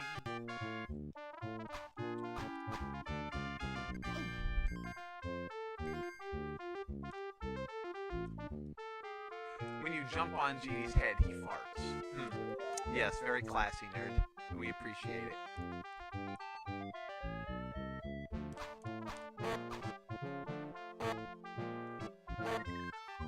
You'd think the arrow seems to be implying that there's the hand. Oh, I just had to wait. I think bopping the head might summon them. Your friends rest. Your friends pull this out of their little hand. Your friends go woo. Now looky here. Go abracadabra and a rap that make the sucker disappear.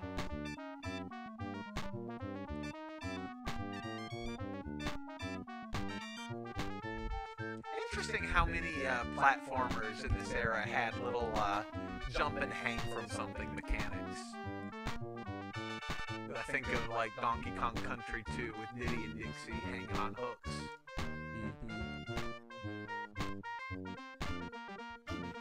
You ain't never had a friend, never had a friend. You ain't never had a friend, never had a friend. You ain't never had a friend, never had a friend. Robin Williams berates you for your lack of companionship.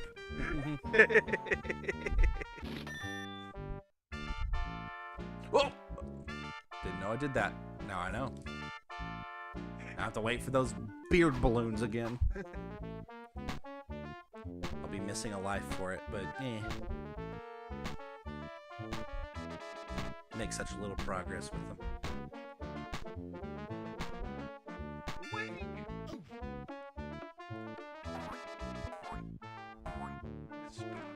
I'm fine with that. I'm fine with missing a little bit of a life. It's interesting that the genie goo is like quicksand. Yeah.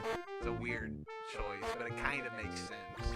You're the king, the boss, the czar.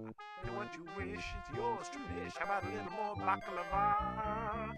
Try some more column me. Try more of column me. I'm in the mood to help you, dude. You ain't never had a friend like me.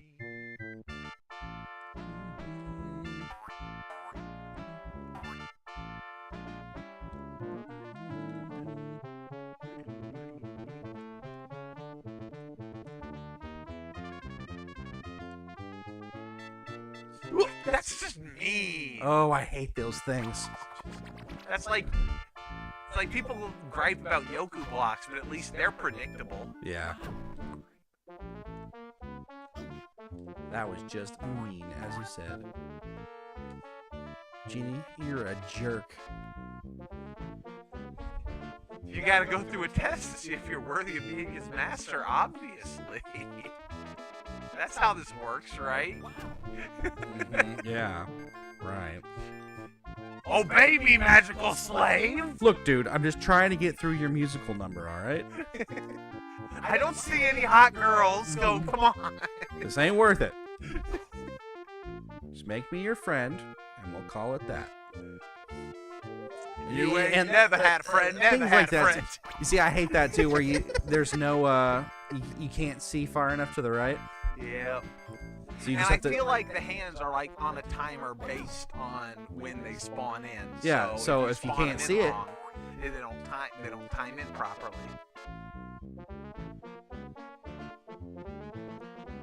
It's like you want to avoid jumping as much as possible.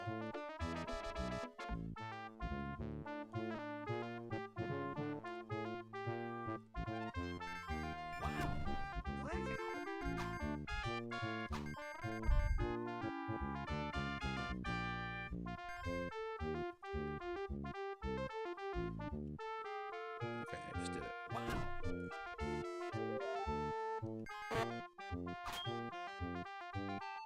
Alright, let's save state this right here because We are making a checkpoint. this was a cheese. Genie lived in there for 10,000 years, subsisting on nothing but apples. But at least he had some Genesis to play.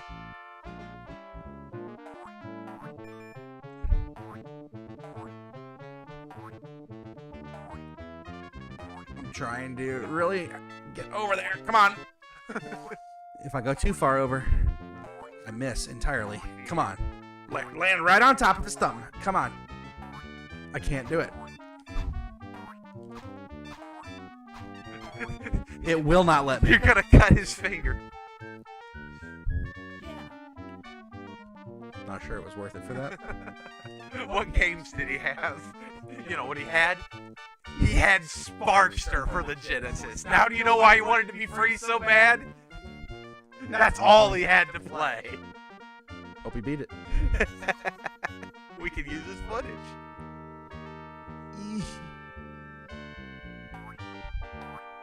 If that killed me there, I was gonna be so mad. They never had a friend like me. Be devoured by Genie. That's it. Wait, Janet.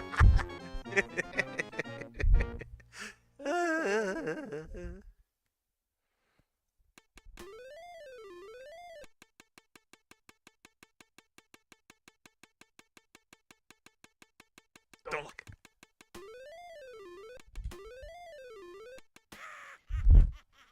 It worked pretty well. Better than your average. Free from the magic lamp, the genie helps Aladdin escape the Cave of Wonders. Sultan's Palace. We're getting close to the end. Which is kind of funny to think about. Also, why are you Aladdin, not Prince Ali right now? Why are the guards still after you? I'm dressed in patchwork clothes instead of my nice clothes. I'm supposed to be a fancy boy right now.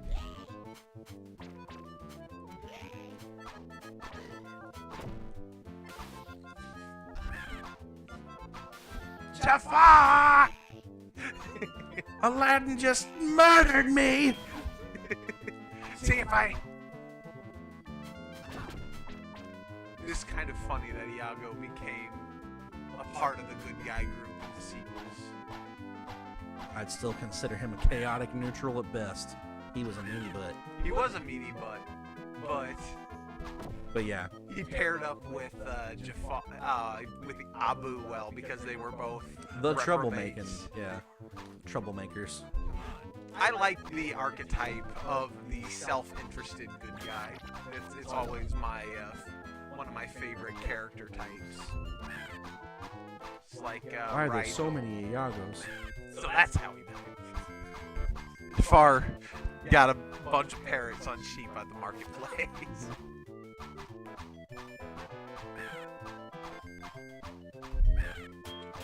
Why doesn't Carpet just take you where you want to go? He's also one of those chaotic good guys that does whatever he wants without rhyme or reason.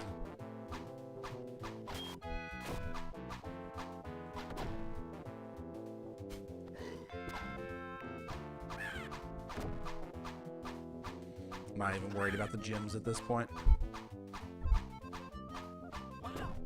You've broken the economy with your money printer. Or checkpoint printer, rather. The animation on the genie smoke is so smooth. I'm just looking at it and I'm wondering if it's like actually programmed to be all wiggly like that or if they had to like pixel by pixel animate it. It'd be pretty easy to do an animation like that. That was great. Yeah. It just fell off. It's not hard, but it would take up a whole lot of like memory for each tile.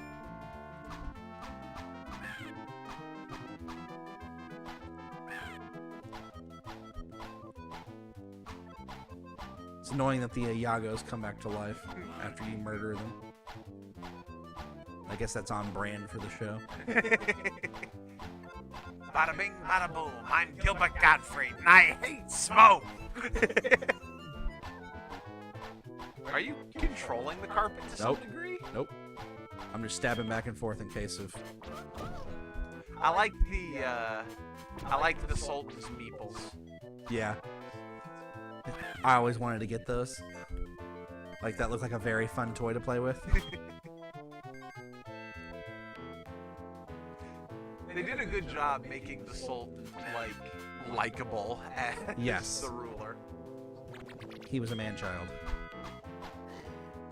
And not particularly smart. But in a lovable way. Yeah.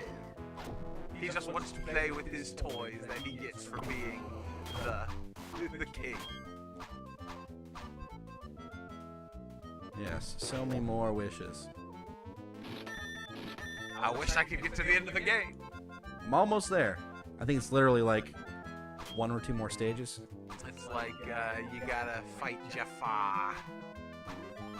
I can't remember if you fight Genie Jafar or just Snake Jafar. I think it's just Snake Jafar. Because by the time he's a genie, you've won.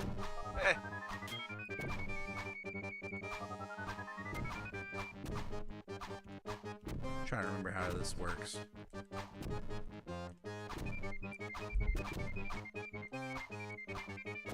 Oh, I throw apples at him. It's too cheap for to get Gilbert Gottfried. It just makes bird sounds. Am I sauce or am I salt? what YPP was that from? I forget, but that's a great line. Yeah, it's pretty easy. Am I sauce or am I salt? Am I salted or am I salted? They turned it into that. Oh. Skipping the story, Jafar's palace now. Yeah, I'm pretty sure this is like the last level, and then you fight his boss form. Snickety snake. Imported straight from the Cave of Wonders. Also, that is a very pink door. Alright. Aladdin and the Stupid Princess. Okay, I'll have to look that up later.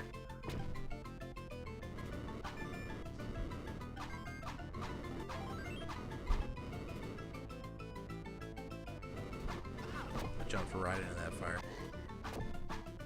It's kind of funny that they put you in 2 palace levels back to back. Yeah, it's true. But I mean, the only other thing they could have done would have been like the rocket ship that fires me off to the wintry place. I could have dealt with obnoxious rolling snowballs and all that kind of junk and been like, oh, another one of these levels. You know what I think? What? I think that this is just the tile set from the last level recolored. I mean, I think you're right.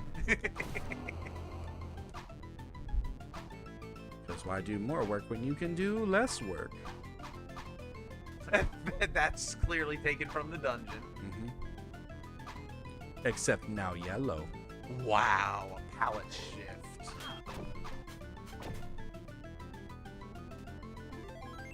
Some health.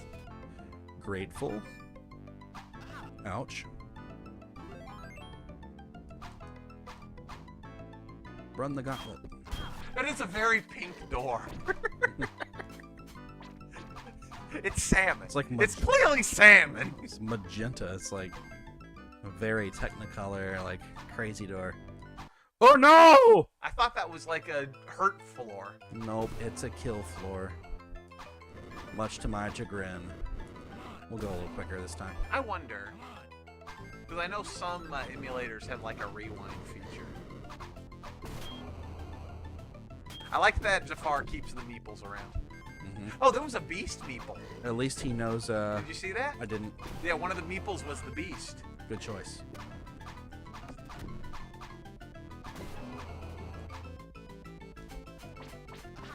Why was that not hurting him? I think he was like deflecting it with his pole arm. If I recall correctly, this was the 3rd best-selling Genesis game, right behind Sonic 1 and 2. Interesting. How well did Sonic 3 do? Because, you know, that's the best one. Sonic 3 and Knuckles was the best one. Yeah, but You have to always and Knuckles. if they don't call the 3rd Sonic movie Sonic 3 and Knuckles, I'm going to be very disappointed. It's so meme heavy. The people gotta know. They gotta know. Well, I was really wanting, I was hoping that they would save Knuckles for the 3rd movie, so that Tails would have time to have his own movie, but He was definitely a rushed character in this last one. yeah. But now we're moving straight to Shadow. Where are you going? We didn't even Where are you going? He's going to play cards with the peddler.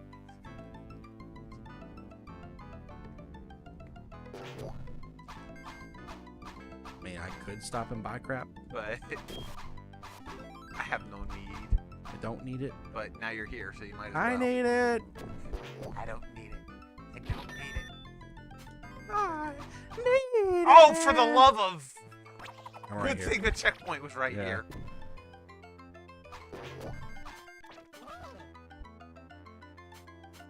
I mean, I can see why this did so well. It's like... It's a good game. It's pretty well made. It's got its problems, but for the time, like, I mean, it's a good game.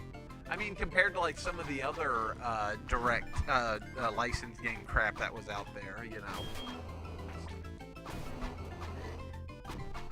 Oh yeah, there's many worse offenders. Jafar has been trolling you with this. Oh, Jafar has been... That's another line from The Stupid Princess. Instead of controlling you, he's been trolling you. I'm surprised how useful that little upswing has been. Ouch. Yeah. It's good at taking out those gym tossers. Those The don't look at me statues. the morality stone throwers. Mm-hmm.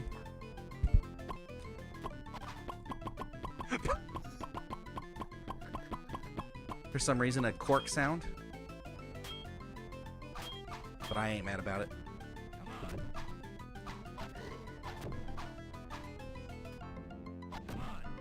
Oh no, that guy and his twin brother, you just murdered them. They had a decent batting average in this era, but maybe they just got lucky. Well, I mean, they had Capcom doing a bunch of licensed games on the NES, and those were pretty good. And then they had they had this, they had the Jungle Book, they had the Lion King. What licensed Disney games did Capcom do? They did DuckTales, they did Darkwing Duck, they did those- Tailspin. I mean, Darkwing Duck was basically a Mega Man game. Yep, it was built on the Mega Man 5 engine. I didn't know that, but yeah, it makes sense. Like I said, it feels like a Mega Man game. But they did they did the Little Mermaid game. I'm trying to think what other NES ones they did. Jafar!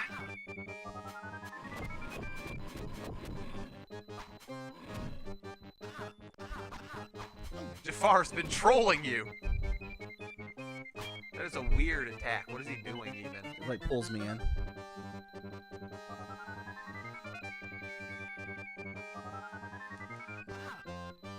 Do I have to throw apples at him? You're almost out. Now he's a snake. Now, if I You remember, look like a snake! yeah, that's right. They spawn apples now, so you have to kill them with the apples.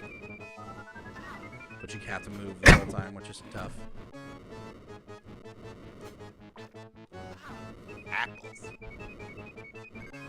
That's interesting. Oh, it's like the coals. Yeah.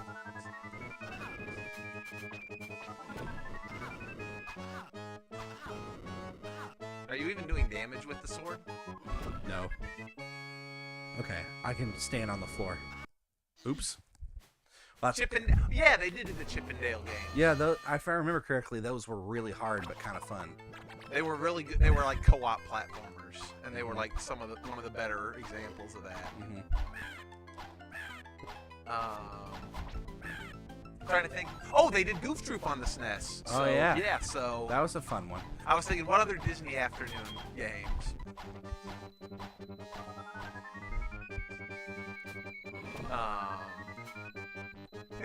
Here lies Jafar, overpowered by vitamin C.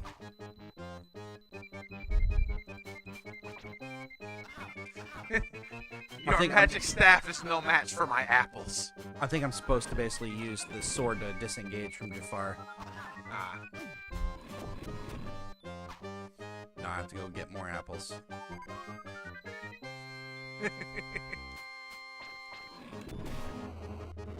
Oh, that's interesting. I just noticed the music pitched up when he Yeah. snaked.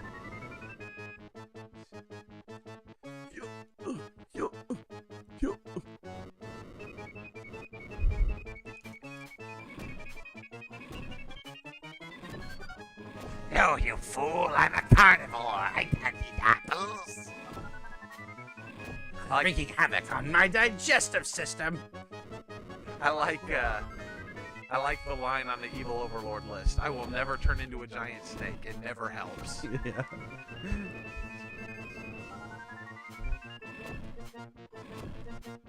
Oops. The earliest example of like turning into a snake I can think of. I'm sure there's other stories that have it, but I think of The Bible?